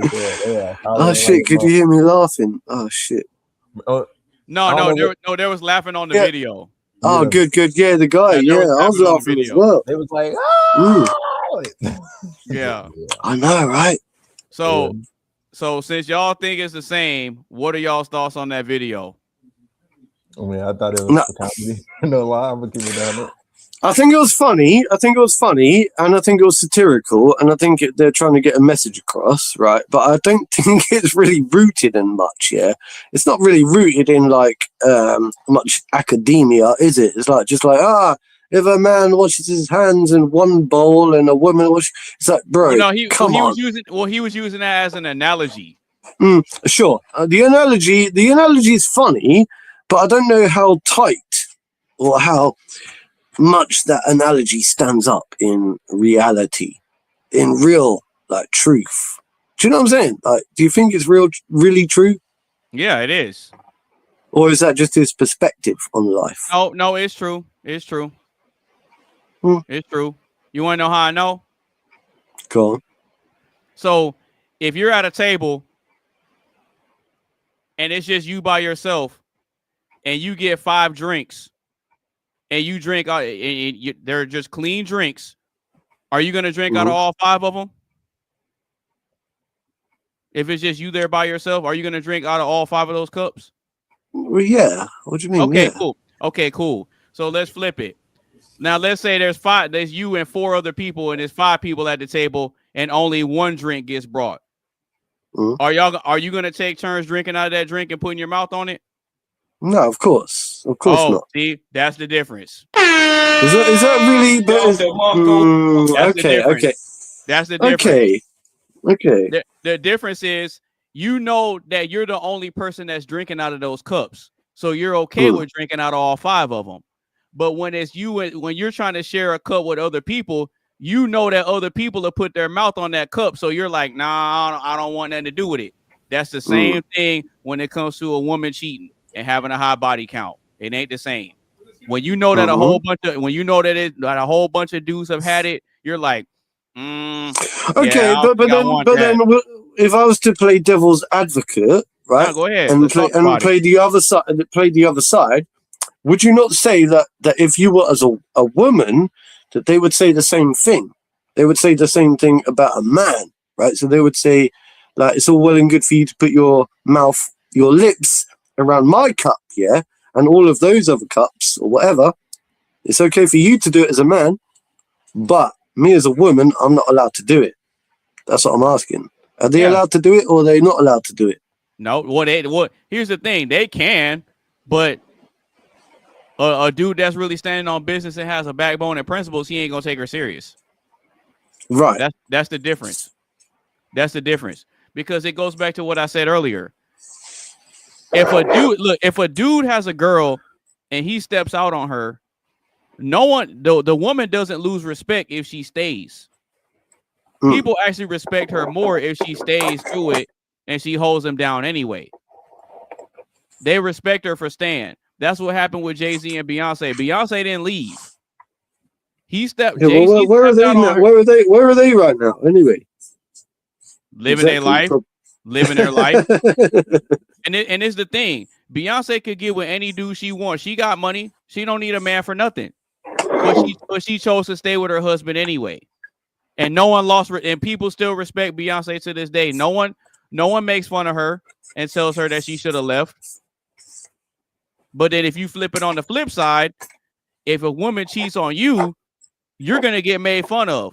And women aren't gonna respect you, and men aren't gonna respect you either. You want to know how I know?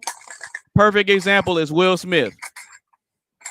Will Smith still gets made fun of to this day for his wife having that conversation, saying that, oh yeah, I let another dude smash. And he, I don't really like it. And we made memes out of it. And we had memes out of it. If I were you, I'd keep those eyes closed, because I'm gonna play Monster Reborn. You what? Now I'll bring back a monster. It's the same one I just sent to your graveyard. My blue eyes! Yeah, man, I knew you could do it. Now that was impressive. All right, Mr. Triz pulled up to the panel. Sweet, Mr. Triz. Like that really is. And my man, SuperTriz, he's back. He's back, and he's on the attack. What's up, Triz? Yeah. Good. What's good with you? All right. Up in the dark like he a demon on my soul. I like the concept. Oh God! Hey, hold on. I need to get my purse mask. Do like what you do. Turn my lights on purple. Oh God, I used to go crazy. It's Triz. I get. I don't want to confuse him. Triz and Tiz. Triz and Tizzle. Yeah, Triz and Tizzle. Yeah, that's what I'm saying. Trizzle and Tizzle. Triz, Tizzle. Yeah. Yeah, Mr. Triz, he's moving incognito right now. We call that incognito. Incognito. Bro, I heard what you just said. I thought like saying okay. Incognito. Yeah, okay. Incognito. No, but Mr. Triz, is cheating the same or different on both sides, and why? What you got for that? It's distinctly different, and I'll give you a brief explanation why. Women typically leverage their sexuality to control men. That's facts. So for them, cheating and faithfulness is a metric of performance within the confines of a relationship, while as for men, we're valued for our ability to actually have social proof. So when women see other women garnering for your attention, when women see men who are captivated by your presence, that's something that commands their individual respect. So if you were unable to even have the opportunity to engage in encounters with other women, then you wouldn't be desirable. Therein lies the problem. The women understand that, and they'll use their access as a mechanism to control you by, using a withdrawal of access as a form of punishment. They understand. They understand this. And also, it was funny that you brought that video up with the man washing his hands in different bowls. This concept has been around for many generations, and I heard it when I was actually very young. The concept was different. It was basically the key, the master key, and the locks and things like that. And obviously, the locks that can be accessed by any key is a faulty lock. Exactly. But the key that can access any lock is a master key. The nomenclature kind of is indicative of the value applied to those things. Mr. Triz, if I may, so you mentioned something before it loses my mind, right? You said something about a woman tends to, withhold themselves to punish the man. Well, it all boils down to leveraging their individual leveraging sexuality is the underlying concept, but that's one of the ways that it manifests is by utilizing, or actually withholding access as a form of punishment, right? Or withholding access as a means to get what you want out of a situation, like saying, well, if you want to date me, you have to do X, Y, and Z. And basically meaning that it's essentially, the monetization of dating. And we've seen it in different forms, but in previous, the expectation previously was that, well, if I do X, Y, and Z, I can expect your exclusivity. But there was never an even exchange. There was nothing that women were saying, well, if I do this, then I should have your exclusivity. No, it was. So you said the monetization of dating. You said the monetization of dating, right? So do you think that dating is monetized now in today's era, like in today's generation?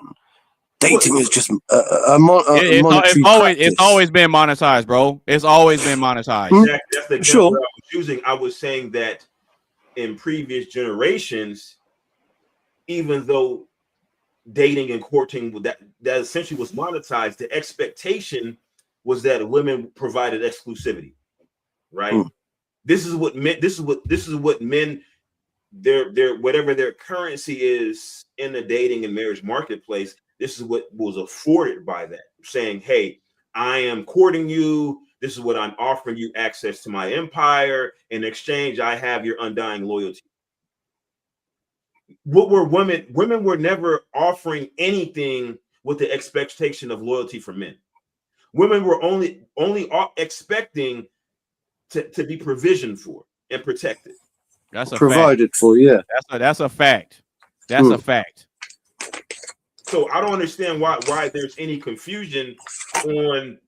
See, I think that what we have to remember is that, number one, women. I think the biggest issue is that when women feel as though if you're not qualified to have other women, and they made a compromise.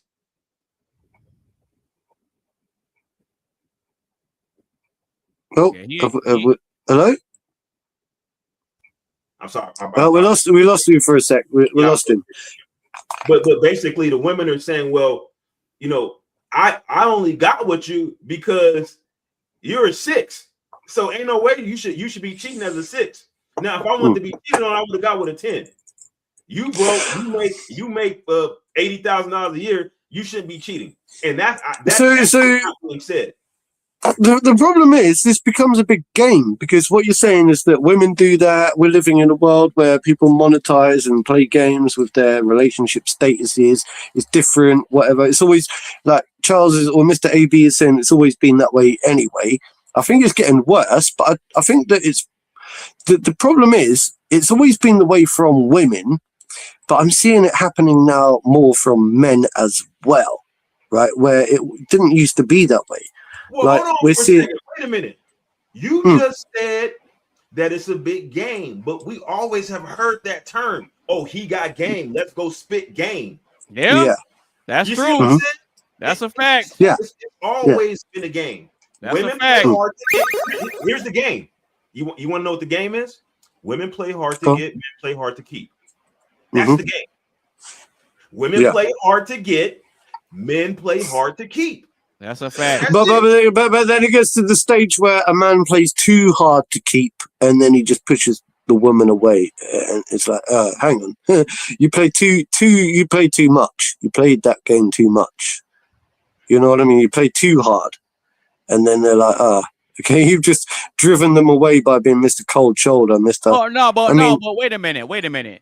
How can a man play hard to keep when men are easier to please? Well, we're talking about from the standpoint of actually marriage, right? Because that's what I'm saying. But I mean, but any man of value just doesn't give his last name to any old body. Well, that's true. That's true. Right. Because you're the metric. Okay, let's just say you have a particular standard for an intimate encounter. Okay. Your standard for marriage is likely going to be significantly higher than your standard. It's going to be way different. Exactly. Facts. So facts. That's what I mean when I say hard to keep. Even a girlfriend, you can people have had, you could have 100 girlfriends but only be married one time. I would say I don't think that men play hard to keep. I think what women do is they'll play hard to get, but men play hard to give. Okay. I think men play hard to give. Because think about this. Because everything that a man gets in life, we have to work for it and earn it. We had to work and earn this sweater.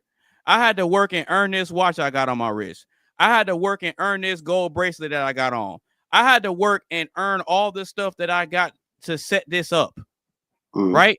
Which means I also have to earn my confidence. I have to make sure that my masculinity is on point. I had to go to the gym and earn my physique. I have to earn. I have to earn a sharp mind. I have to earn wisdom. I have to earn all those things. Yeah, but that's you. That's you. You've worked hard and you've reaped the rewards. Right, but that's men in general. Men have to earn everything, and that means they have to earn women too. So since we have to earn it, we get to then choose who we give things to and how frequently we give things to. So just because I have a woman here doesn't mean I have to give her anything. I don't have to take you out on no date. I don't got to buy you nothing. I don't have to if I don't want to. But guess what? You still going to be here anyway because you're enjoying the presence of what I have now. You get to be in my presence. So I don't have to give you anything if I don't want to. Anything I give is out of the kindness of my heart, not because it's an obligation. That's why the richest famous dudes, they get to smash for free, but the broke dude gotta pay. No. In a general sense, they do. We've seen too many examples. I'll be back in a sec. One sec. I'm listening. Professional athletes, men of stature, men of notoriety, who are consistently caught tricking and simping. But they're choosing to give though. My point is that they don't have to. They're choosing to.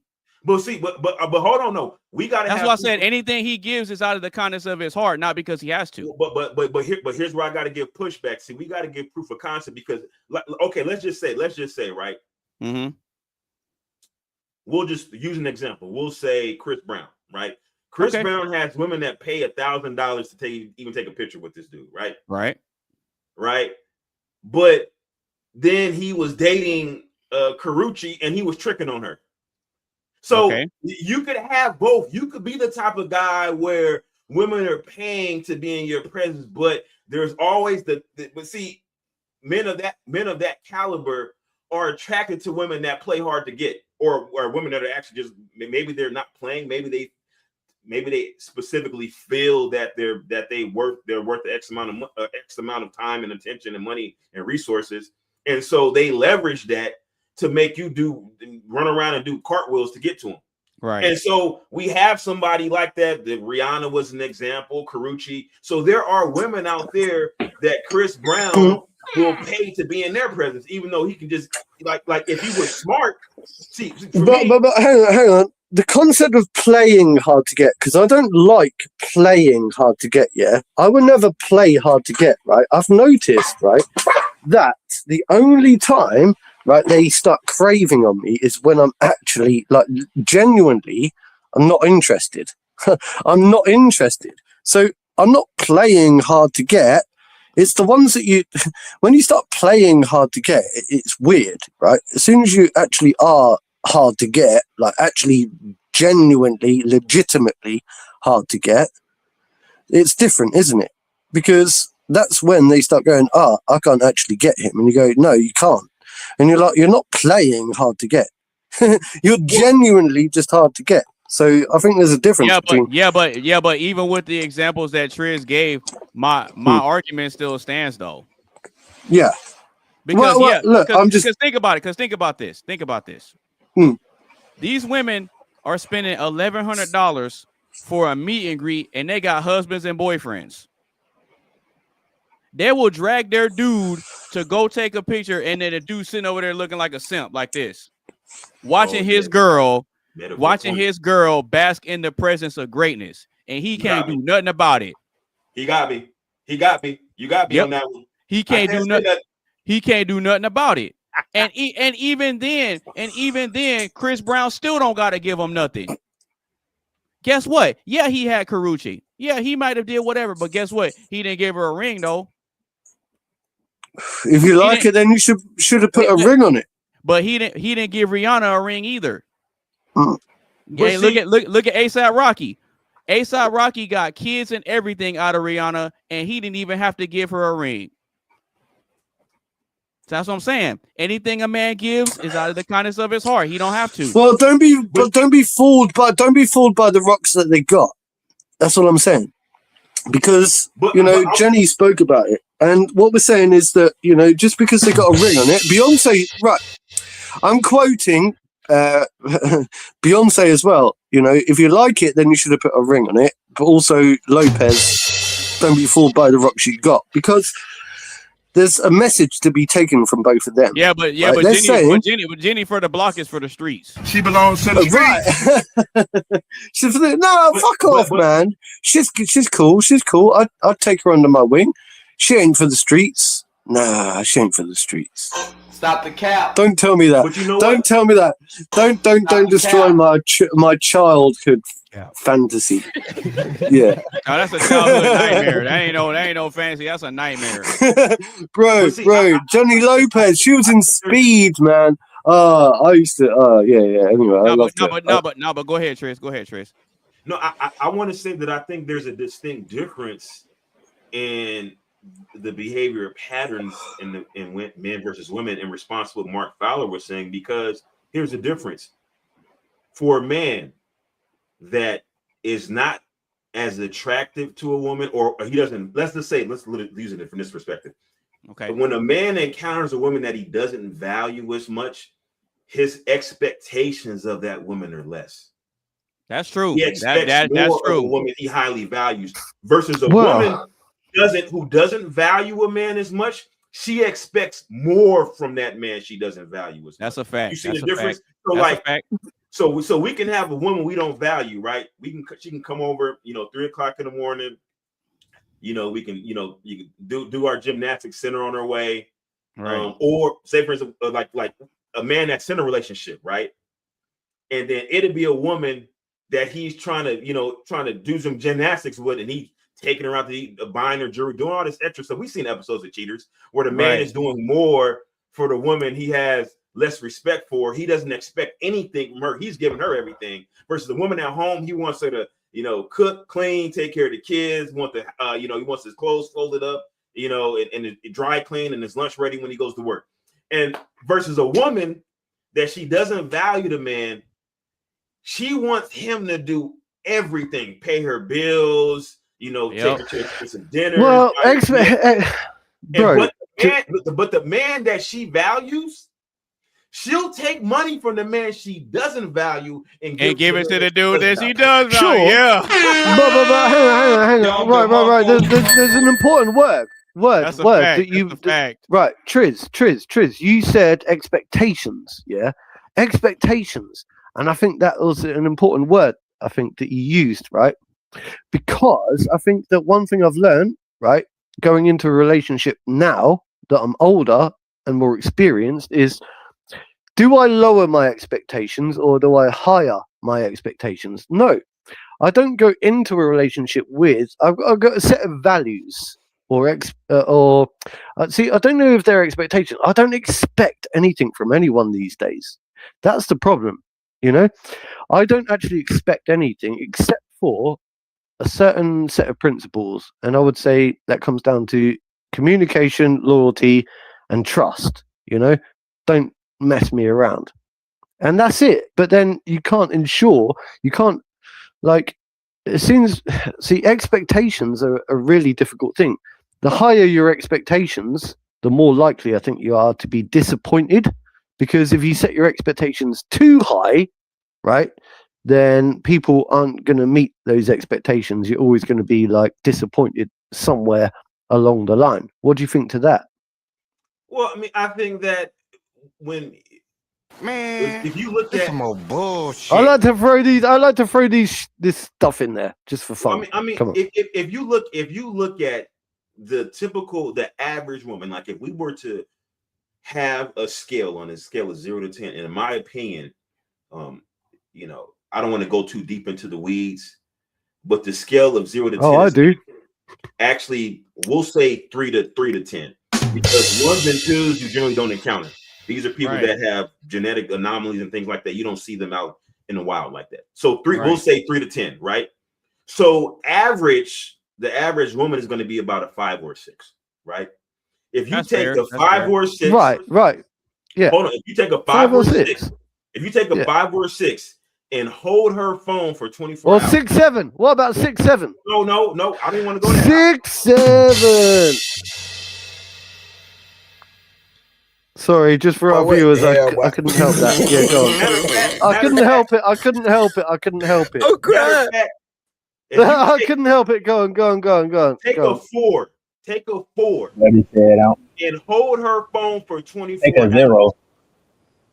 You take a 4 and hold her phone for 24 hours. The sheer opportunities she has to interface with the opposite sex would blow your mind. From a 4. Facts. Women and men are not the same. You take a guy that's a 4 and hold his phone for 24 hours. You can hold his phone for a month straight, and he'll still have 25% battery left. Yeah, that's a fact. That's a fact. A guy that's a 4 doesn't need a phone charger. You have never heard a guy that's a 4 that says, "Damn, anybody got a phone charger?" He never needs it. Yeah, that's a fact, bro. That's a fact. The woman's phone is always on 4%. She got it in low battery mode. For real. You know what I'm saying? I'm telling you. Hey, Triz ain't lying, bro. Triz ain't lying, bro. Yo. Triz is not lying. For that, you got to get this, bro. You get one of these, bro.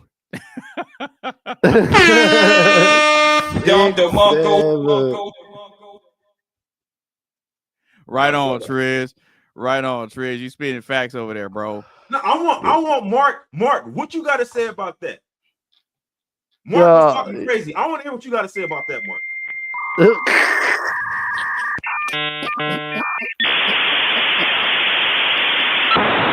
Yo, bro, you put me off. You put me off. Hang on, you put me off my train of thought. I had something in my mind. Oh, I was about to say something. Say to that. There's nothing you can say to that. There's nothing. No. I was asking you. So look, literally, all I'm saying is right. Something like right. The expectations, right? So we're talking expectations. You're talking about the 4s and the 3s and the 2s and the 1s, yeah? I'm talking about the 6, 7s and stuff, right? And I'm saying, like, hang on. Mate, I lost my train of thought. I've lost my train of thought. Okay, let me recalibrate. Yeah, go on. The point I'm trying to make is that if a 4 phone rings uncontrollably, you can imagine a 5, 6, 7, 8, 9, 10. So my point is that they could have whatever expectations that they want because they continually have batting, chances at bat. Versus a man. Because they get affirmation. They get affirmation. So when you like answer your phone or you, so if a 4 texts me, yeah, I've got one of two choices. I either play into it. Look, I keep 1s, 2s, 3s, 4s. I keep them all in my DMs. Okay. Right. You never met a 1 or 2. I'll go from 1 to 10, bro. I keep 1s and 10s in my DMs. Yeah. I don't. Stop the cap. I'm just saying. But hang on. They know what they can get away with, right? I just do it for fun. I like to flirt. Okay? Oh, so you play games? Yeah. Oh, you triggered my trap card. Gotcha, bitch. Yeah, but you just told him. You triggered my trap card. Gotcha, bitch. He told on the show. It's over. Yo. Delete that. Go back. Right, delete that. No, you got to hold the L, bro. You got to hold the L. No, I'm just saying. Look. I'm guilty. I am guilty of. No, look, I think one of the things that I've learned is that I enjoy flirting with people. Yeah, flirting with people. That doesn't mean. So I think you need to draw the line. No, like someone said earlier. Someone said earlier. It's about communication. Someone said earlier it's about communication. So you need to, like, if you're going to get into communicating with someone, you need to tell them. Like, is this really serious, or am I just like, just flirting just for the sake of flirting, just for having fun? So you're telling me that you tell women, hey, look, I'm just having fun. I'm just flirting. I'm just here to waste your damn time for my own personal pleasure. You tell women that? No, I've never done that. You don't tell women that. No, that's what someone said earlier. No, someone said that earlier. No, we're talking about you. We're talking about you, Mark Fowler. AKA Malleable. Bro, no. Hey. Yo.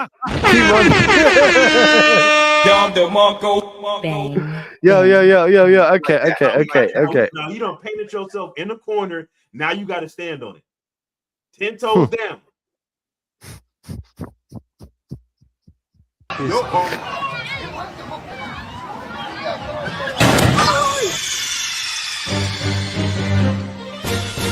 You idiot!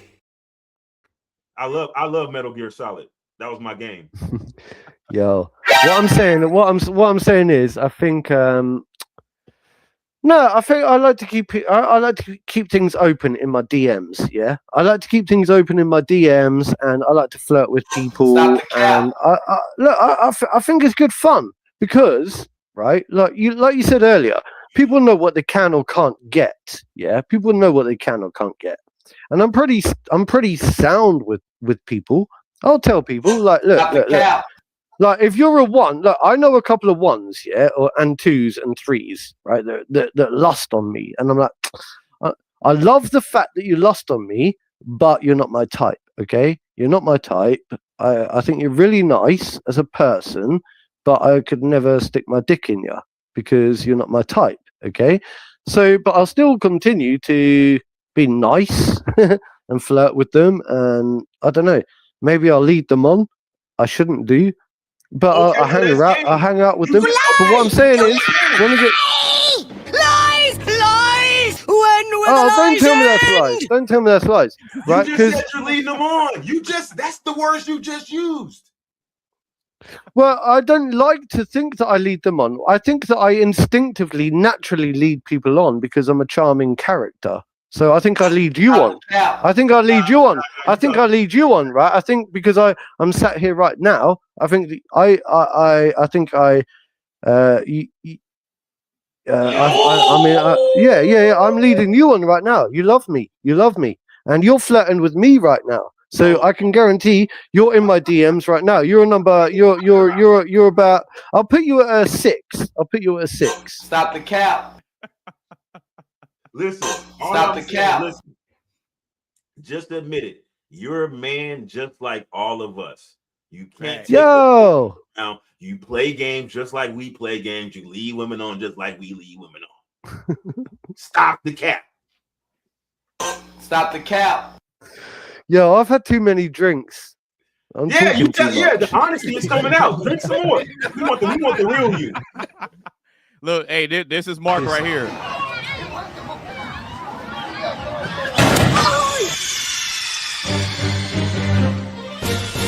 You idiot! No, I'm not an idiot, bro. I'm not an idiot. I'm smarter than the average bear. Stop the cap. You were supposed to say the average Joe, not bear, my boy. Damn. He's making a Yogi Bear reference. That's what that was. Yeah. Oh, he funny as hell. Talking some Yogi Bear. That was Yogi Bear. Yes, tizzle. All right. Anyway, go on. So I already gave my perspective on is cheating the same or different on both sides. It is 100% different. And if anybody wants to disagree with that, I'm open to it. But I'm a play a video for Mark and Tizzle to help illustrate this further. Oh no! I told you. Oh no! Today you say you're here to prove to him that he is the biological father of your 32-year-old son, Raydell. Now, Mr. Henderson, you have never met Raydell, and you don't believe you're his father, and today you say you're here to prove it. I was living in Jersey City when I met Mr. Henderson. Mr. Henderson was the only man that I was seeing in the state of New Jersey at the time. I had no chance of being with no other man but Mr. Henderson. Your Honor, that's not true. That's true. Me and Miss Brown, is true. we were never dating. We were never dating. Oh, no? We were never dating. No? Miss Brown was one of many that was on my team well, we're gonna years prove ago. it today. And when I kicked her off the team is when she started saying that she was pregnant. Well, hold on. She knew I had a lot of females in my life. And she knew from the beginning I didn't want any relationship. I didn't want any more children than I had children. And during the time when she said she got pregnant, I wasn't even dating her, and I always used protection when I was with her. Ms. Brown, did you know he was dating and sleeping with other women at the time? Yes, Your Honor. Yes, that's why I said she was just one of the team. Mr. Brown, what would you like to say, sweetie? I'm listening. Your Honor, one thing I have to say is, my grandmother raised me. I mean, I made different, choices in my life that led to me joining gangs because I didn't have no father in my life. And it hurt. If I would have had a father in my life teaching me to do things, I wouldn't have made them choices in my life. I grew up myself without a father in the home, so I know every man want to know where they come from. Oh, Mr. Brown, I have to ask you, what are you hoping for today? I hope the results come out that he is my father. You do? Yes. Me too. And Mr. Henderson, what are your hopes? My hopes is to get resolution today to find out if he's my son or not. My arms are wide open. If you're my son, you're welcome. In the case of Brown versus Henderson, Mr. Henderson, you are not his father. Oh, no! I told you. Oh, no. Oh, no. Oh, Lord. Oh, no.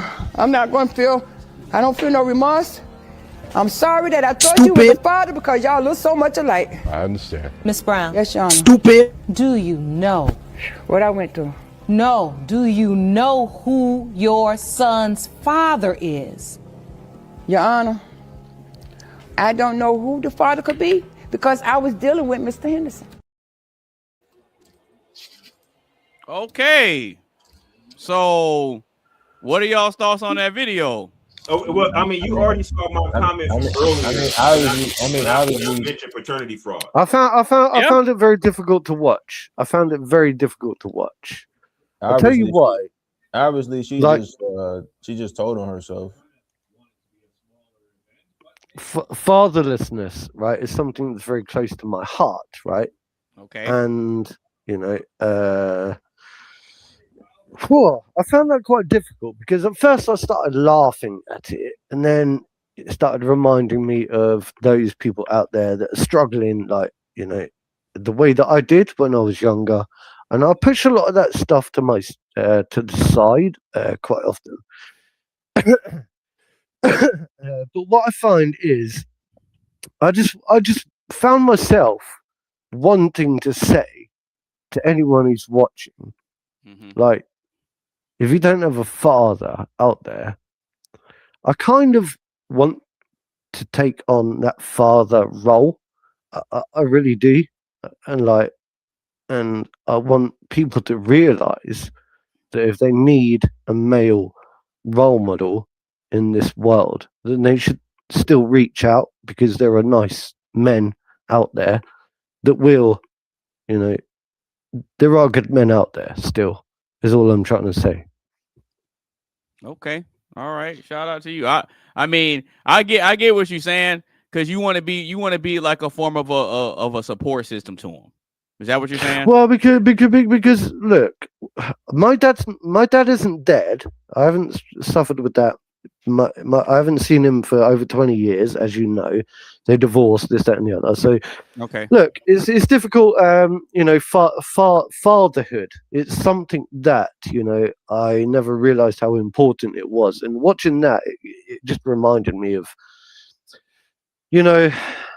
like, how men are so needed in a child's life, so much needed in a child's life,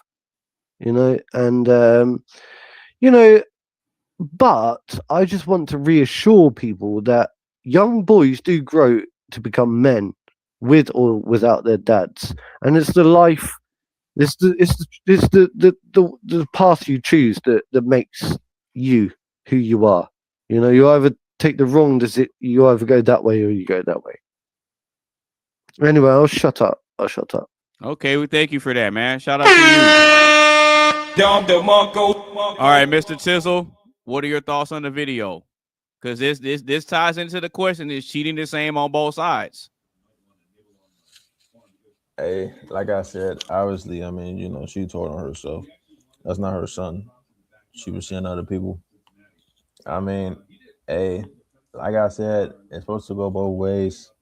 Motherfucker not playing their part. I mean, hey, it's their fault at the end of the day. Yeah, but what you saw in the video, if you heard what the dude said, the son said that his grandma raised him. Well, so his own mama didn't even do right by him. Well, I mean, that's how it be in the family. I mean, when you don't take care of the ones who you're supposed to, I mean, they don't know that mentally kind of fuck somebody over, and kind of they're not gonna be the same. Some people don't know that until, like, I guess people say it's too late or whatever. Yeah, but it's because of stuff like this. Yeah. As to why me and Triz were both saying, and me and Triz agreed that cheating is not the same. It's completely different on both sides, because you'll never be able to find that type of video flip the other way around. You'll never find it. Yeah, where a woman is going to maternity court to figure out if she's the mother or not. That'll never happen.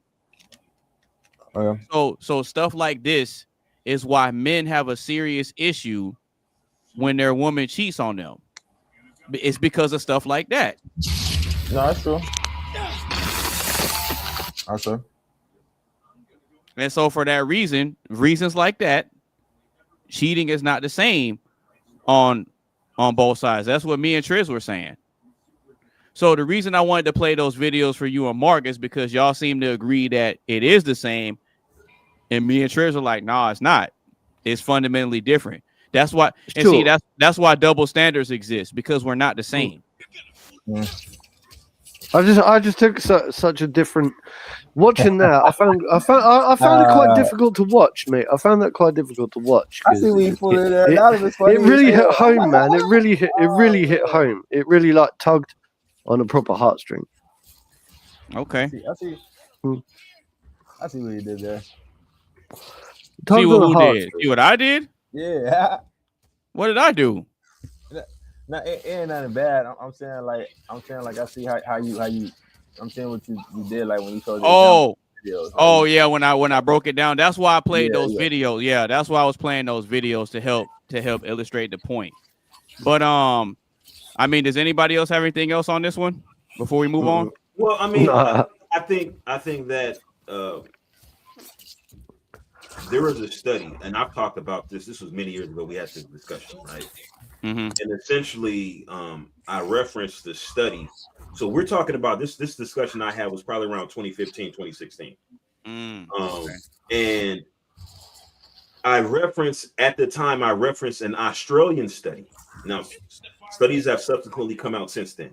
But I referenced an Australian study that was done, and it took 1,000 couples. This was a peer-reviewed research, scholarly article. So this wasn't like any bullshit. Sure. Right. Yeah. Okay. And so they took 1,000 couples, and some of them were married, some were not married, but they were couples, people that were living together, cohabitating couples that had children, right? And these were couples where the men assumed, or not necessarily assumed, there was an agreement. These are my children, and it was understood these by the men and the women that they were their kids. Mm-hmm. They gave them paternity tests, DNA tests. What they found out of those couples, and I can't remember the exact number, but I believe it was maybe 27%, something around that. 27% of where the father he was not the biological father, and he didn't know until after the DNA test was done.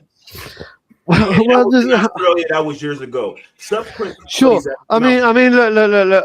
I'll be honest. Hold on. Subsequent studies have come up, and there was one that was done in Jamaica, and I can't confirm the actual study because I honestly haven't done the research.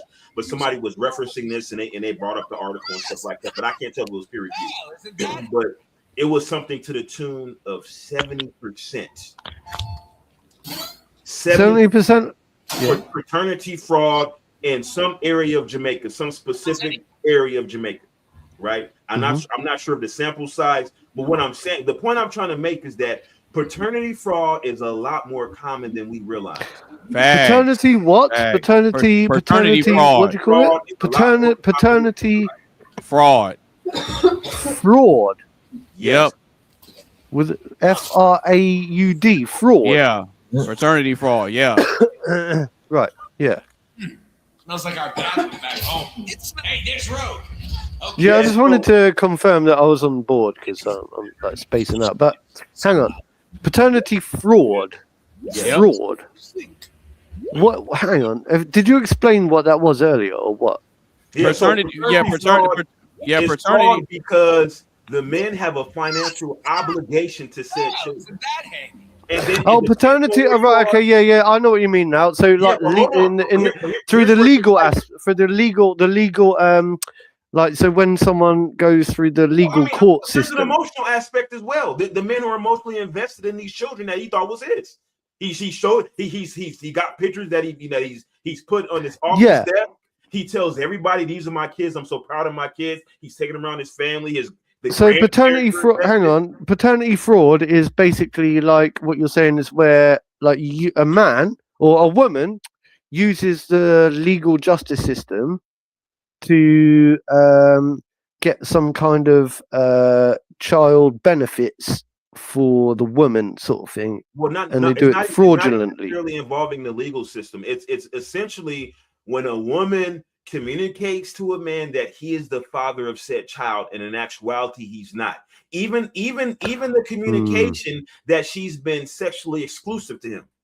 Right. Because then it's the assumption that the child is his because she's been with nobody else. When in actuality, like the case we just saw, this woman vehemently insisted that she had been with nobody in the entire state. But in actuality, when the judge asked her after the paternity results revealed that he was not in fact the father, she asked him, well, who is the father of your child? She still didn't know. But surely and she still lied too.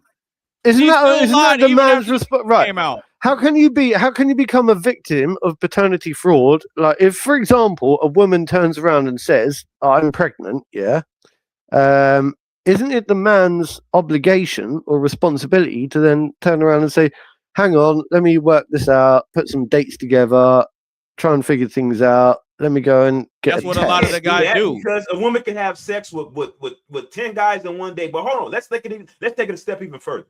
Let's say you're married to a woman, which has happened in the United States. You're married to a woman. You've been married for 10 years. You guys have 3 kids together. You later find out through, like, you got to go for a medical procedure, maybe a kidney transplant, and they're trying to identify who's a match, and they find out then that the children are not yours. And then at that point, because you've been married, you've already signed the birth certificates. If you divorce that woman, you still are financially liable for those children. Yep. Yeah. That's a fact. Well, yeah, that's we've got a similar problem over here, in a way, in the UK. It's very similar. Man, so the British women are for the streets too? We've got problems here. She belongs to the streets. You got a bunch of look, he got a bunch of slags walking around. Yo, that's an English word, man. I can't believe you just used that word. What slag? Slag. Yeah, use that word, slag. That was pretty appropriate too. Hey, man, we'll make an Englishman out of you one day, bro. We'll make an Englishman out of you. Hey, we gotta put on. We gotta put on. Yeah, we gotta put on for the UK. Yeah. Shout out to Mark. Yo, cheers, bro. And you're gonna get me like cancelled. They're gonna be like, you're associating with patriots right now. That's it. 12 years in prison for that. Cheers, bro. Thanks, Charles. Thanks, mate. You just got me locked up for life. Well, I don't know about all that.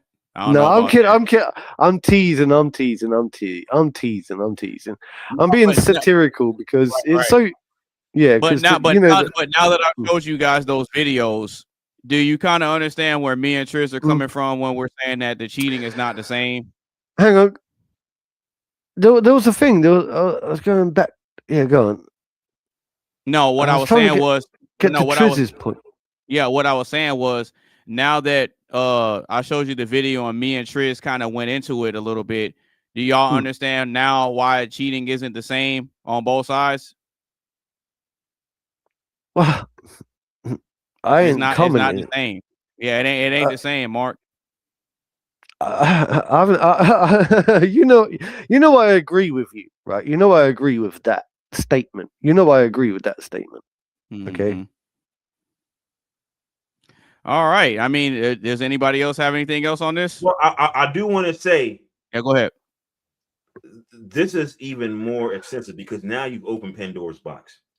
It's gotten to the point now that even France has basically they've made the statement, the country of France, right? Their administration has saying that they are against paternity tests. Yep. I heard about that. I heard about that, and I know why too. Go ahead, Trish. You got it. Because you have to understand, right? This is my own theory, right? We obviously had, feminism where women entered the workforce. It effectively doubled the GDP, and prices of goods and services subsequently rose in, commensurately with the increase in GDP. So the household income went up when you had 2 people working, and so there was more spending power. And because of that, the prices of everything went up. And so now it's like, well, now you need two incomes to live, a certain lifestyle to own a home. That's more tax revenue too. Right. Well, this is the same as I'm going somewhere with this. Right.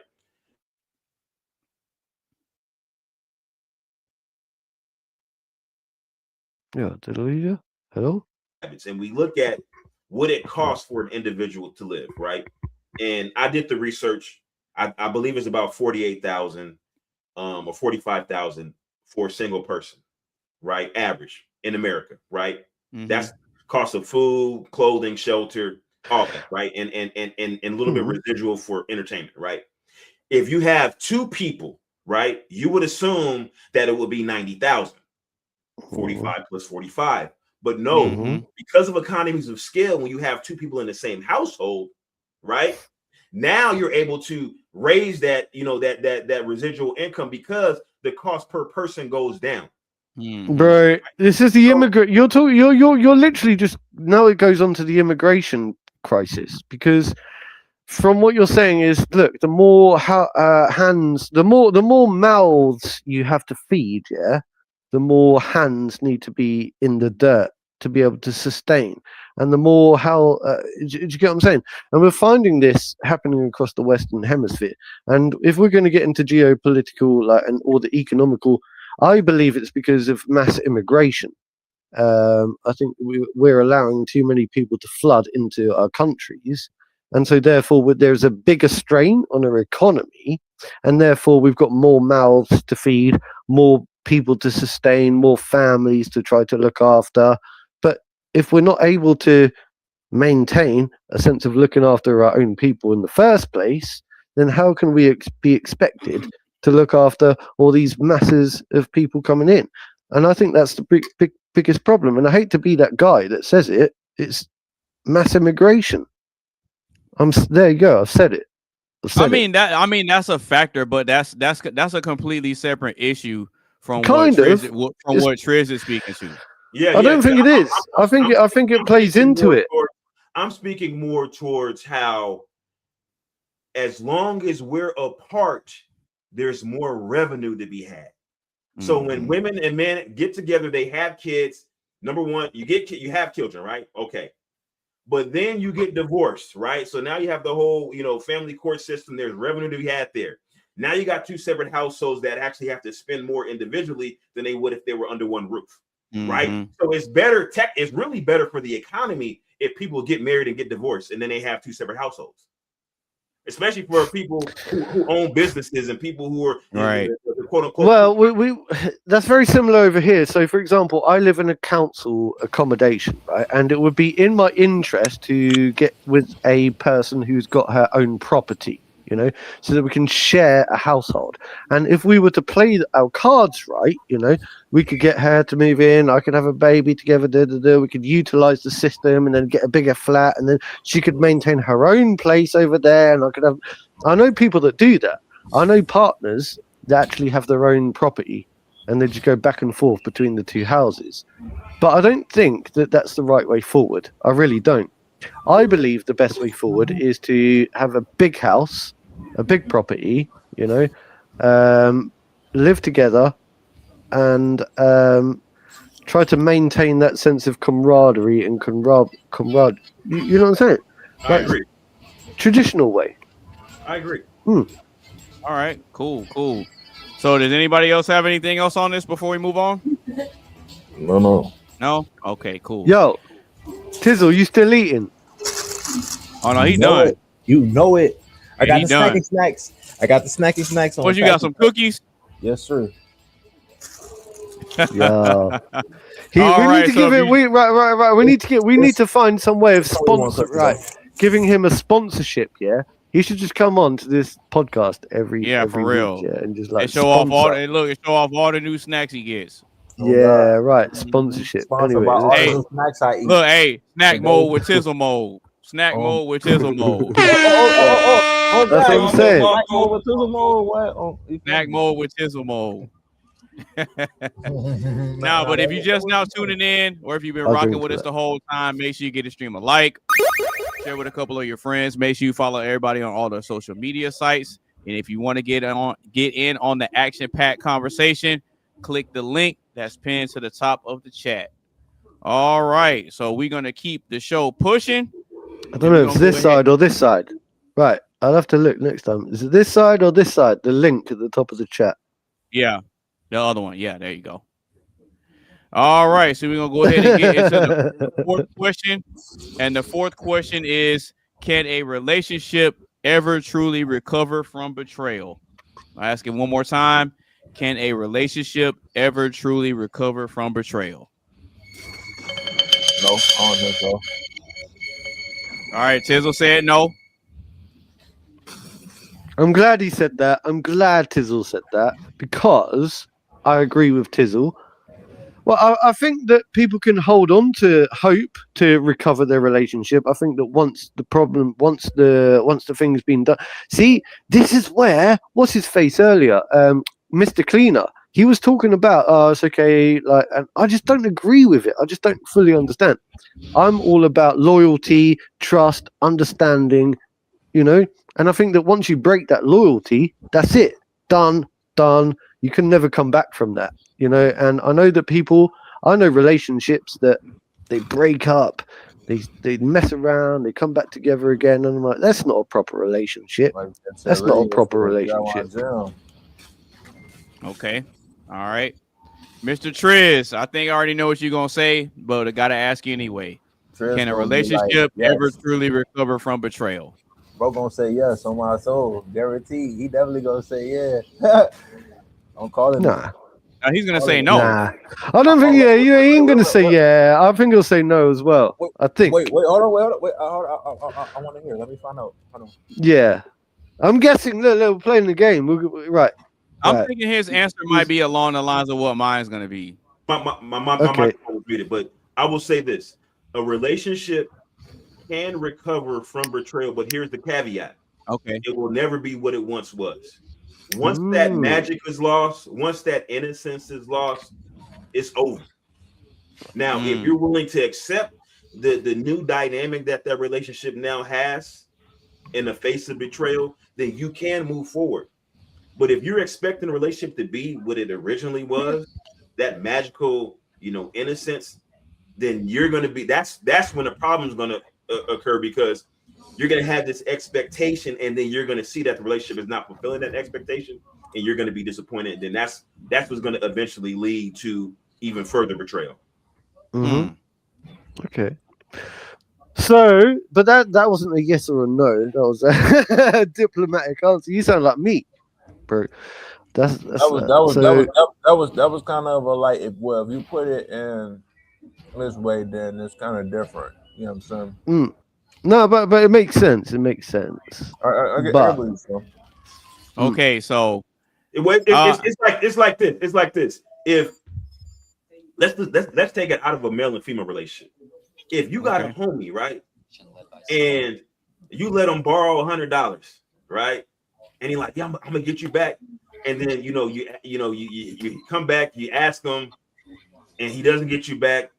Now you like, it's like $100. I'm not gonna really trip over the friendship, but you like know in the back of your head, man, if he ever asks me to borrow $100, I know he's not gonna pay me back. You understand what I'm saying? You just know how he is. Yeah. So my friend said this quote to me the other day. He said, I can forgive, but I don't forget. Like, do you know what I mean? Like, you can forgive people, but you don't forget. You know, once they do that thing, it's like, oh, okay, I can forgive it if you're my friend, but I won't like ever forget. Like, do you know what I'm saying? Okay. So I will say I agree with Triz's perspective, but only under one caveat. Only under one condition. When you said yep, I already knew it meant that. I was going to say, what you mean, one condition? Yeah. So I think a relationship can recover from betrayal if the man steps out. But on the flip side, I don't think it can recover if the woman steps out. Hang on. A relationship can recover from betrayal if the man steps out. Yeah. But not if the woman steps out. But not if the woman does it. A relationship can recover from betrayal if the man steps out. Hang on. Let me try to figure that out. It's real simple. But take all the time you need to process it, bro. Hang on.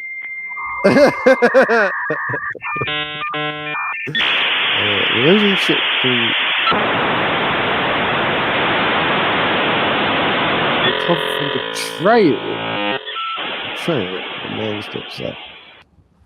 Nah, that's ridiculous. A relationship can recover from betrayal if the man steps out. Yeah? Yep. Hang on, but what if the man was the betrayer?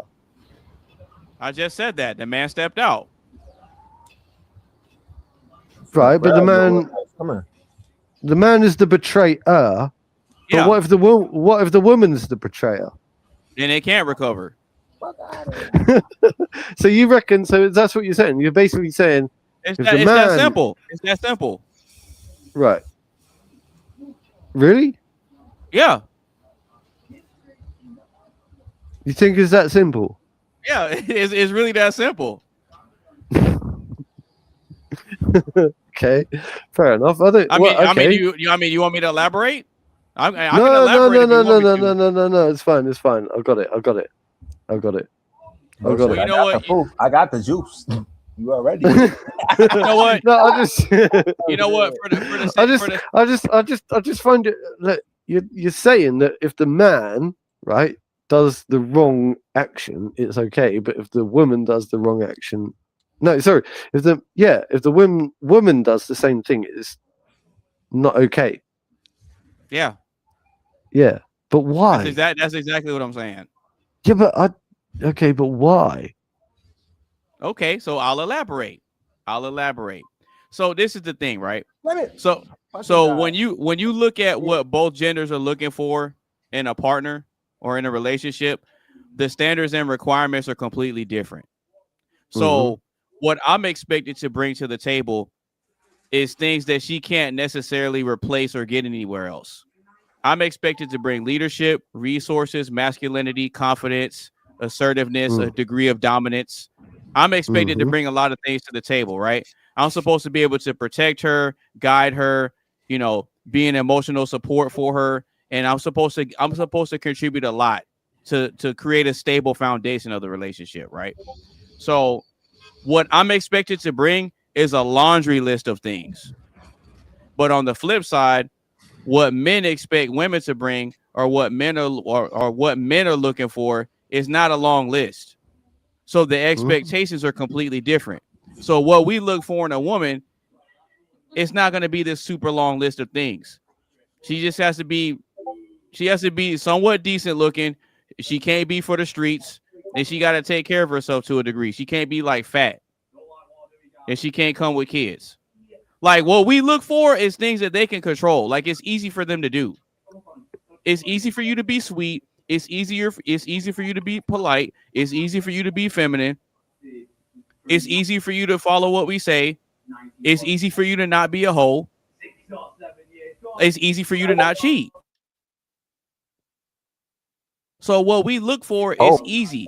It's easy for them to do. They like the things that we look for are things that they don't have to earn. And I know you better hope you don't get canceled with that word, fam. Yeah, no, I like that. They gonna be like, "What you trying to say?" But the things that women look for in a man, we have to fight and earn it. Everything except our height, because some women look for height in a man. But some women have a height requirement, which is fair. But we can't control that. You can't earn your height, but everything else we have to earn. If a motherfucker ever tell me I need a height requirement, I'm looking at their ass like this ain't. Well, I mean, I've never been rejected because of my height. I've never been turned down because of my height. I'm 5'7". I'm 5'7". I've never been turned down because of that. You're taller than me, man. You're taller than me. For real? I'm 5'6". Yeah, I'm 5'7", bro. I'm a shorty. Yeah. I'm a shorty. I'm 5'6", but I don't really care. But the biggest thing some people like it. Some women like it. Right. But the biggest thing that men ask for is you just don't cheat. He is funny as hell. Hey, what? Because we're little shorties. What? Well, what listen, are you laughing? Hey, Tizzle, you can shut the fuck up. Right. Well, listen, but how tall are you? But men, hold on. But men can get by. Kidding, bro. Men can overlook a lot of things in a woman, and a lot of times a man will settle for less than what he really wants. Just to overlook things and give the woman a chance. But the one thing that men in general are not going to tolerate is the cheating. Yeah. They'll get with a girl that's fat. They'll take a girl that got kids. They'll take a girl that don't cook. They'll take a girl that don't even have a job or don't have no type of ambition. This is but my if you whole but if you point. cheat, that's like the one thing where it's like, okay, we don't even ask for much. And the one thing that we do want, you can't do it. It's a problem. I get that, but what, mate? Do you not think that as a societal standpoint though, that men should be, let's say, less like promiscuous? They should be like, I don't know, just to hold a sense of decorum and status in the world, yeah? Because status is a major thing, right? I actually think that people, the biggest leaders and the biggest people in the world, are the less flamboyant men in the world. Actually, okay. The ones that are going around there, like going, oh yeah, let me be polyamorous, whatever, yeah, and all that kind of shit. And the ones that are going out there just going sleeping around, right? It doesn't lead you anywhere. It doesn't do you any good when it comes to your social status. Realistically, we should be like, I know I can get it. I would argue I think it should be the opposite. I think we should be like, well, okay, go on. Like, I would argue that it does. It helps us. You want to know how I know? Well, that didn't really turn out well for P. Diddy or whatever, did it? Or Epstein. What I'm saying is, like, wait. So what happened? What happened with P. Diddy? What happened with him? P. Diddy got locked up. That's what happened. And that video got No. Wait. Hold on. No. What did he get locked up for? Being like flamboyant. No. He got arrested on a RICO case, which is a federal charge. He got charged with running a criminal organization, and they couldn't find no evidence of it. That was what he got charged with. But what I'm saying is that kind of behavior, right, whether he's guilty or not, right? So when you get into the limelight, right, what do you think that society looks up to the likes of that type of behavior and thinks, oh, do you know what, I want to be a P. Diddy when I grow up? Or do you think they look or like or do you think they say, do you know what, I want to be off the radar, have my relationships, do you know what, maintain a sense of decorum in the world, yeah? Some guys want that. To be a player. Some guys want that, and other guys don't. What do you think is better for your future? What do you think will allow you to become more accepted and appreciated by society moving forward? Because I don't think that promiscuity is widely accepted nowadays. Me grinding and creating a legacy. And women are what come with it. Women come with it, bro. Sure.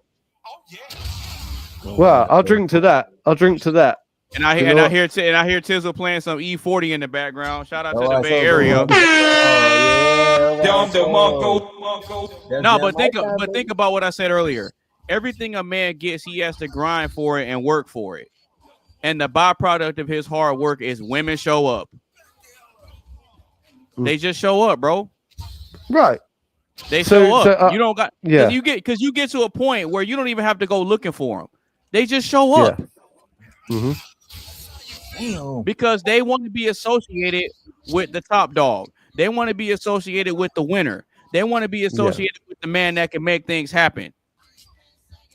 Yeah. So they'll get with Jason that works third shift at the warehouse. They'll get with him, but deep down in the back of their mind, they know that they can get a better deal. And if a better deal comes along, they going. That's just the nature of the game, bro. That's the nature of the game. So what I'm saying is, men in general don't build themselves up just to only sleep with one chick for the rest of their life, bro. Do you think I tiptoe around things then too much, right? Because I agree with a lot with what you're saying, but don't you think this whole conversation would be boring if I just came in and said, "Yeah, that's it. I agree with everything you said, and that's it." There's nothing wrong with you agreeing with something that makes sense. There's nothing wrong. Well, with that. I agree with a lot of what you say. I think it takes time to get there to fully understand your angle, to understand exactly what you're trying to get at. There's some things that I still disagree with. Like I want to go back to that manifestation thing one day, not now. Okay, we'll do it another time. Here we go. No, not now, not now, More not now, not now, bullshit. not now. We'll do it another time, okay? We'll do it another time. I'm just saying, because I've got to log off in a minute as well, because it is getting very, very, very late. What time is it? I think my biggest issue was, you know, before I came on, I was listening to most of the stream before I came on. Get up, and get up, some get of up. the stuff that I heard coming from your end was essentially like, well, you know, we have to consider, you know, what the women feel and blah blah blah, this, that, and the third. And my thing is that I play devil's advocate. Women already have enough provisions, though. This is where, you know, with Anonymous, you spoke of the double standard. So there's things that women can do that men can't, but we can't say, well, dang, they get to do this X, Y, Z. Well, why does it have to be men, women and children first? You don't hear men saying that. Yeah. We accept the fact that if there's a bomb in the building, the women and children get to go first. If the plane crashed in the ocean and they got the inflatable, you know, slide and they're going on the life rafts, women and children first. We as men accept that. We don't complain and argue about it. No. When it comes to, I don't think I was complaining or arguing about it. I was agreeing with your concept, actually. But so when it comes to the dynamics of men and women, like we accept that men, we have to become. It's not granted for us. We have to become. Women just are. Women just are. Women just are. Their biggest So it feels to me like you're agreeing with me, though, because that's what I'm saying. Women just are, right? So it almost feels like you're agreeing with me, because I'm saying women just are. It's not that we shouldn't, right? We naturally understand their position, and it's our. I've said this before. I said to Mr. AB that we are the ones that grant certain freedoms and certain things to certain people. Yeah. And so therefore we should take pride in the fact that we do that, and we should take pride in the fact that we put women and children first. So in actual fact, I believe that you know why that is, though, right? There's a logical reason for it. And so it kind of ties back to the whole men being able to have multiple women thing. So the reason that the women and the children get rescued first is because it only takes one man to repopulate a society.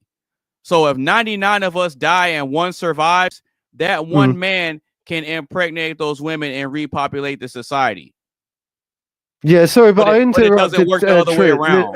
I feel like I interrupted Triz. I feel like well, I mean, that's a valid point. No, Anonymous was going somewhere.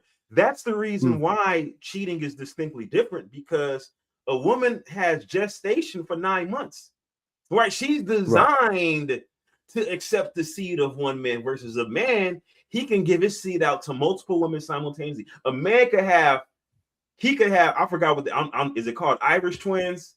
Yeah. That's not Irish. No, that's not Irish twins. Well, no, Siamese twins. You can have Eskimo twins where you have, you know, you got two different women giving birth to your kids around the same time, but they're both your children.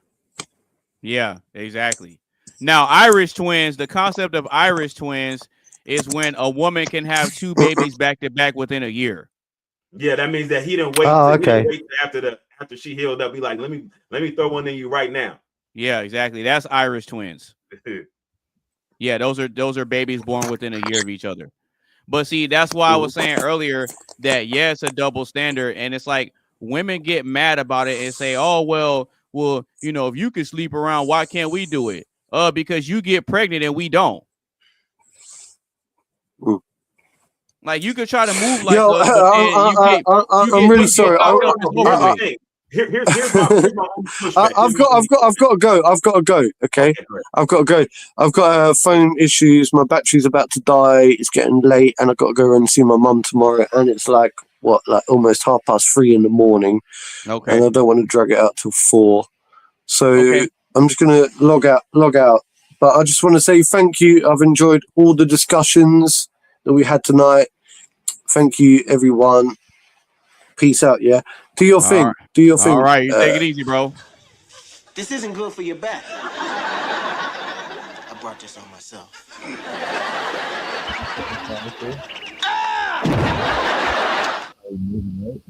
You know how we moving, right?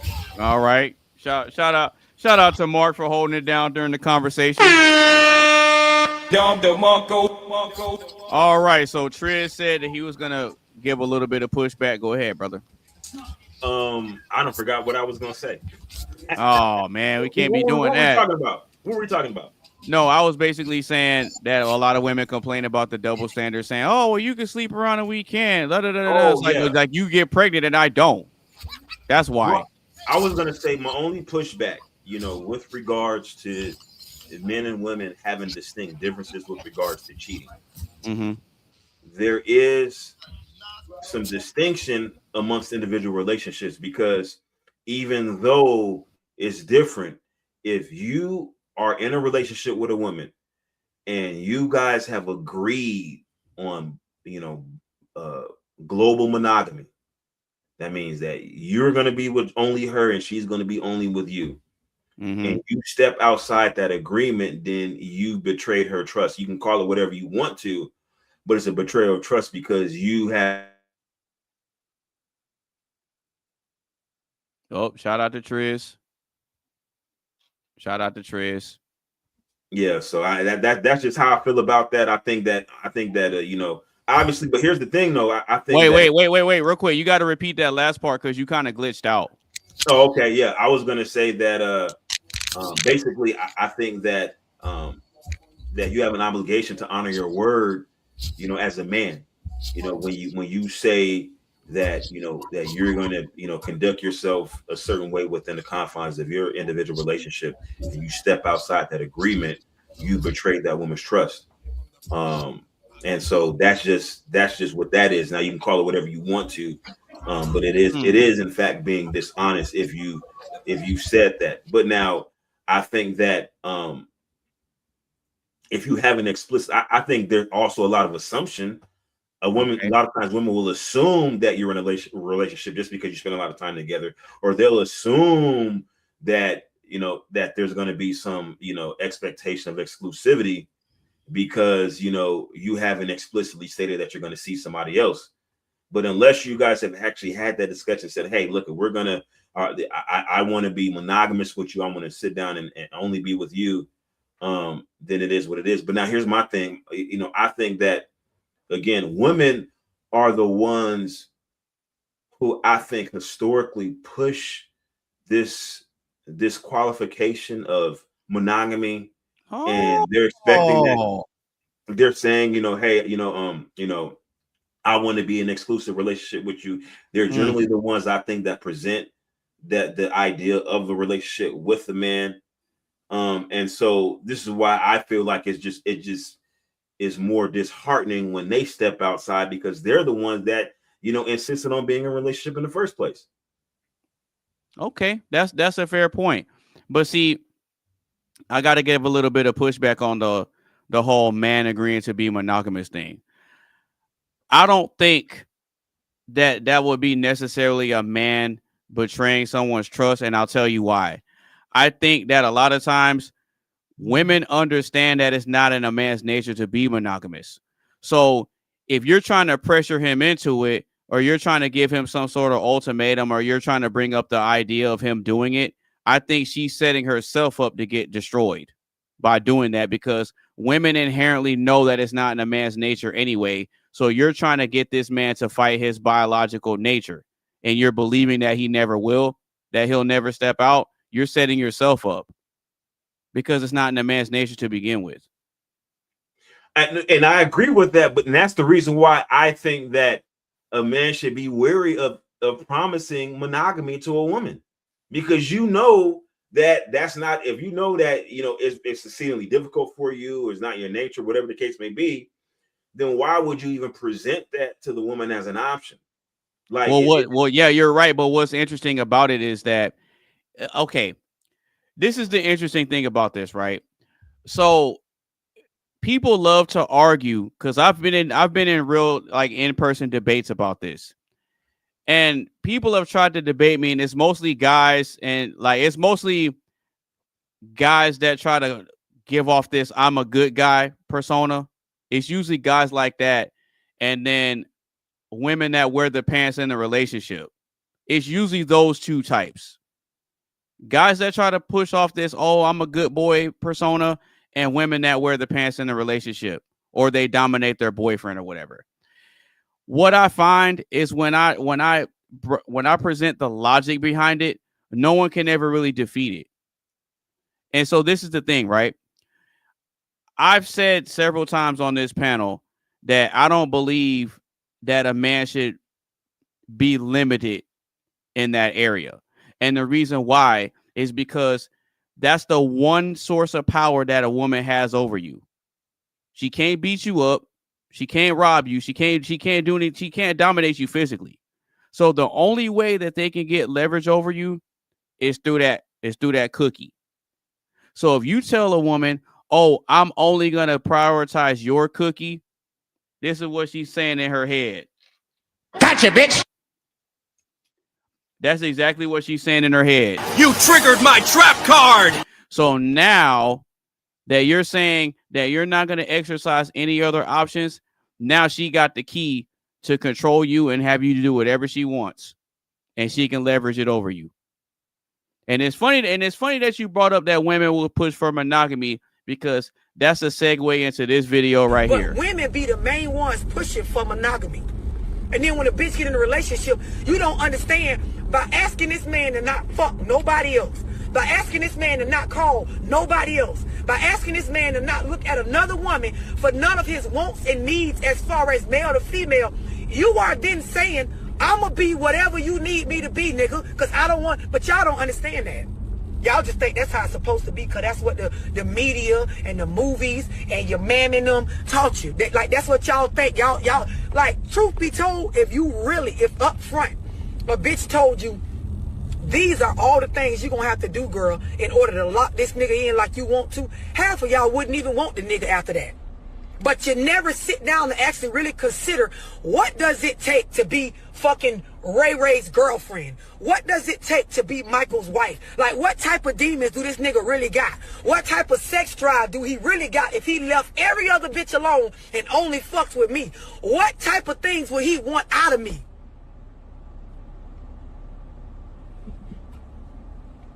Y'all be one a nigga that's rich and a freak and got a great personality, but is low key, don't talk to nobody, but is a people person, but is like, y'all want all this shit. And girl, if you actually had to entertain that nigga non-stop by yourself, bitch, you be a circus monkey. The way you would have to suck dick on Tuesday, swing from the ceiling fan on Thursday.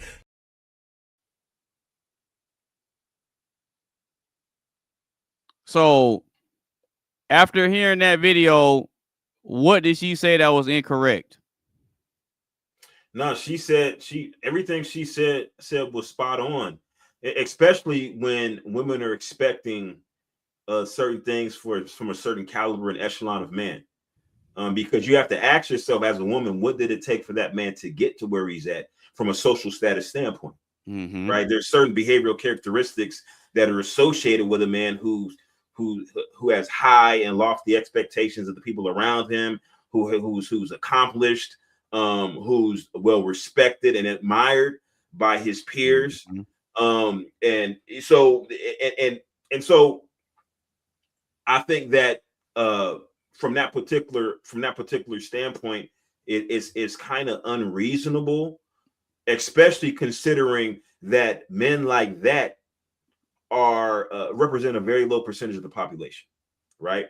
And so it's selfish of you as a woman, especially, like I say, if we look at what does it take for a child mm-hmm. annually, and let's just throw a number out there. Let's just say it takes $50,000 on the high end, right? Mm-hmm. And then if you take the woman herself, if she say, okay, well, you know, if the woman makes, let's say she makes $80,000 a year, mm-hmm. right? And so now she's with a man who can replace her income and raise her child. She can be a stay-at-home mom. So in order to do that, he'll need $130,000 in discretionary income to allocate to this woman. Right. Anything beyond that a man has in discretionary income, he can do whatever the hell he wants to with it. If he wants another woman, if wants another 10 women, your needs are already taken care of. Why do you care what he does with the rest of that money? As a matter of fact, if you demand that man be exclusively with you, and he has the means to support additional women, you're being selfish. Yeah, facts. And see, I said a couple of shows ago that because we did a potluck show where everybody gets to pitch in a question, and Tizzle pitched a question that says, "Oh, what's a controversial opinion that you hold?" And my controversial opinion was that I don't think a man should ever be limited to just one woman. I just don't think that, because it doesn't make logical sense. It just doesn't make any logical sense. And then to your point about the, making the money and being able to take care of whatever, I look at it like this. I think that the only scenario where a woman can make the argument that a man that needs to be monogamous with her is if she was grinded with him and helped him build from the ground up. When she had other options that were better than the man you were with, but you chose to ignore those options and focus on helping this man build his empire, I think that would be a fair trade. Because when he had nothing, you could have left him for a better dude that had it all together, but you chose not to. You chose to stay and work with him and help him build. So when he builds up, now he's in the position to where he has a lot of better options. But since you were loyal and you helped him build up, I think that would be a fair ask.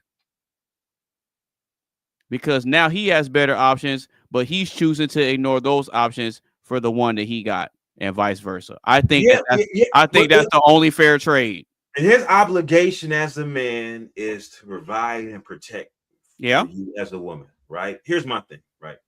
I think that it's not feasible for a lot of men to have multiple women because you're taking attention from your woman and your family at home to allocate towards other women, especially if you're a man that's excessively busy and your time with your family is already limited to begin with. Now, if you can allocate sufficient time to be with your family and you have residual time after that, then I think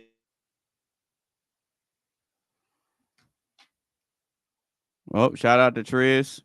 You glitched out again. Yeah. I think it's my internet. I might have to reset my router, but okay. I think that in a situation like that, have that discussion. I think that you can be, because if you're a man of a certain caliber, why can't you be forthcoming? Why can't you just put out and be like, look, this is what it is. I'm doing what I do, but you better be at home when I get here. I have expectations of you that you can't have of me. Why can't you have that? Because she has expectations of you that you can't have of her. Right? Yeah. When that bump goes in the night, she's expecting you to get out of bed, reach on that dresser, and grab that cold piece of metal and go downstairs and see what's really going on. Yep. Facts. Right? There's certain expectations. Facts. And so you as a man should be able to have, and I think that's where I think growth, maturity, and confidence comes into play. And in order to be able to communicate that. But what happens is that you have so much conditioning that occurs in society through media, through film, that tells men that they have to, run behind a woman when she's at the grocery store. Like you're basically her help me. Yeah. What it says in the Bible, she's supposed to be your help me. But really, what you see in the movie, you see a man running behind a woman. She's at the mall shop till she drops. He's carrying all her bags, carrying her purse, running behind her. He's like the dumb doofus, whatever, and she's like the smart, and he's like, oh, whatever you want, and like that type of stuff. Come on, man. Yeah. Stupid. And that's why you have, and again, like I said, you have women who end up with men that they don't feel are qualified to cheat. Because if a woman is with Chris Brown, right, a regular woman. Now you got these women who think they're on Chris Brown level, like Karuchis and the freaking Rihannas. They probably think they're on Chris Brown's level. That's the reason why they putting up a fight when he's doing what he does. Right. But a regular woman, right? Because in my opinion, being equally yoked with a woman is being unequally yoked. You can't have a woman that's on your level. Yeah, you can't. Because she's gonna want to compete with you. She's gonna have expectations of you that's unrealistic. So this is the reason why like men have historically dated down. But what happened is that with feminism, women have entered the workforce. Women are accomplished. They're educated. They're bringing in these amazing incomes, and now they're expecting the same dynamic that existed in previous generations, even though things have changed. It just doesn't make the math doesn't math. Yeah. And see, and what's funny about it is like people try to make this argument that a man is supposed to be this and a man is supposed to be that, right? And people always love to bring the Bible into the conversation when it talks about, men, like the man's duty to his wife and all that. But when you bring up the part of the Bible where it says you're not supposed to deny your husband sex, they don't like that part. Because that's their only leverage.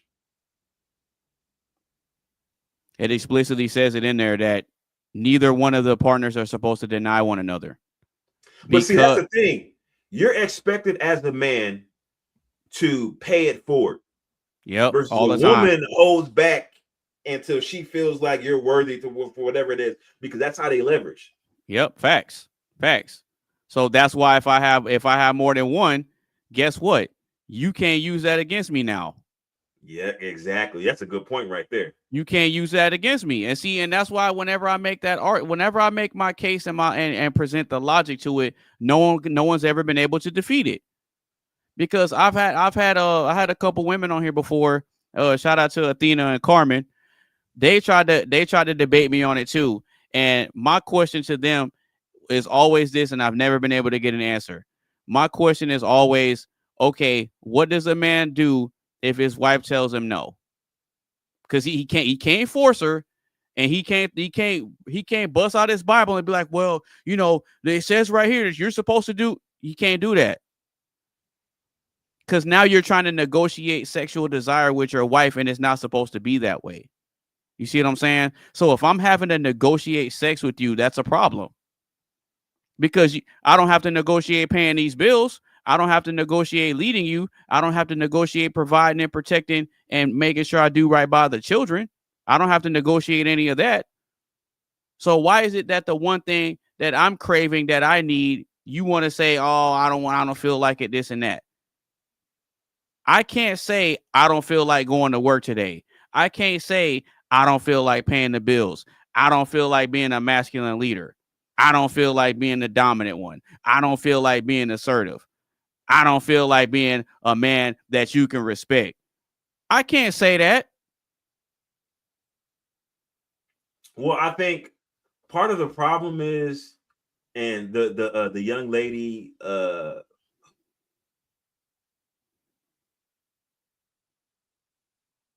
yeah, you're glitching out. Oh, I was saying that the lady that was in the car that you played the video earlier. And she kind of touched on it. She kind of hinted at it, basically referencing the expectations that women have with men. But the problem is, well, the reason why we see that is because women approach the dynamic of men and women only considering what they're able to extract or what value they're able to extract from their relationship. Yeah, of course. They never ask them. They never. That's why they say, "Well, I am the table." There's never an internal discussion about, when I come to this relationship, what value am I bringing to man? It's only their presence. Yep, that's it. And so it's really hard to have this discussion with women for that very reason, because they just never actually ponder what value they bring, because they're like, well, I just am. When it's like, well, if that's the case, then when a man desires something else, that's when he encounters the younger version of you, then what should he do? Exactly. They don't ever think about that part. They don't ever think about that part. And that they're not considering the fact that, you know, a lot of these women, you know, especially, I think that they focus on things that really are of no consequence to the kind and caliber of man they're attempting to attract.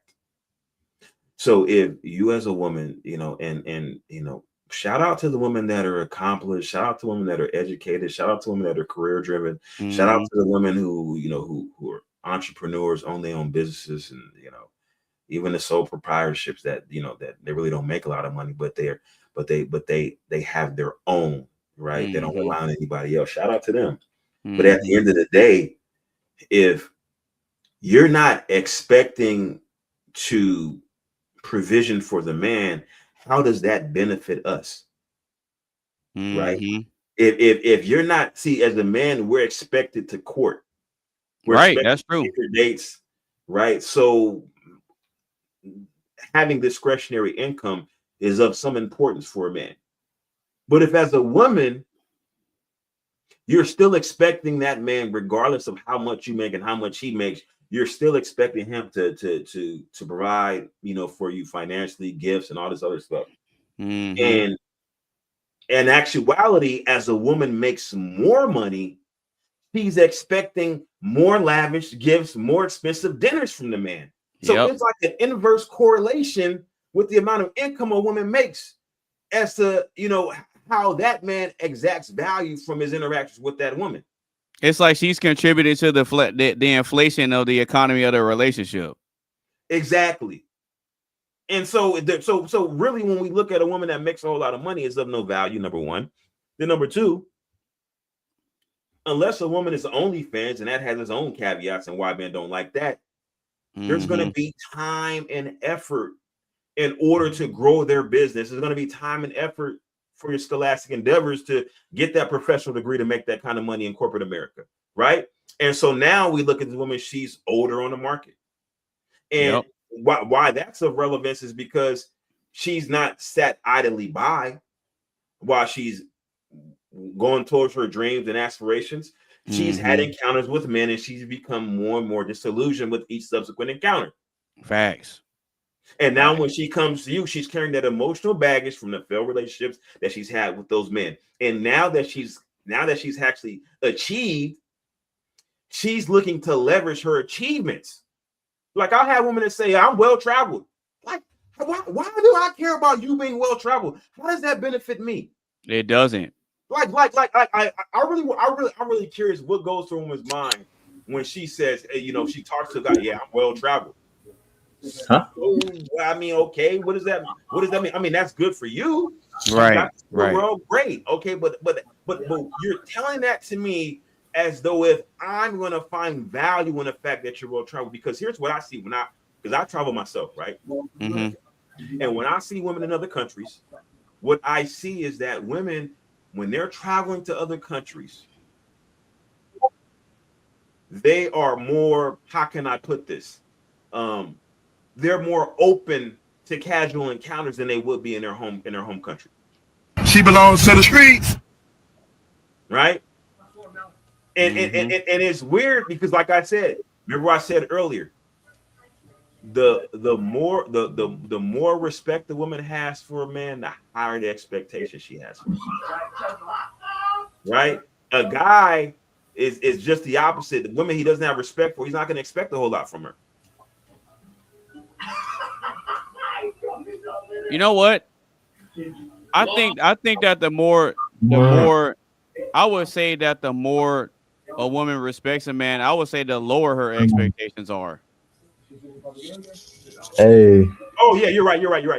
That's she has higher expectations for the man she doesn't respect. Exactly. But yeah, real quick, I want to bring Tizzle. Hey, Tizzle. Hold on, let me get him in there. His microphone is muted, isn't it? Yeah, I know. He muted himself. because I want to get. He's talking to somebody in the background. All right, Tizzle. You're muted, bro. My bad. Yeah. No, you good. Now I wanted to bring you in and kind of get your thoughts on, like what we've been talking about. What are your thoughts and opinions on it? I mean, some people different at it. I feel like, I don't know. I feel like each relationship different. Everybody. I feel like what's the right word to put it as? Everybody don't desire what you desire, if that makes sense. I guess I could put it like that. Like, so it could be like, I don't know, like say if you dating a woman and she be on some shit, she be like, I don't know, I want like maybe 5 or maybe 3 or 4 women in a relationship. She'd be like, I want 3 or 4 guys in a relationship. I mean, I feel like that's up to you as the man or a woman to accept that, or just be like, nah, I'm good. Like, that's not really my type. But see, it's funny when women try to make that argument. Well, if you can have multiple women, or I can have multiple dudes. Yeah, you can try to do that, but this is the difference. The difference. You can only be pregnant by one of them. Yeah, I mean, don't get it fucked up. It's always nice to have friends and shit, but and then they're gonna be fighting to try to figure out who the dad is. Yeah, see, I feel like as a man, you don't want to be put in a situation like that. That'd be kind of the worst. You got different. Well, because look at it like this. If you understand that the man is the leader and the woman is the follower, right? They don't play by the same set of rules and have the same expectations. So the man being the leader, he can have multiple followers. But if you flip it around, the follower cannot have multiple leaders. Because let's say she has 4 boyfriends or whatever. Well, you can only get proposed to by one, and you can only take one guy's last name at a time. True. So if all 4 of them, those guys propose to you, which one are you going to say yes to? You can't say yes to all of them. Right. You see what I'm saying? No, I definitely know what you're saying. Yeah, I'll give you a perfect example. Neo, the singer Neo, recently, him and his wife got divorced because he was married for a while. And the reason that him and his wife got divorced is because he said he felt trapped. He said he felt trapped. It's because he wasn't dodging them bullets in time on my soul. Neo divorced his wife because he said he was feeling trapped in the marriage and he wanted to live his life. And after that, he got 4 girlfriends and he's happy. My man got 4 girlfriends and he living his life. Ooh, hey, shout out to Neo. But that's what I'm saying though. With like what I said in the beginning, that's like I feel like that's some motherfucker desire. You get what I'm saying? Like, of course, that, like, yeah, go for that. All of us do in a general sense. Because think about this: a lot of guys, they don't want to have like a harem, but I think most guys would be okay if they had like 2. I think if they had like 2, I think they would settle with that. Nickname, Tay. They said Tays. Yeah, I think that they would settle if they had 2. Nice. Nah, you ain't lying. If they can have 2, and it's not much problems, and they ain't getting on his nerves and all this other type of stuff, I think most guys would be okay with that. So I feel like it's appropriate if that person got consent. But you get what I mean? Not just doing it just to be doing it. And then because anytime I bring this up, and women feel some kind of way about it, their instant assumption is that it's about sex, and it's not. Because there's economical reasons for it too. So like if you're a man and you got 2 women in the house, one of them may not feel like doing the laundry or looking after the kids or doing they may not be in the mood to do certain things, or they might be sick or whatever. Well, that's when the other girl can step in and help with the kids or help with the housework or whatever, and they work together to take care of the one that ain't feeling that well. So it's like you have a sense of community and you have a sense of camaraderie. I get what you're saying. Camaraderie. I ain't never heard of that word. It's a good ass word, camaraderie. Yeah, camaraderie. So it's like if I one told of her, man, no camaraderie in my mythology. Now let me stop. yeah, so if one of the girls, so if one of the girls is feeling bad or whatever, you know, y'all can do what y'all can and work together to comfort her and make sure she's good. And then she has somebody that she could talk about her that they could talk about their womanly whatever with. She don't feel she don't got to feel alone. He little boy in his ass. That's crazy. So what are your thoughts on that, Triz? On what I just said, bro? Well, I do want to touch on the economics of it.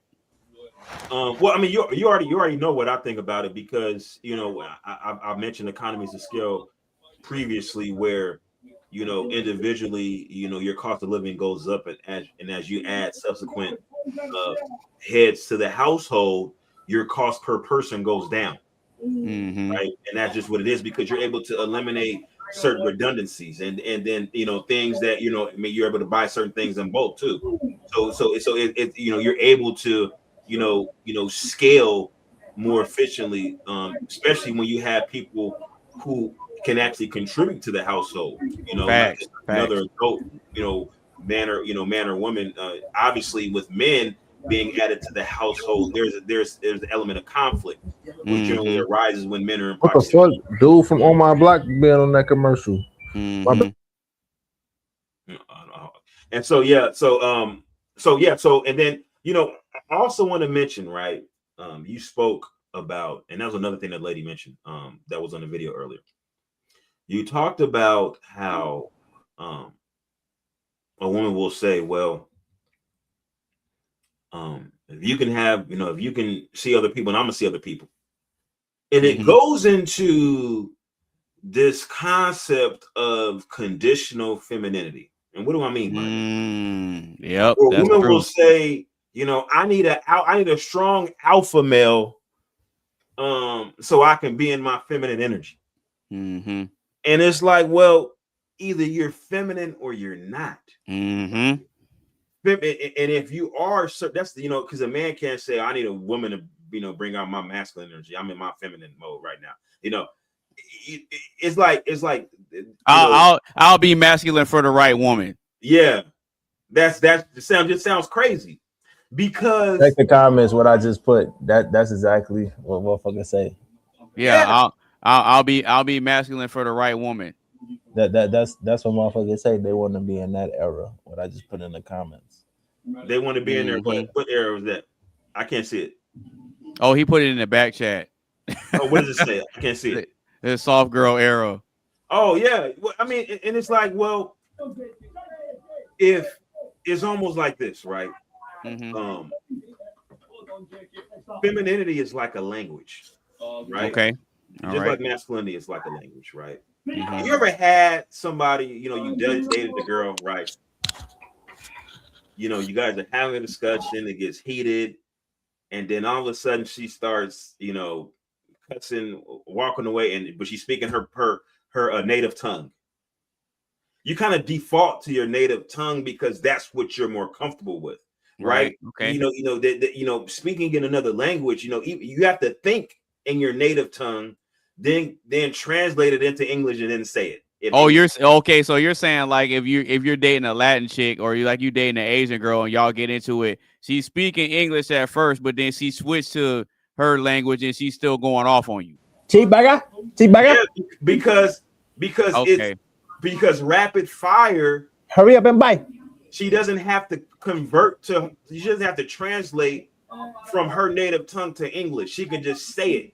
Yeah, that makes sense. Yeah, that makes sense. What you say about my mama? Or like if you make a Latin chick mad and she's speaking English, and then next thing you know, she just switched to Spanish and she's just firing off on you. Exactly. Okay, I see what you're saying. And so it's the same thing with femininity, right? Okay. At some point, a woman who's conditionally feminine will reveal her true colors, and that masculinity gonna come out. Well, it's not really masculinity. It's just not feminine. It's a different type of energy, because masculinity would entail accountability, right? Well, and yeah, so, okay, yeah, you got a point there. You got a so point. If you're just aggressive and just uncultured, that's not necessarily being masculine, right? It's Okay. just something else. It's something else entirely. But whatever their default is, is going to rear its ugly head. And that's the reason why, you know, as a man, you can't accept a woman who has to interface with a certain caliber of man to extract her true femininity, is what she claims to be her true femininity. If she's feminine, she's just feminine by default. And a feminine woman is just going to avoid a man that's not masculine. That's true. That's a fact. Part of what being feminine is. That's a fact. That's a fact, because they're able to pick up on characteristics of a man that doesn't have what he's supposed to have. So you're absolutely right on that. Because I've never seen or heard of a feminine woman that's with a feminine man, and it actually works out. I've never seen it or heard it.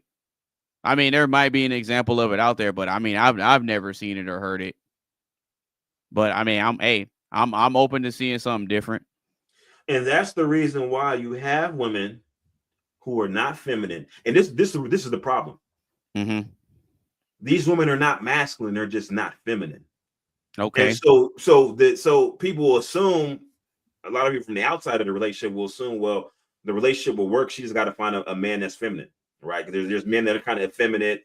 That I'm not talking about men that are, you know, from a different type of community. I'm talking about men who they're just not masculine. They're more feminine guys, more passive, more live and let live type guys. They're not really leaders. They're more followers.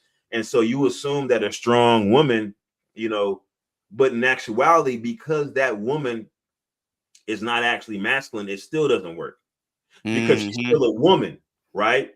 Right. And so she's wanting to be with a certain kind of caliber of man. So she'll tolerate being with that man, but that's not what she truly wants. She'll always be dissatisfied.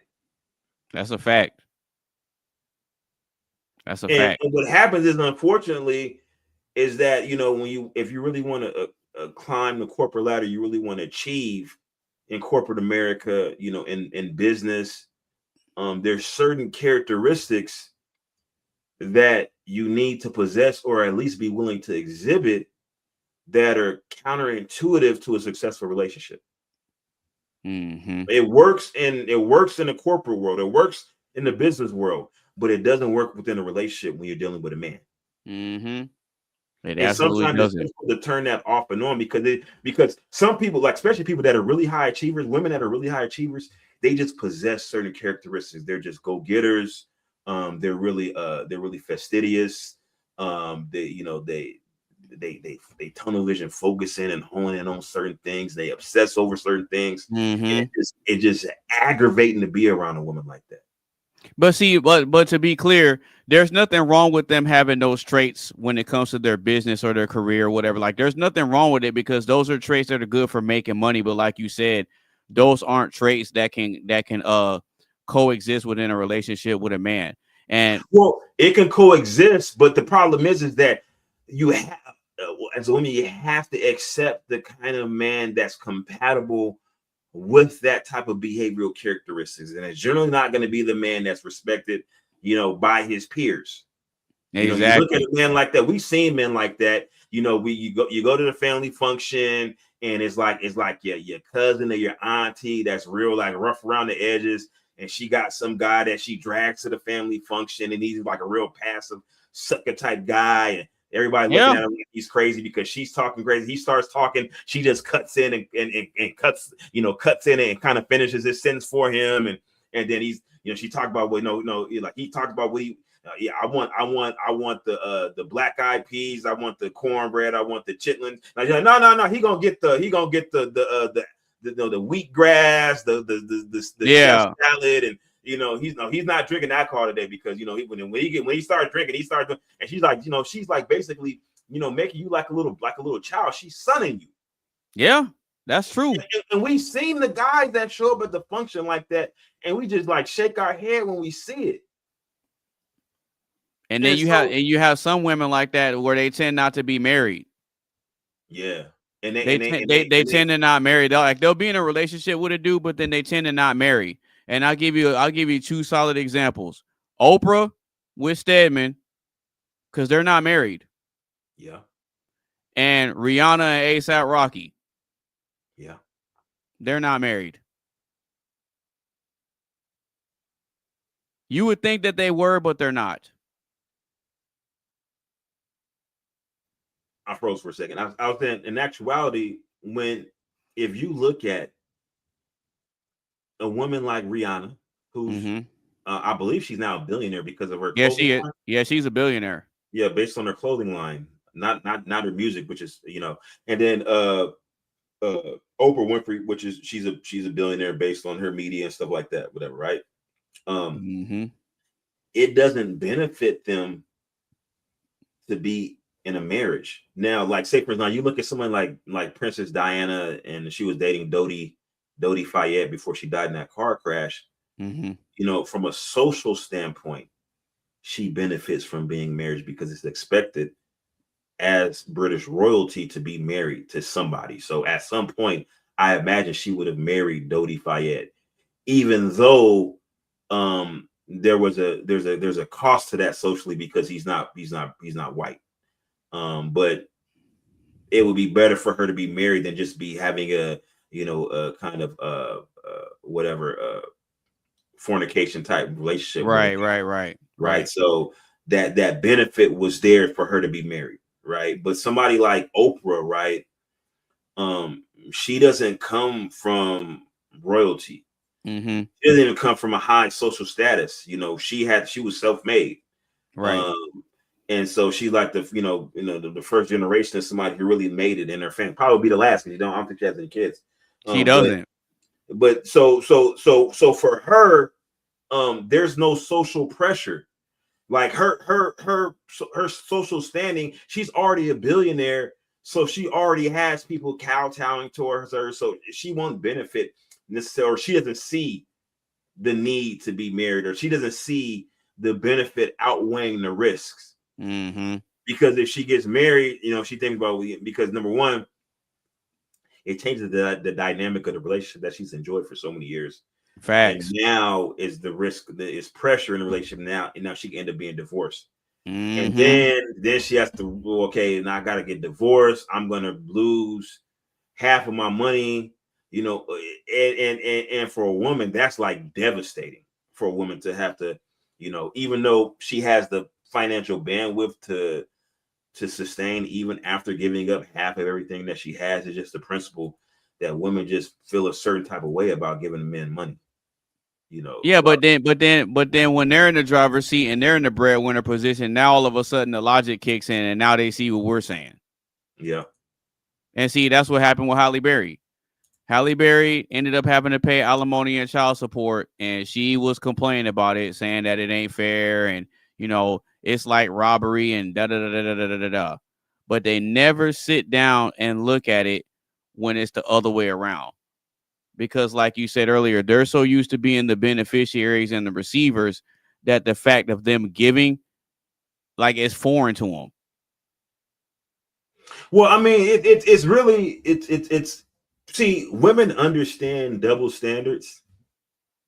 They just hate the one. They just hate the ones that they don't benefit from. Yes, that's exactly what it. And then you hear it even more so. Like, you can have a conversation with women, because I've seen it, where women will have their own version of a panel, and a woman will jump on, and she'll have a disagreement. They will literally attack a woman. They'll kick her out for going against the hive. You can't go against the hive. You can't. Yeah, they'll kick her out. They'll kick her out. Yeah, and then like you look at, you know, these groups. Are we dating the same guy groups and T-app groups and stuff like this on Facebook, and they have, you know, certain apps and websites and stuff associated with this, where basically the premise was women to kind of protect themselves. Yeah, you kind of glitched out a little bit. Shout out to Triz. My bad. No, you good, bro. You kind of glitched out a little bit. Yeah, I see it. Yeah, I see it. I see it when it glitches. I think it's my router. But so the women will say, like, you know, this guy is a pedophile. He's a woman beater, and or this guy's married, and so then they will, you know, try to put out information to kind of quote unquote protect the women. But really, what it really turns into is just basically women saying, hey, I talked to this guy in a dating app. Does anybody know him?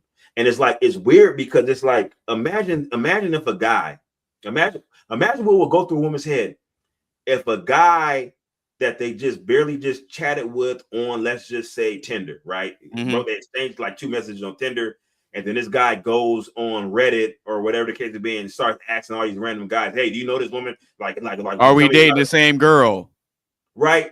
Women will lose their mind. They'll say, "This guy's a creep and a weirdo." Who does that? But it's okay when they do it. Like, this doesn't make any sense. It doesn't make any sense. But the interesting thing about it though is like the longer I live and the more I pay attention, the more I understand that anytime you try to apply female logic on the male side, it never works. It never works. And it's funny because the men were banding together and they were trolling the women for a while with the whole "I'm in my soft guy era," this and that, basically poking fun at what they be saying. And when they hear it back, when they hear it out loud, it sounds crazy. Yeah. When they hear the stuff that they say repeated back to them from somebody that doesn't look like them, it sounds ridiculous. But see, that's where the disingenuous argument comes into play, because you can have, notice women didn't show up to the panel. You see, women don't want to show up to the panel because there's no clout involved. Right. Now, if you had, because think about it, right? So I used to chat with Kevin Samuels, not a whole lot, but I would chat with him occasionally on BGS. BGS used to have a panel. So back in the day, Kevin Samuels, BGS would bring him up on his panel, and we would kind of have discussions and stuff like that. And the women didn't show up then. There were no women there because the audience wasn't big enough. But as Kevin Samuels' audience grew slowly but surely, and he had to have panels where it was only women up there. He was the only guy up there, because what happens is, like, when you have panels, like BGS would have panels and women would try to come up, and the men would all kind of swarm and attack the women. They just couldn't handle it. Right. And I've been on panels like that. There was a women's panel. Her name was Ren. She had a panel called the Neutral Zone. Right. Okay. I've been on her panel. And I had, these women you might have heard of, the woman called Cynthia G. Okay. Among other people who've come on the panel while I was on her panel, and it would be like me and like 8 girls attacking me and my perspectives, my viewpoints. Uh-huh. And that sounds like fun. That sounds like fun. But I dealt with it. But like women, they'll get mad and they'll just run off. Because they like that. But then when Kevin Samuels finally started having women come up, is because there was clout associated with it. Even though they were under heavy scrutiny, it was because they had a big audience. It was clout. They get to be seen. They get to be seen and heard. But here's the thing, right? Kevin Samuels panels.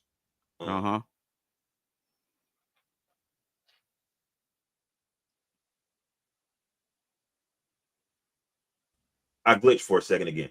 Yeah. But what happened is that men would look up those women and hop in their DMs. They DMs. Facts. No matter what bullshit these women said, these women can come on the panel. I got 8 kids by 9 baby daddies. Nigga, I got 8 kids by 9 baby daddies. Yep, facts. And you gonna pay for all of them, and you got to bring them McDonald's, and you got to buy them a PlayStation, and she could be,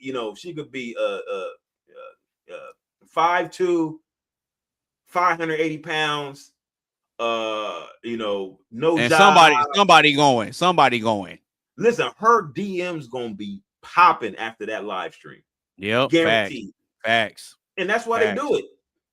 That's why they do it. Like you don't understand how many people have hooked up. That's where Cynthia G met her baby daddy at. On the internet, on these panels, DM popping. She ended up getting flued out. That's how this stuff happens. These people are on here because, well, a lot of times, when you say, where can you find me? Like, I'm not on the internet looking for love. I'm not on YouTube looking for love. Right. I mean, I'm not saying there's anything wrong with it, but I'm just saying I'm not relying on YouTube for that. That's the reason why that's why I say, oh, don't look for me. You can't. Right. I got you. Right. Because listen, when my live stream started to pick up, I started having 100, 120, 100. You start getting super chat donations. Then women just start popping in my DM. And I'm the same ugly guy. Listen, dude. I'm gonna be honest. I'm a 4. It's no secret. I'm a 4. That's the reason why the lights is dim. I don't want people focusing on my ugly face. It is what it is. But that internet clout is real. You have women that ain't lying. Trying to holler at you because they think you got some type of social celebrity or status, something like that, just because you're online and people in your chat. They see you got some motion, it's over with. It's over. It's over with. They see you got some kind of motion, it's a wrap. But then once I hopped off YouTube, DMs is Sahara Desert. Right. And see, this is why I was saying earlier to the guys that everything that we get, we have to earn it. We have to work for it, and it's painfully earned. And we got to maintain it. We can't just get to this level and just chill. Nope, you got to keep it going. That way. You don't get to stop. Now, if you got things set up to where you don't ever have to work again, that's different. If you like a Warren Buffett where you just living off of dividends, that's different. But he still work, and he like 90. Yeah, but even a guy like that, if he was just collecting a dividend check and sitting at home, the women would complain. Why are you at home so much? Why? Listen, I'm telling you, that's a fact. You got to at least look busy. You got to have some type of interest, some type of goals, aspirations. You understand what I'm saying? Because that's why they're attracted to a guy that ain't around all the time. Yeah, and like for me, like I like to go out shooting. I got interests and stuff like that I like to do, hobbies. Mm-hmm. And so like when I go out and I do things and I start posting my pictures of me like out on little short video clips and stuff like that, man, DMs be lit up. I believe it. I believe it. Especially like when I'm outdoors. Like when I'm outdoors, they go crazy. Yeah, because what they're looking for a guy that has a seemingly interesting life. Yep. That's kind of the opposite of what theirs is. Now, and I don't have a problem with that, because girls want to have fun and all that type of stuff, and I'm cool with that. But don't think that because I bring you in and I can show you things that now all of a sudden you're going to have a foothold and you're going to start demanding things. Yeah. Because this goes back to what I said earlier. Men aren't playing hard to get or hard to keep. They're playing hard to give. Because everything that we get, like I said earlier, we have to earn it. That's why 50 Cent is the way he is. 50 Cent was dating that girl Cuban Link, and everything was fine until she asked him for $10,000 and he broke up with her. I don't remember what it was she said she needed the money for, but she asked him for $10,000 and he was like, oh, okay, yep, I see where this is going. And he cut it off. Because it's like, if I'm already doing what I'm supposed to do as a man, I'm looking out for you, I'm taking care of you in more than one way, why are you then turning around and asking me for money? Why do you need money from me if I'm already taking care of all this? So I can kind of see his logic. Then on top of that, he ain't married to her, so it's like he ain't obligated to give her no money. That's another thing too. Well, I think it's different when it's a sense of entitlement. Exactly. Versus just being appreciative of what it is that I bring. Facts. Right. I shouldn't have to like. And I'm gonna be honest, I know that it happens, but I've never had a woman just ask me for, can you pay? My bill is due. They won't just straight out ask it, but bro, they always do that small talk, bro. They always do that small talk, and I already, I've had it happen to me before, and I'm like, okay, I already know where this is going. It'd be like this. It'd be like this, like man, how you doing? Like, I'm all right. How you doing? Man, I've just been going through it. I'm like, damn, that sucks. All right, I'll holler at you. I'm out. You know. Really? You know how it go. You know how that conversation go. Yep. Like she's like, man, it's like one thing after another, man. Like this BS kept like, man, it's like, no, this job is getting on my nerves. Like, man, I just wish I could just cut back on my hours. Shit. You know. And you know what I hit him with? Hey, man, that's crazy. Yeah. Man, that's tough. Hey, man, I'm going through it too. You know what I be saying too though. I'll be like, yeah, well, it's always, when you're burning the candle at both ends, that's when you lose yourself. Yeah. You can't have small income and high expenses. You can't. You gotta cut back on the expenses, and so that way it evens out with the amount of money you bring in every month, and you be all right. Yeah, but they don't. But a lot of women don't see it that way. But and that again, and so this is why I say when the question is asked, what do you bring to the table? And their response is, well, I am the table. But it's like the desire for a man to make X amount of money, but when you look at why they want a man to make a certain amount of money, especially like if we look at our particular demographic, right? Okay. We don't have any industry where we're vertically integrated. What do I mean by vertically integrated? I know exactly what you mean by vertically integrated. Okay, so if we're not vertically integrated and we're participating or engaging in conspicuous consumption, right? Now, you come into the relationship, we join forces. Now, instead of taking the residual income that we save due to economies of scale, you're saying, well, I got more discretionary income to spend it how I want. Plus, I want money from you to spend it how I want it. Exactly. To somebody else's vertical integration, because we don't control the means of production. Right. So any dollar that we spend, even if we spend it in a quote unquote certain owned business, is going to make its way into the coffers of the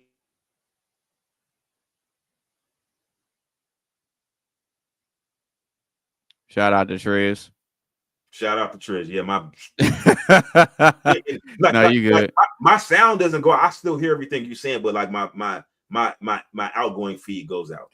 Oh, okay.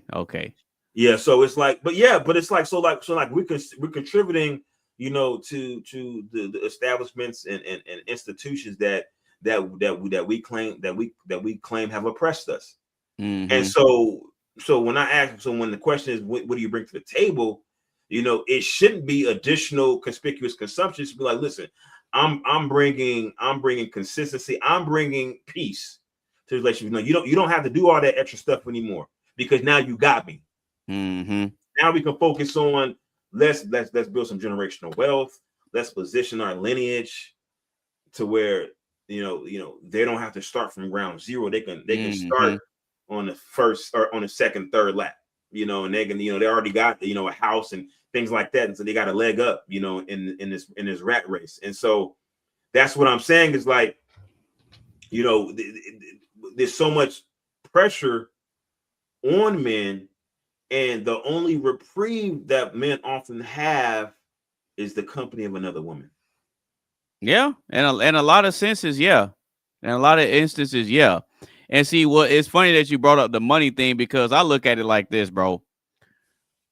Women want to be Republicans when it comes to their money, but they want to be Democrats with yours. Yeah. And you know what's crazy?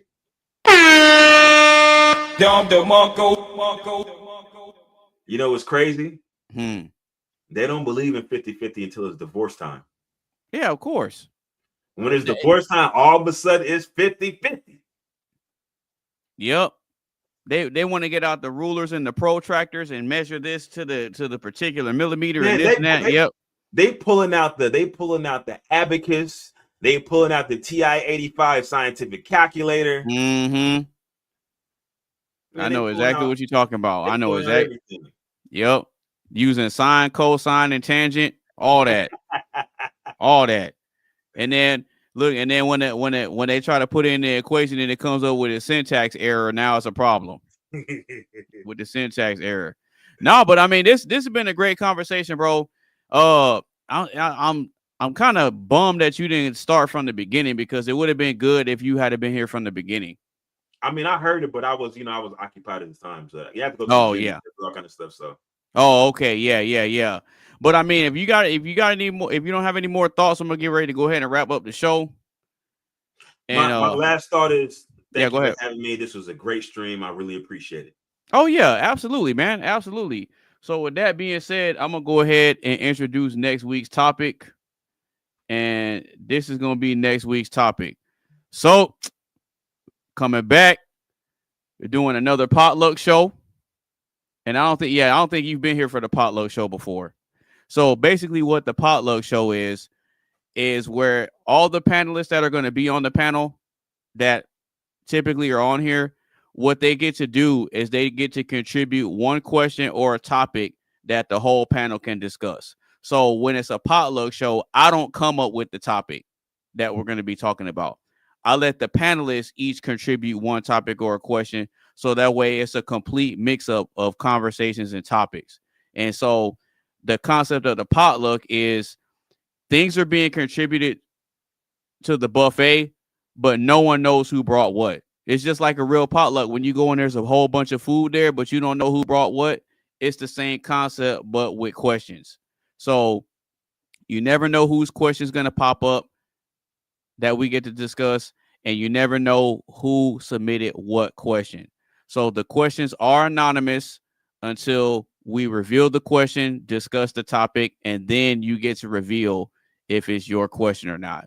So next week's show, episode 20, we're doing another potluck show, volume 3. Make sure y'all tune in next Saturday. I don't know the exact date off the top of my head, but we're going to be going live. We're going to be going live around 4 p.m. Central Standard Time. So make sure y'all tune in to the next edition of the potluck show. Again, next Saturday around 4 p.m. Central Standard Time. All right. I got some stuff I gotta do next weekend. So, but I'm gonna catch the rebroadcast though for sure. Oh yeah, absolutely, man. Yeah. So with that being said, we're gonna go ahead and wrap up the show, get last thoughts, and then go ahead and close it out. So last thoughts on the show, brother. Did you like it? Did you love it? Did you hate it? How was it for you, man? Fire. Well, that's the next one. That's good enough. And I know you said before that you don't want people to look for you, and if they do look for you, you're gonna be right over here. That's where I'm gonna be at, man. I just want to say thank you for giving me the opportunity to run Mark up out of here with all that cap. Caught him slipping. Stop the cap. You lie! You lie! That made it all worth it. Lies! Lies! When will the lies end? Listen. See, my thing is, look. Listen, we all men. Don't try to come up on these panels acting like you the good guy, because you're not gonna win any brownie points with it. Listen, we got to keep it 100. Just say what it is. We got to keep it. And see, and if you paid attention to him, I think what's happening is he's starting to open up a lot more, and he's starting to appreciate us coming in, giving like grown men perspectives, because it gives him something to think about. Because he said earlier, bro, he's in a completely liberal country.